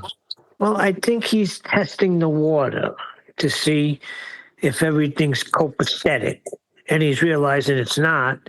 And I don't think he expected this. I really don't. I think this has taken him by surprise. You know, so I mean, we got to have a show. We got to replace it somehow. Yeah, I just like to have more people from the outside coming in. You know, fresh people from outside. You know, inquisitive, and they want to know what's going on with the flat Earth. That's what we want. Fresh people. You know, not from within the Discord. I want to see people from outside coming in. That's what we want. You know, real people coming in from outside. Well, I saw a couple of new names in there today that I haven't seen before. They're good, yeah. And then when they come in, we welcome them with all open arms and say, "Sit down. What is your position? Are you a global? Are you okay?" So, and then you get them to tell their story as to how they become this glober, right? And then ask them have they proved anything. You know, that's it. Just get them going. We need fresh people coming in. That's the only problem. That's the only problem I see, that we're not getting enough people from outside coming in. Because you guys know all your stuff. We know it all. We're just chewing. Idling is what we're doing. That's what I call it. We're just idling, which is fine. Keeps us on the ball, off the ball. That's the word. That's the expression now. It keeps us off the ball. Well, when Nathan's book, we were talking about when it comes out, he was going to make his rounds, appearing on different shows to promote the book. So that's how it'll get out there. You know, once that comes out, you know, schedule certain shows to go on and promote it that way, and you know, get people intrigued where they're looking to, you know, find out what's going on over here. Because if you go to any schooling system, I don't recommend it, but let's say you got a kid that goes to school, ask them, say, what are the kids talking about? Are they talking about flat Earth over there? You'll be surprised how far this topic has gone. It's in the schooling systems. Right. I spoke to two kids in 2018 or 2019. I was doing a job, and I was finishing a basement with a carpet, and there was two kids from, I guess they were 14 or 15, and they heard Nathan's show on. And they said something, so I asked them, I said, why, you guys think he's on a globe? They said, no, man, Earth is flat. We know that. I was like, whoa, really? I'm like, yeah, of course. So, like, we don't realize the impact we're having outside of this little bubble that we're in, but we are having an impact, and it is reaching. I don't know if it's going fast enough for everybody, but I mean, how else would those kids from freaking, what was it, Jersey, saying that Earth is flat? Yeah. I think And that was how many years ago? 6, 7 years ago. Yeah. There are signs that, like in the Christian community, with Ken Hovind. Ken Hovind has been hammered for probably about the past 5 years on his apologetic about the Earth not being flat, and about flat Earth, quote unquote, being a psyop, or being a That's the word he uses, psyop. A false. Yeah, does he use that word? I've heard him use that word. Yeah, and but lately, I think fairly recently, I mean, he's basically he's gotten a lot more pushback, and a lot more people saying, you know, Kent, it really, you know, it's not, it's not a ball, you know. And probably 5 years ago with his videos, it was, you know, absolutely not. You guys are not blah blah blah. But he keeps getting pummeled with the questions, and he keeps having to address it. And he keeps saying, "This is the last time I'm going to address it," and stuff like that. You just need to, you know, get a life and blah blah blah. And flat Earth is not the gospel and blah blah blah. He's starting to come around. I think that, you know, like Danny Falker's not is a lost cause. Hovind is slowly, I think, beginning to understand that this idea isn't going away, and that this idea, quote unquote, really does address the topic of God as the creator, and that it is related to not just salvation, but just the whole reason we exist. We either exist because God created us or we didn't. And if you don't believe that, or if you do believe that God is the creator, you have to believe the way creation exists points to God.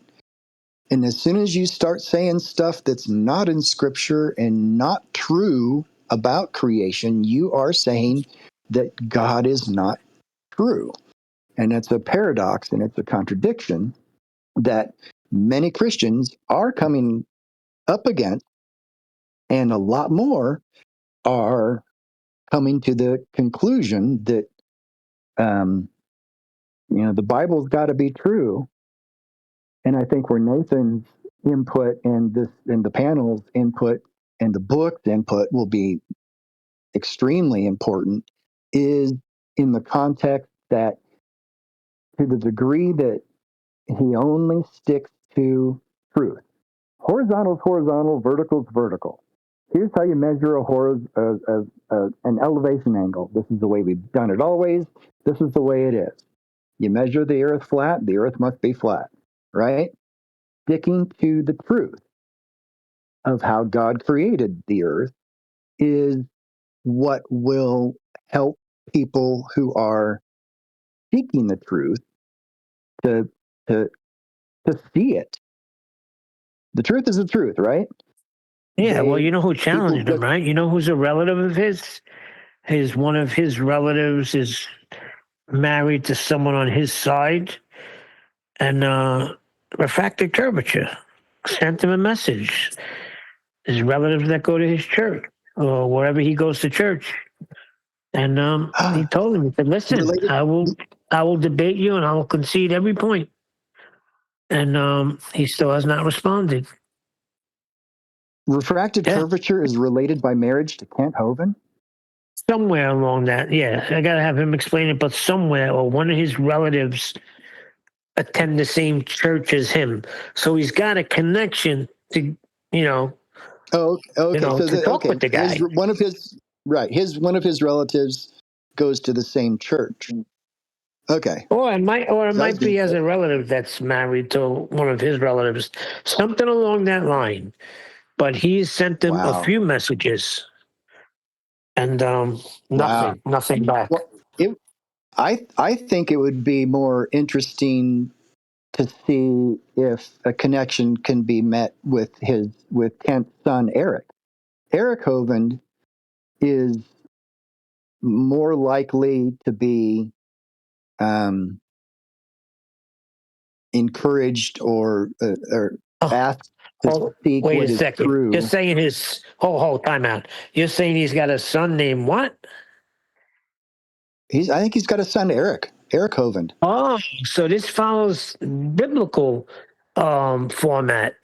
If you want to get to the father, you got to go to the son. I like that.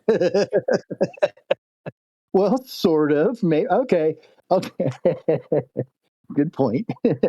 But his son is carrying on after him, And they're doing great debates, great apologetics debates against atheists and evolutionists. And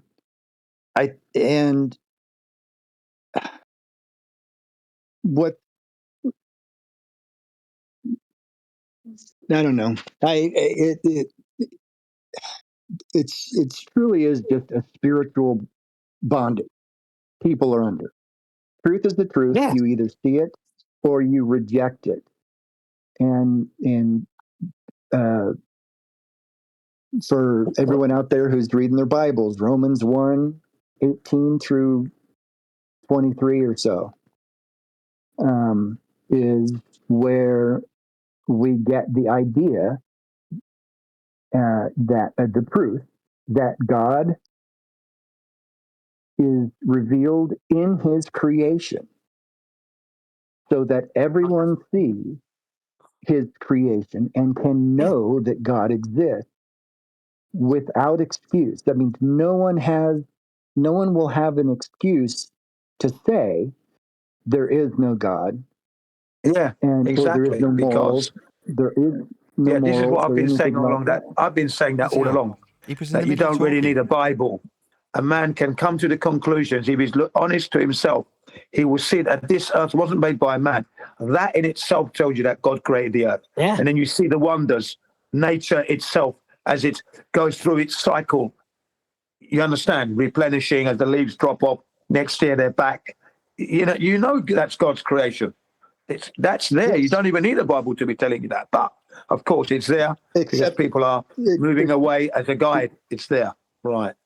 Right. Except that the Bible, that is God's word, that has to be God's word because God said it is his word and God does not say anything falsely. There's always truth in God's word.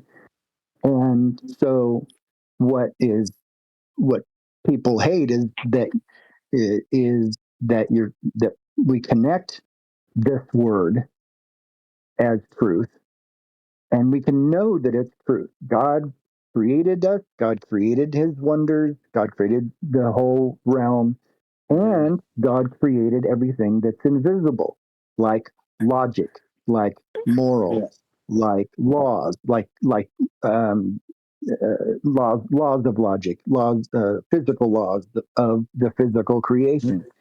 God created natural laws, that. we call those, yeah. Right. And he put that knowledge inside man, pure knowledge of the truth inside us so that we would have no excuse. Exactly. When I was young, the big question is, well, what about the tribes in the rainforest who never hear about Jesus and never read a Bible? What about them? That was always they have nature. Yes, they're good people because they're following God's nature. They're following. Well, that's what he's saying. They have nature to look at and declare that there is a God. Every tree that grows out of the ground declares that I am God. Every freaking plant that grows declares that he is God. Nature, the heavens declare the glory of the Lord, and the firmament shows his handiwork. Day unto day utters speech, and night unto night shows knowledge. Yeah. Okay, look at the Japanese, right? You know the Japanese are talking about trees, okay? Before they chop down a tree, they put a ceremonial belt called an obi, right? A beautiful ceremonial belt called an obi around the tree. So it's like a red, white, gold, purple. It's really nice belt.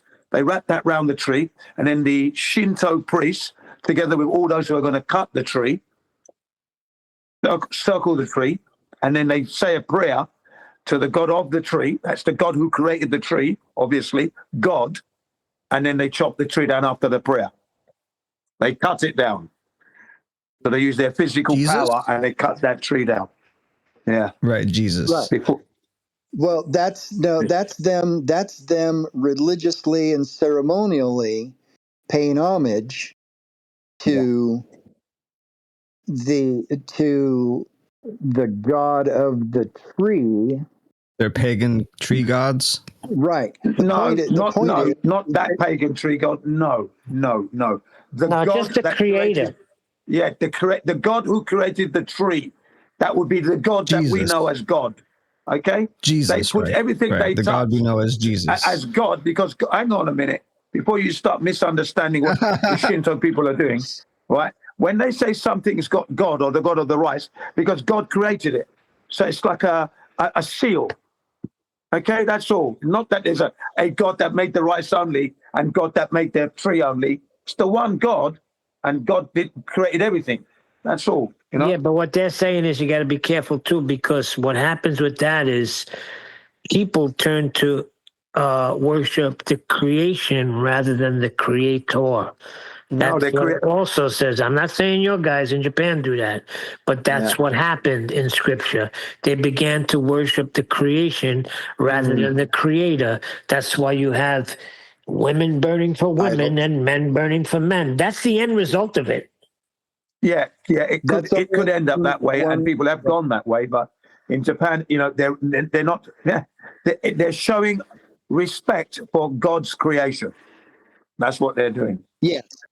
Yes, but the scripture goes on, and that's why Romans 1, just read Romans 1:18 to the end.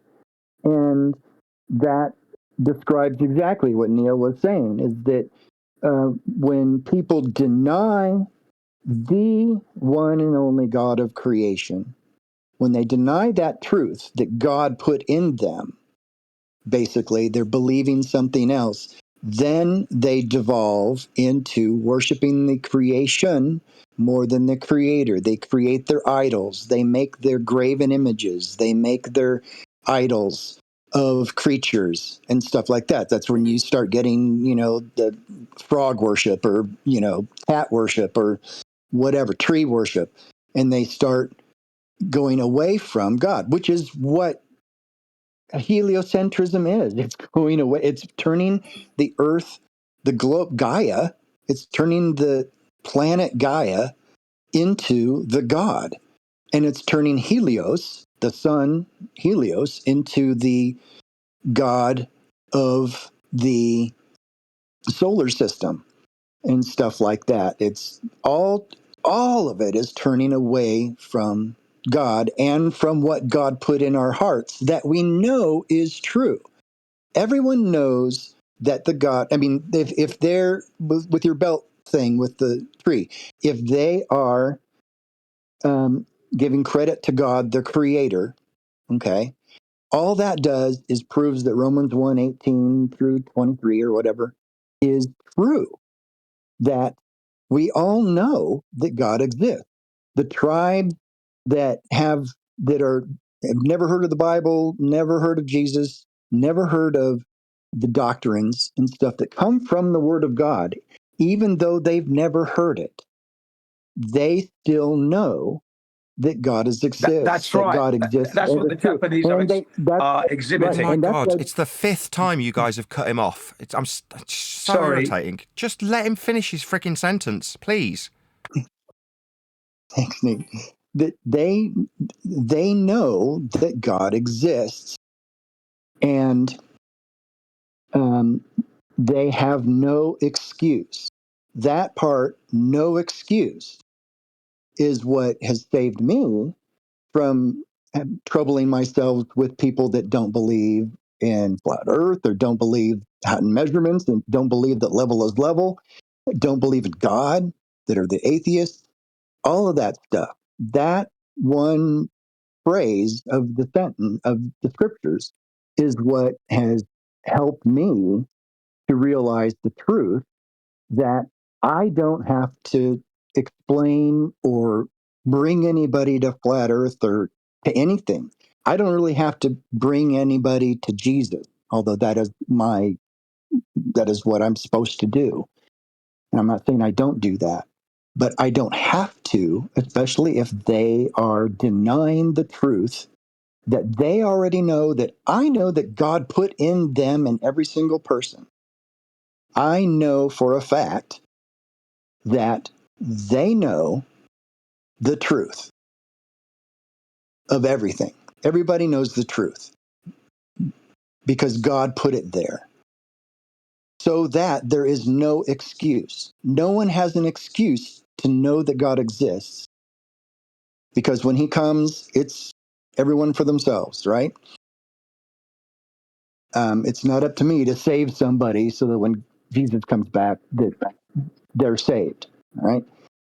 I know that God made it so that none of us have an excuse to deny that he exists. All we do is deny that truth in unrighteousness. And that extends to everything. Someone who says, well, sea level is really curved. They are denying the truth in unrighteousness. I know that they have a bankrupt mind, that they're denying God when they say that. They're denying truth. No matter how I try to explain that the dictionary's wrong, or the AI is screwing stuff up, or well, we don't measure the earth that way, and here's how we measure the earth, and explain. I, at any time, can just say, look, you just deny what is true, and take my energy elsewhere. Because I know that they know what is true. And they're just denying it, just like everybody that's on the Discord or the ballers that come in and spout their nonsense. They're just in denial of what is true. And they're coming, it's like an atheist coming to me and says, God doesn't exist. I know he does. And I know that you know he does. Well, Sorry, dude. there's a vehicle, right? You look at a vehicle and you know someone made the vehicle. It's the same thing with Earth itself. You see trees, you see plants, you see cycles, you see all these things going on, and right there declares that there is a God and there is a creator, right? And to deny that is to deny God. Well, and that's what hurts my heart about Kent Hovind and the other Christian apologetic people, who, especially the creation people, who are doing their apologetics about evolution from the quote unquote scientific perspective rather than from the truth. Good grief. All they'd have to do, and it would close down any of the debate, just like the flat earth debate. Nathan, this is important. That if Kent Hovind would just say, when the evolution debate comes up, say that the very concept of evolution defies the first law of thermodynamics, which is God's natural law that we know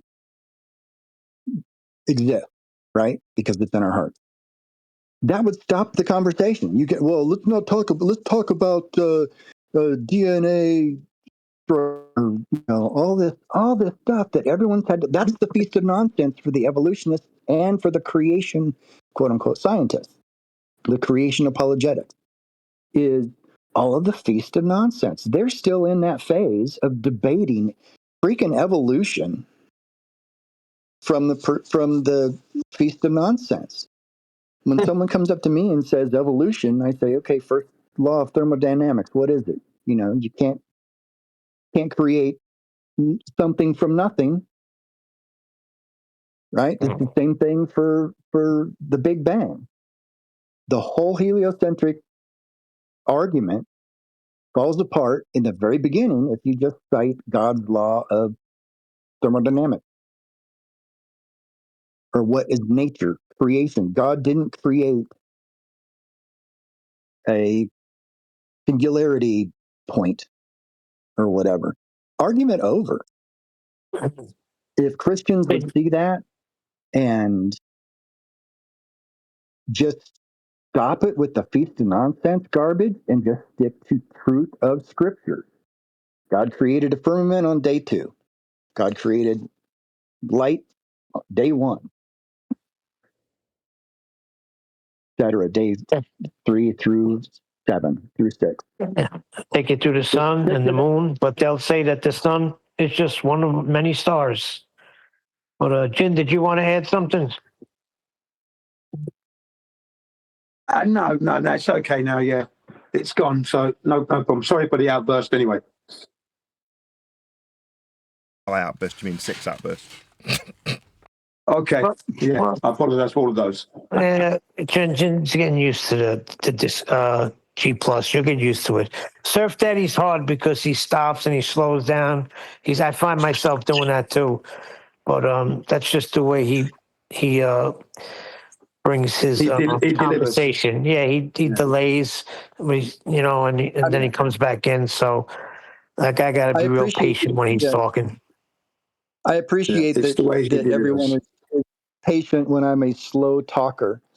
I try to be precise. I'm a lot better writer, but I spend hours writing something that I could say in 10 minutes. But anyhow, So you're writing a I book? appreciate. I've been. I'll help I haven't you with been that. writing a book. I swear I don't want anything. No, I do a lot of writing. I've had something in my mind for years. Basically, the end of the titled "The End of Truth," and the FED and the whole idea of what is true has been weighing on me for years. So I do a lot of writing about that, and on my Facebook posts and stuff like that, I try to expound on it. But basically, what I just said is the thesis for everything I try to write about and talk about, is that people know what is true because God put that in there. I know that that's true because I know that God is true and his word is true. If it's not, then what are we doing here? Right? And so my overall worldview on all of this, flat earth and everything, is that people know what is true. The ones who deny the truth are just in denial that God put us here and God put knowledge in our hearts so that we would have no excuse to know that God is true. So they're just in denial. And that's kind of like the bottom line, top of the pyramid of why we see what's going on. I do draw out stuff, and it just takes too long, don't I? No, you're fine.